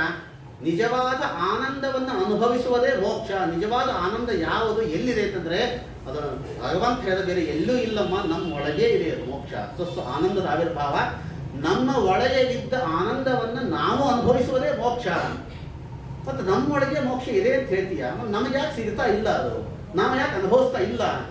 ಅದಕ್ಕಾಗಿ ಹೇಳ್ತೇನೆ, ಅದಕ್ಕೆ ಅನೇಕವಾಗಿರ್ತಕ್ಕಂಥ ಆವರಣಗಳ ವಿಚಾರವನ್ನು ತಿಳಿಸಿಕೊಡ್ತಾರೆ. ಸುಮ್ಮನೆ ಉದಾಹರಣೆ ಹೇಳ್ತೇನೆ. ನೀವು ಸ್ವಾಮಿ ಹತ್ರ ಬಂದಿರ್ತೀರಿ, ಸಣ್ಣ ಮಗುವನ್ನು ಕರ್ಕೊಂಡು ಬಂದಿರ್ತೀರಿ, 2-3 ವರ್ಷದ ಮಗುವನ್ನು ಮಂತ್ರಾಕ್ಷತೆ ಕೊಡುವಾಗ ಮಗುವಿನ ಕೈಯಲ್ಲಿ ಒಂದು ಹಣ್ಣು ಕೊಡ್ತಾರೆ, ಯಾವುದೋ ಒಂದು ಮೋಸಂಬಿ ಹಣ್ಣನ್ನು ಕೊಡ್ತಾರೆ. 3-4 ವರ್ಷದ ಮಗು ಕೈಯಲ್ಲಿ ಮೋಸಂಬಿ ಹಣ್ಣನ್ನು ಹಿಡ್ಕೊಂಡಿದೆ. ಅದು ತಿನ್ಲಿಕ್ಕಾಗತ್ತಾ? ಅದಕ್ಕೆ ತಿನ್ಲಿಕ್ಕಾಗ್ತದೆ. ಹಣ್ಣನ್ನು ಕೈಯಲ್ಲಿ ಓಡಾಡ್ತಾ ಇದೆ, ಆ ಹಣ್ಣನ್ನು ತಾನು ತಿನ್ಲಿಕ್ಕಾಗ್ತಾ ಇದೆ ಅದಕ್ಕೆ. ಆ ಮಗು ಏನು ಮಾಡುತ್ತೆ, ಆ ಹಣ್ಣನ್ನು ಅಮ್ಮನ ಕೈಯಲ್ಲಿ ಕೊಡುತ್ತದೆ. ಅಮ್ಮ ಏನು ಮಾಡ್ತಾರೆ, ಬೇರೆ ಸಿಪ್ಪೆ ತೆಗಿತಾಳೆ, ಬೀಜ ತೆಗಿತಾಳೆ, ಎಲ್ಲವನ್ನ ತೆಗೆದು ಹೆಸರುಗಳನ್ನು ತೆಗೆದು ಮಾತ್ರ ಕೊಟ್ಟಾಗ ಅದಕ್ಕೆ ತಿಂದು ಆನಂದ ಪಡತ್ತಲ್ಲ, ಅದೇ ಮೋಕ್ಷ. ಇದು ದೇಹ ಅಂತಂದ್ರೆ ಮೋಸಂಬಿ ಹಣ್ಣು ಇದ್ದಂಗೆ. ಈ ಹಣ್ಣು ಇದೆ, ಮೋಕ್ಷ ಸುಖ ನಮ್ಮ ಒಳಗೆ ಇದೆ, ಆದ್ರೆ ನಾವು ತಿನ್ಲಿಕ್ಕೆ ಆಗ್ತಾ ಇಲ್ಲ. ನಾವೇನು ಮಾಡಬೇಕು? ಈ ಹಣ್ಣನ್ನ ಕಾಯ ವಾಚ ಮನಸ ಎಲ್ಲ ಪರಮಾತ್ಮನಿಗೆ ನಮ್ಮ ತಾಯಿಯನ್ನು ದೇವರ ಸಮರ್ಪಣೆ ಮಾಡಿದರೆ ನಮ್ಮ ಸ್ಥೂಲ ಶರೀರ, ಅನಿರುದ್ಧ ಶರೀರ, ಲಿಂಗ ಶರೀರ ಅನ್ನೋ ಸಿಪ್ಪೆಯನ್ನು ಬಿಚ್ಚುತ್ತಾರಲ್ಲ, ಆಗ ಏನು ನಿಜವಾದ ಹಣ್ಣು ಸುಖ ಸಿಗತ್ತಲ್ಲ, ಅದೇ ಮೋಕ್ಷ. ನಮ್ಮ ಸುಖವನ್ನು ನಾವು ಅನುಭವಿಸುವುದೇ ಅದನ್ನು ನಾವು ಮೋಕ್ಷ ಮೋಕ್ಷ ಅಂತ ನಾವು ಹೇಳ್ತೇವಮ್ಮ. ಅಂತಹ ಯಾವ ಮೋಕ್ಷವನ್ನು ನಾವು ಪಡೆಯಬೇಕು ಅಂತಾದರೆ ಸಜ್ಜನರ ಸಂಘದಿಂದಲೇ ಅಂತಹ ಮೋಕ್ಷವನ್ನು ಪಡೆಯಲಿಕ್ಕೆ ಸಾಧ್ಯ ಇದೆ. ಅನೇಕವಾಗಿರ್ತಕ್ಕಂಥ ಪ್ರಶ್ನೆಗಳನ್ನು ಕೇಳ್ತಾಳೆ, ಯಾವ ದೇವಭೂತಿ ಸಮಯ ಅಭಾವ ಅಷ್ಟೇ. ಹಾಗಾದರೆ ಇಂತಹ ಯಾವ ಮೋಕ್ಷವನ್ನು ಪಡೆಯುವುದಕ್ಕೆ ಸಜ್ಜನರ ಸಂಘದಿಂದ ಈ ಅನೇಕವಾಗಿರ್ತಕ್ಕಂಥ 24 ತತ್ವಗಳನ್ನು ಹೇಳ್ತಾರಲ್ಲ, ಈ ತತ್ವಗಳನ್ನು ಪರಮಾತ್ಮ ನಮಗೆ ಸೃಷ್ಟಿಯನ್ನು ಮಾಡಿಕೊಟ್ಟು ಅನೇಕವಾಗಿರ್ತಕ್ಕಂತಹ ಉಪಯೋಗವನ್ನು ಇವತ್ತು ನಮಗೆ ಮಾಡುವುದಕ್ಕೆ ಅನೇಕವಾಗಿರ್ತಕ್ಕಂಥ ತತ್ವಗಳನ್ನು ನಮ್ಮ ಮುಂದೆ ಇಟ್ಟುಕೊಂಡು ಇವತ್ತು ನಾವು ಮೋಕ್ಷವನ್ನು ಪಡೆಯಬೇಕು. ಅಂತಹ ಮೋಕ್ಷವನ್ನು ಪಡೆಯುವುದಕ್ಕೆ ನಮಗೆ ಮಾರ್ಗಗಳು ಯಾವುದು, ಸಾಧನಗಳು ಯಾವುದು ಅಂತಂದರೆ ಮನುಷ್ಯ ಶರೀರ. ನಾವು ಮಾಡಿದ ಎಲ್ಲ ಕರ್ಮಗಳನ್ನು ನಾವು ಸಮರ್ಪಣೆಯನ್ನು ಮಾಡಬೇಕಾಗ್ತದೆ. ಯಾವುದೇ ಇವತ್ತು ಯಾಕೆ ಬ್ರಹ್ಮದೇವರಿಗೆ ಸಂತೋಷವಾಯಿತು ಅಂತಂದರೆ ಮನುಷ್ಯ ಶರೀರದಿಂದ ಏನು ಪ್ಲಸ್ ಪಾಯಿಂಟ್ ನಮಗಿದೆ ಅಂತಂದರೆ ಪುಣ್ಯ ಕರ್ಮಗಳನ್ನು ಇವತ್ತು ಎಲ್ಲರೂ ಮಾಡ್ತಾರೆ. ಗಿಡ ಮರಗಳು ಮಾಡ್ತವೆ, ಪ್ರಾಣಿಗಳು ಮಾಡ್ತವೆ, ಮನುಷ್ಯರು ಮಾಡ್ತಾರೆ. ಆದರೆ ನಾವು ಮಾಡಿದ ಸಕಲ ಕರ್ಮಗಳನ್ನು ನಾವು ಇದು ಸಮರ್ಪಣೆ ಮಾಡತಕ್ಕಂಥ ಭಾವನೆ, ಬುದ್ಧಿ, ಶಕ್ತಿ ಮನುಷ್ಯರಿಗೆ ಮಾತ್ರ ಇದ್ದದ್ದೇ ಹೊರತಾಗಿ ಬೇರೆ ಯಾರಿಗೂ ಇಲ್ಲ. ಮಾವಿನ ಮರ ಹಣ್ಣು ಕೊಡುತ್ತೆ, ಅದು ದೇವರ ನೈವೇದ್ಯಕ್ಕೆ ಹಣ್ಣು ಕೊಡ್ತು, ಕೃಷ್ಣಾರ್ಪಣ ವಸ್ತು ಅಂತ ಎಂದಿಗೂ ಮರ ಹೇಳಲಿಲ್ಲ ಬಾಯಿ ಬಿಟ್ಟು. ಹಸು ಹಾಲನ್ನು ಕೊಡುತ್ತದೆ ಅಭಿಷೇಕಕ್ಕೆ, ಕೃಷ್ಣಾರ್ಪಣ ವಸ್ತು ಅಂತ ಅದಕ್ಕೆ ಹೇಳಲಿಲ್ಲ. ಆದರೆ ಮನುಷ್ಯ ಮಾತ್ರ ಎಲ್ಲವನ್ನು ಕೂಡ ಬಡಿಸಿ ಪರಮಾತ್ಮನಿಗೆ ಸಮರ್ಪಣೆಯನ್ನು ಮಾಡಿ ಕೃಷ್ಣಾರ್ಪಣ ವಸ್ತು ಅಂತ ಹೇಳ್ತಕ್ಕಂಥ ಒಂದು ಬುದ್ಧಿಶಕ್ತಿಯಿಂದ ಪರಮಾತ್ಮ ಕೊಟ್ಟಿದ್ದಾನಲ್ಲ, ಈ ಯಾವ ಧಿಯೋ ಯೋನಃ ಪ್ರಚೋದಯ ಅಂತಹ ಯಾವ 24 ತತ್ವಗಳನ್ನು ಸೇರಿಕೊಂಡು 24 ತತ್ವ, 24 ಪರಮಾತ್ಮನ ರೂಪ, ಇವತ್ತಿನ ನಾವು ಗಾಯತ್ರಿ ಮಂತ್ರದ ಜಪವನ್ನು ಮಾಡ್ತೀವಲ್ಲ, ಒಂದು ಸಲ ಗಾಯತ್ರಿ ಮಂತ್ರದ ಜಪವನ್ನು ಮಾಡಿದರೆ 24 ಅಕ್ಷರಗಳು ಅಂತ 24 ಅಕ್ಷರದಿಂದ ಕೂಡಿದ ಗಾಯತ್ರಿ ಮಂತ್ರದ ಜಪದಿಂದಾಗಿ ಒಂದು ಪರಮಾತ್ಮನ 24 ರೂಪಗಳ ಚಿಂತನೆಯನ್ನು ಮಾಡತಕ್ಕಂಥ ಒಂದು ಫಲ ಒಂದು ಗಾಯತ್ರಿ ಮಂತ್ರದಲ್ಲಿದೆ. ಗಾಯತ್ರಿ ಮಂತ್ರಕ್ಕೆ ಯಾರು ಅಧಿಕಾರಿಗಳಿಲ್ಲವೋ ಅವರು 24 ರೂಪಗಳ ಚಿಂತನೆ ಮಾಡಿದ್ರು ಸಾಕು. ಈಶನಿನ್ನ ಚರಣ ಭಜನೆ ಆಸೆಯಿಂದ ಮಾಡುವೇನು, ದೋಷ ರಾಶಿ ನಾಶ ಮಾಡೋದು, ಶ್ರೀಶ ಕೇಶವ ಇರ್ತಕ್ಕಂಥ ನಾಮ ಹೇಳಿದ್ರೆ ಸಾಕು ಅವರಿಗೆ ಸಂಧ್ಯಾವಂದನೆ ಮಾಡಿದ ಫಲ ಅಂತ ಹೆಣ್ಣು ಮಕ್ಕಳಿಗೂ ಕೂಡ ಉಂಟು. ಇಂತಹ ಯಾವ ಸಾಧನೆಯನ್ನು ಮಾಡಬೇಕು ಅಂದ್ರೆ ಅಷ್ಟು ಸುಲಭವಾದದ್ದಲ್ಲಮ್ಮ. ನಾವೇನು ಮಾಡ್ತೀವಿ ಇಂತೆಲ್ಲ ಕರ್ಮಗಳನ್ನು, ಅನೇಕವಾದ ಕರ್ಮಗಳನ್ನು ನಾವು ಮಾಡ್ತೇವೆ. ದುಷ್ಕರ್ಮ, ಒಳ್ಳೆಯ ಕರ್ಮಗಳನ್ನು ನಾವು ಮಾಡಿ ಮರಣವನ್ನು ಹೊಂದಿದಾಗ ಅರ್ಚಿರಾದಿ ಮಾರ್ಗದ ಮೂಲಕವಾಗಿ ನಾವು ಯಮಲೋಕಕ್ಕೆ ಹೋದಾಗ ಅಲ್ಲಿ ಸುಖ ದುಃಖ ಎಲ್ಲವನ್ನು ನಾವು ಅನುಭವಿಸ್ತೇವೆ. ಕೊನೆಗೆ ಒಂದು ಸಂಸ್ಕಾರಕ್ಕೆ ಬೇಕಾಗಿರತಕ್ಕಂಥ ಕೆಲವು ಪುಣ್ಯ ಕರ್ಮಗಳನ್ನು, ಪಾಪ ಕರ್ಮಗಳನ್ನು ನಮಗೆ ಪರಮಾತ್ಮ ಇಟ್ಟಿರ್ತಾರೆ. ಇಟ್ಟು ಅದನ್ನು ವೃಷ್ಟಿ ದ್ವಾರ ಮತ್ತೆ ಮಳೆಯ ಮೂಲಕವಾಗಿ ನಾವು ಭೂಮಿಯಲ್ಲಿ ಧಾನ್ಯದ ಮೂಲಕವಾಗಿ ಕೆಳಗೆ ಬರ್ತೇವೆ. ಧಾನ್ಯದ ಮೂಲಕವಾಗಿ ಪುರುಷನ ದೇಹದಲ್ಲಿ ಹೋಗ್ತೀವಿ, ಪುರುಷನಿಂದ ಸ್ತ್ರೀಯ ದೇಹದೊಳಗೆ ಹೋಗ್ತೀವಿ. ಅಲ್ಲಿ 9 ತಿಂಗಳ ಕಾಲ ಅಲ್ಲಿಯೇ ಇರ್ತೀವಿ. ಅನೇಕವಾದ ವಿಚಾರ ತಿಳಿಸಿದ್ದರೆ ಬುಧ ಕಲಲ ಒಂದೊಂದು ತಿಂಗಳಿಗೆ ಒಂದೊಂದು ರೀತಿಯಾದ ಕರಚರಣಾದಿಗಳು ಬೆಳೀತಾ ಬೆಳೀತಾ ಬರ್ತದೆ. 6ನೇ ತಿಂಗಳಿಗೆ ಸರಿಯಾಗಿ ಬುದ್ಧಿ ಅನ್ನೋದು ಬರ್ತದಂತೆ. ಬುದ್ಧಿ ಬರ್ತದೆ ಅಷ್ಟೇ ಅಲ್ಲ, ಎಲ್ಲ ಸ್ಮರಣೆ ಇರುತ್ತಂತೆ. ಗರ್ಭದಲ್ಲಿರ್ತಕ್ಕಂಥ 6 ತಿಂಗಳ ಕೂಸಿಗೆ ಹೋದ ಜನ್ಮದ ಎಲ್ಲ ಸ್ಮರಣೆ ಇರ್ತದೆ. ಎಷ್ಟು ಒದ್ದಾಡ್ತಾ ಇರ್ತದೆ ಕೂಸು, ಒಳಗೆ ಗರ್ಭದಲ್ಲಿರ್ತಕ್ಕಂಥ ಕೂಸು ಅಂತಂದ್ರೆ ಇಷ್ಟೇ. ಇವತ್ತು ನೋಡಿ, ಇಷ್ಟು ದೊಡ್ಡ ಹಾಲಲ್ಲಿ ಇಷ್ಟೆಲ್ಲ 4 ಫ್ಯಾನ್ ಹಾಕೊಂಡು ಇಷ್ಟು ಆರಾಮ್ ಕೂತ್ಕೊಂಡ್ರು ನಮ್ಮ ಸರಿ ಕೂತ್ಕೊಳ್ಳಿಕ್ಕೆ ಆಗ್ತಾ ಇಲ್ಲ. ಹೊರಳಾಡ್ತಿತ್ತು, ಆ ಕಡೆ ಈ ಕಡೆ ಹೊರಳಾಡ್ತಿರ್ತೀವಿ.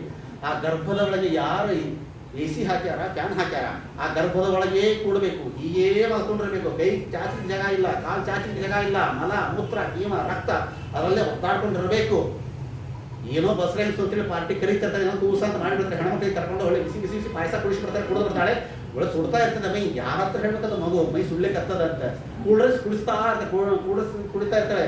ಮೈ ಎಲ್ಲ ಚಳಿ ಆಗ್ತಾ ಇರ್ತದೆ. ಯಾರ ಹತ್ರ ಹೇಳಬೇಕು? ದೇವರು ಒಬ್ಬನೇ ಒಬ್ಬ. ಅದೆಲ್ಲ ನೆನಪಿರತ್ತಂತೆ ಮಗುವಿಗೆ. ಭಗವಂತ ಹೋದ ಜನ್ಮದಲ್ಲಿ ನಾನು ಇಂಥವ್ರಿಗೆ ಹೋಗಿ ನಾನು ನೀರಲ್ಲಿ ಎಸೆದಿದ್ದೆ, ಅದಕ್ಕಾಗಿ ಇಷ್ಟು ಚಳಿ ಕೊಡ್ತಾ ಇದ್ದೀಯಾ? ನಾವು ಯಾರಿಗೊಬ್ಬರಿಗೆ ಇಂತಹ ಬೆಂಕಿ ಹಚ್ಚಿದ್ದೆ, ಅದಕ್ಕಾಗಿ ಇಷ್ಟು ಖುಷಿ ಕೊಡ್ತಾ ಇದ್ದೀಯಾ? ಈ ಪಾಪಕ್ಕಾಗಿ ಇಂತಹ ನನಗೆ ಶಿಕ್ಷೆ ಆಗ್ತಾ ಇದೆ. ಭಗವಂತ ಕೈ ಮುಗಿ ಕೇಳ್ಕೊಳ್ತೀನೋ ಮಾರಾಯ, ಹೆಂಗಾದ್ರೂ ನೋಡಿ ಗರ್ಭದಿಂದ ಹೊರಗೆ ಹಾಕಿಬಿಡು ನನ್ನನ್ನೇ. ಇನ್ನು ಮೇಲೆ ನಾನು ಭೂಮಿಗೆ ಹೋದ ಮೇಲೆ ಯಾರು ತಂಟೆಗೆ ಹೋಗೋದಿಲ್ಲ, ಒಂದು ಮಾತಾಡೋದಿಲ್ಲ, ಒಬ್ರಿಗೂ ಬಯ್ಯಂಗಿಲ್ಲ, ಒಬ್ರಿಗೂ ಅನ್ನಂಗಿಲ್ಲ. ನಿನ್ನ ಸ್ಮರಣೆಯಲ್ಲೇ ಕಾಲ ಕಳೀತೀನಿ ಮಾರಾಯ, ದಯವಿಟ್ಟು ಗರ್ಭದ ಹೊರಗೆ ಹಾಕು ಅಂತ ಕೇಳ್ತಾ ಇರ್ತದೆ, ಒದ್ದಾಡ್ತಾ ಇರ್ತದೆ. ಅಷ್ಟೊತ್ತಿಗೆ ಸರಿಯಾಗಿ 9 ತಿಂಗಳು ತುಂಬುತ್ತದೆ. ಯಾವಾಗ ಗರ್ಭದಿಂದ ಬಂದು ಈ ಭೂ ಸ್ಪರ್ಶವಾಗತ್ತೋ ಎಲ್ಲ ಮರ್ತೋಗ್ಬಿಡುತ್ತೆ. ಮತ್ತೆ ತಾಯಿ ಹಾಲು ಕೊಡ್ಲಿಕ್ಕೆ ತಡ ಮಾಡಿದ್ರೆ ಮತ್ತೆ ಅಳೋದು, ರೋದನ ಬಲ ಅಷ್ಟೇ ಮಕ್ಕಳಿಗೆ. ಅಳೋದು, ಸಿಟ್ಟಿಗೆ ಹೇಳೋದು, ಏನು ಮಕ್ಕಳಿಗೆ ಈಗ ಬೆಳೀತಾ ಇದ್ದಂತೆ ಅನುಮೂರ್ತ ಆಯಿತು ಅಂತಂದ್ರೆ ಮುಗಿದೆಲ್ಲ ಕಾಮ ಕ್ರೋಧಾದಿಗೆಲ್ಲ ಶುರುವಾಗಿಬಿಡ್ತದೆ. ಮಗು ಎಲ್ಲರೂ ಜಾರಿ ಬಿತ್ತು ಅಂತಂದ್ರೆ ನೋಡಿ ಹುಡುಗಿರು ಅಳೋದಿಲ್ಲ, ಆ ಕಡೆ ಈ ಕಡೆ ನೋಡ್ತಾನೆ ಅವನು. ಯಾರು ಇಲ್ಲ ಅಂದ್ರೆ ಪಟ್ಟ ತೆಗೆದು ಓಡೋಗ್ಬಿಡ್ತಾನೆ ಅವನು. ಬಿದ್ದಿದ್ದನ್ನು ನಾವು ನೋಡಿದ್ರೆ ಸ್ವಲ್ಪ ಅಳ್ತಾ ಕೂತ್ಬಿಡ್ತಾನೆ ಅವನು. ಯಾಕೆ ಈಗೋ ಕ್ವಶನ್ ಶುರುವಾಗ್ತದೆ ಮಗುವಿಗೆ. ಅಂದರೆ ಇದು ಕಾಮ ಕ್ರೋಧಾದಿಗಳಿಂದ ಮಕ್ಕಳಲ್ಲೂ ಕೂಡ ಹೀಗೆ ಮತ್ತೆ ಬೆಳೀತಾ ಬಂದ್ಬಿಡುತ್ತಲ್ಲ. ಇಂತಹ ಯಾವ ಸಂಸಾರ ವಿಷಮ ಎಂಬತಕ್ಕಂಥ ಸಂಸಾರದಲ್ಲಿಂದ ನಾವು ಪಾರಾಗಬೇಕಂತಂದ್ರೆ ಅಷ್ಟು ಸುಲಭವಾದದ್ದಲ್ಲ. ಇದಕ್ಕೆ ಒಂದೇ ಬಾರಿ ಸಜ್ಜನರ ಸಮಾಗಮವೇ ಇದಕ್ಕೆ ಸಾಧ್ಯವಾದಂತಹ ಸಜ್ಜನರ ಸಂಘದಿಂದ ಮನಸ್ಸನ್ನು ಶುದ್ಧ ಮಾಡಿಕೊಂಡು ಆ ಪರಮಾತ್ಮನ ಪಾದಕ್ಕೆ ನಿನ್ನ ಮನಸ್ಸನ್ನು ಭಕ್ತಿಯನ್ನು ಕೊಡು. ಭಕ್ತಿ ಒಂದೇ ಇದಕ್ಕೆ ಶ್ರೇಷ್ಠವಾದದ್ದು. ಅವಳು ಕೇಳಿದ್ಲು, ನಾನು ದೇವರನ್ನ ಮೆಚ್ಚಿಸಬೇಕು ಅಂತ ಆದರೆ ಭಕ್ತಿ ಬೇಕಾ ಜ್ಞಾನ ಬೇಕಾ? ಕೆಲವರು ಅನೇಕ ವಾದ ಇದೆ ಇವತ್ತಿನ ಕಾಲದಲ್ಲಿ. ನಾವು ಮನಸ್ಸಲ್ಲಿ ಭಕ್ತಿ ಮಾಡಿದ್ರೆ ಸಾಕ್ರೆ, ಇಲ್ಲ ಜ್ಞಾನಗೇನ ಬೇಕಾಗಿಲ್ಲ, ಭಕ್ತಿ ಇದ್ದರೆ ಸಾಕು ಅಂತ ಕೆಲವರು ಹೇಳ್ತಾರೆ. ಭಕ್ತಿಯೂ ಬೇಕು, ಜ್ಞಾನವೂ ಬೇಕು. ಅಂತರಂಗ ಶುದ್ಧಿಯ ಬಹಿರಂಗ ಶುದ್ಧಿಯ ಎರಡೂ ಇರಬೇಕು ಅಂತ ಹೇಳ್ತಾರೆ. ಭಕ್ತಿ ಇಲ್ಲದ ಜ್ಞಾನ, ಜ್ಞಾನ ಇಲ್ಲದ ಭಕ್ತಿ ಎರಡೂ ಉಪಯೋಗಕ್ಕೆ ಬರೋದಿಲ್ಲ. ಬಾಹ್ಯವಿಲ್ಲದ ಶೌಚ, ಬಾಹ್ಯ ಶೌಚವೂ ಬೇಕು, ಅಂತಃಶೌಚವೂ ಬೇಕು. ಎರಡೂ. ಕೆಲವರು ಹೇಳ್ತಾರೆ ಏನಿಲ್ಲ ಅಂಗಾರ ಕೃತಿ ಸ್ನಾನ ಎಲ್ಲ ಬೇಕಾಗಿರ್ರಿ, ಮನಸ್ಸೊಂದು ಶುದ್ಧ ಇದ್ರೆ ಸಾಕ್ರಿ. ಮನಃಶುದ್ಧ ದೇವ್ರು ನೋಡೇ ನೋಡ್ತಾರೆ, ಯಾರು ಬೇಕಾಗಿ ಸ್ನಾನ ಏನ ಅಂತ ಕೆಲವರು ಅಂತಾರೆ. ಕೆಲವರು ಮನಸ್ಸು ತಗೊಂಡು ಏನು ಮಾಡ್ತಾರೆ, ಬಂದು ಮಡಿ ಮಾಡೋದು ಕೆಲವರು ಹೇಳ್ತಾರೆ. ಯಾವುದು ಮುಖ್ಯವಾದದ್ದು ಅಂತಂದ್ರೆ ಎರಡೂ ಬೇಕು. ಕಪಿಲ ಪರಮಾತ್ಮನ ಗೀತ. ಅದಕ್ಕೆ ನಾನೊಂದು ಪ್ರಶ್ನೆ ಕೇಳ್ತೇನೆ, ನೀವು ಇಲ್ಲಿಂದ ಬೆಂಗಳೂರು ಒಳ್ಳೆ ಡ್ರೈವಿಂಗ್ ಹೋಗ್ಬೇಕು ಅಂತಂದ್ರೆ ಡ್ರೈವರ್ ಚೆನ್ನಾಗಿರ್ಬೇಕಾ, ಕಾರ್ ಚೆನ್ನಾಗಿರ್ಬೇಕಾ? ಎರಡೂ ಚೆನ್ನಾಗಿರ್ಬೇಕಾಗ್ತದೆ. ಕಾರ್ ಒಳ್ಳೆ ಹೊಸ ಕಾರ್ ಇದೆ, ಎಲ್ಲ ಕಂಡೀಷನ್ ಕರೆಕ್ಟ್ ಆಗಿದೆ. ಆದ್ರೆ ನಮ್ಮಂತ ಆಚಾರಗಳನ್ನು ಡ್ರೈವ್ ಸೀಟ್ ಕುಡಿಸ್ಬಿಟ್ರೆ ಕ್ಲಚ್ ಅಂದ್ರೆ ಗೊತ್ತಿಲ್ಲ, ಬ್ರೇಕ್ ಅಂದ್ರೆ ಗೊತ್ತಿಲ್ಲ, ಆಕ್ಸಿಡೆಂಟ್ ಆಗೋದೆ. ಅದ್ರ ಡ್ರೈವರ್ ಎಕ್ಸ್ಪರ್ಟ್ ಡ್ರೈವರ್ ಇದ್ದಾನೆ, ಅದಕ್ಕೆ ಬ್ರೇಕ್ ಇಲ್ಲ, ಕ್ಲಚ್ ಇಲ್ಲ, ಏನೂ ಇಲ್ಲ ಅಂತ ಕಾರ್ ಕೊಟ್ಟು ಕೂತ್ರೆ ಅವನೇನು ಮಾಡ್ತಾನೆ ಅವನು? ಈಗ ಕಾರು ಚೆನ್ನಾಗಿರ್ಬೇಕು, ಡ್ರೈವರು ಚೆನ್ನಾಗಿರ್ಬೇಕು, ಹೆಂಗೋ ಹಾಗೆ ಬಾಕಿ ಶೌಚವು ಚೆನ್ನಾಗಿರ್ಬೇಕು, ಅಂತಃಶೌಚ ಚೆನ್ನಾಗಿರ್ಬೇಕು. ಅಂದಾಗ ಮಾತ್ರ ಮೋಕ್ಷ ಅನ್ನತಕ್ಕಂಥ ಗುರಿಯನ್ನು ಮುಟ್ಟಲಿಕ್ಕೆ ಸಾಧ್ಯವಾಗ್ತದೆ ಅಂತ. ಭಕ್ತಿ, ಜ್ಞಾನ, ವಿರಕ್ತಿ ಇದರಿಂದ ಪರಮಾತ್ಮನ ಪ್ರೀತಿಯನ್ನು ಗಳಿಸಿದಂಥ ಪರಮಾತ್ಮ ಸಾಕ್ಷಾತ್ಕಾರವೇ ನಮಗೆ ಅತ್ಯಂತ ಪ್ರಸಾದ ನಿಜವಾಗಿರ್ತಕ್ಕಂಥ ಮೋಕ್ಷ ಅಂತ. ಮೋಕ್ಷವನ್ನು ನಾವೆಲ್ಲರೂ ಕೂಡ ಪಡೆಯೋಣ ಅಂತ ಭಗವಂತ ಆ ತಾಯಿಗೆ ಉಪದೇಶವನ್ನು ಮಾಡುವುದರ ಮೂಲಕವಾಗಿ ಮುಂದೆ ಅವನ ಕಣ್ಣಿಂದ ಬಿದ್ದಿರತಕ್ಕಂಥ ಹನಿಗಳೇ ಬಿಂದು ಸರೋವರವಾಗಿ ಅಲ್ಲಿ ಇವತ್ತಿಗೂ ಕೂಡ ಮಾತ್ರ ಗಯ ಅಂತ ತಾಯಿಯ ಉದ್ಧಾರಕ್ಕೋಸ್ಕರವಾಗಿ ನಾವು ಹೋಗಿಲ್ಲ. ಏನಾದರೂ ಪಿಂಡ ಪ್ರಧಾನಾದಿಗಳನ್ನು ಮಾಡಿದರೆ ತಾಯಿ ಉದ್ಧಾರವಾಗತ್ತೆ ಅಂತ ಮಾತ್ರ ಬಿಂದು ಸರೋವರ. ಆ ದೇವಹೂತಿಯ ದೇಹವೇ ಒಂದು ನದಿಯಾಗಿ, ಸರಸ್ವತಿ ನದಿಯಾಗಿ ಹರಿದು ಹೋಯಿತು ಅನ್ನುವ ಕಥಾಭಾಗವನ್ನು ತಿಳಿಸಿಕೊಡುತ್ತಾ ಸ್ವಯಂಭುವ ಮನು ಶತರೂಪ 5 ಜನ ಮಕ್ಕಳಲ್ಲಿ ಒಬ್ಬಳ ಚರಿತ್ರೆಯಲ್ಲಿ ಹೇಳಿಯಾಯಿತು. ಇನ್ನು ಮುಂದಿನ ಪ್ರಸೂತಿ ಹಾಗೂ ಆಕೂತಿ ಪ್ರಿಯವರ್ತ ಉತ್ಥಾನಪಾದರ 4 ಮಕ್ಕಳ ಚರಿತ್ರೆಯನ್ನು ಮತ್ತೆ ನಾಳೆ ದಿವಸ ತಿಳಿದುಕೊಳ್ಳೋಣ. ಹರೆಯೇ ನಮಃ. ಶ್ರೀಕೃಷ್ಣಾರ್ಪಣಮಸ್ತು.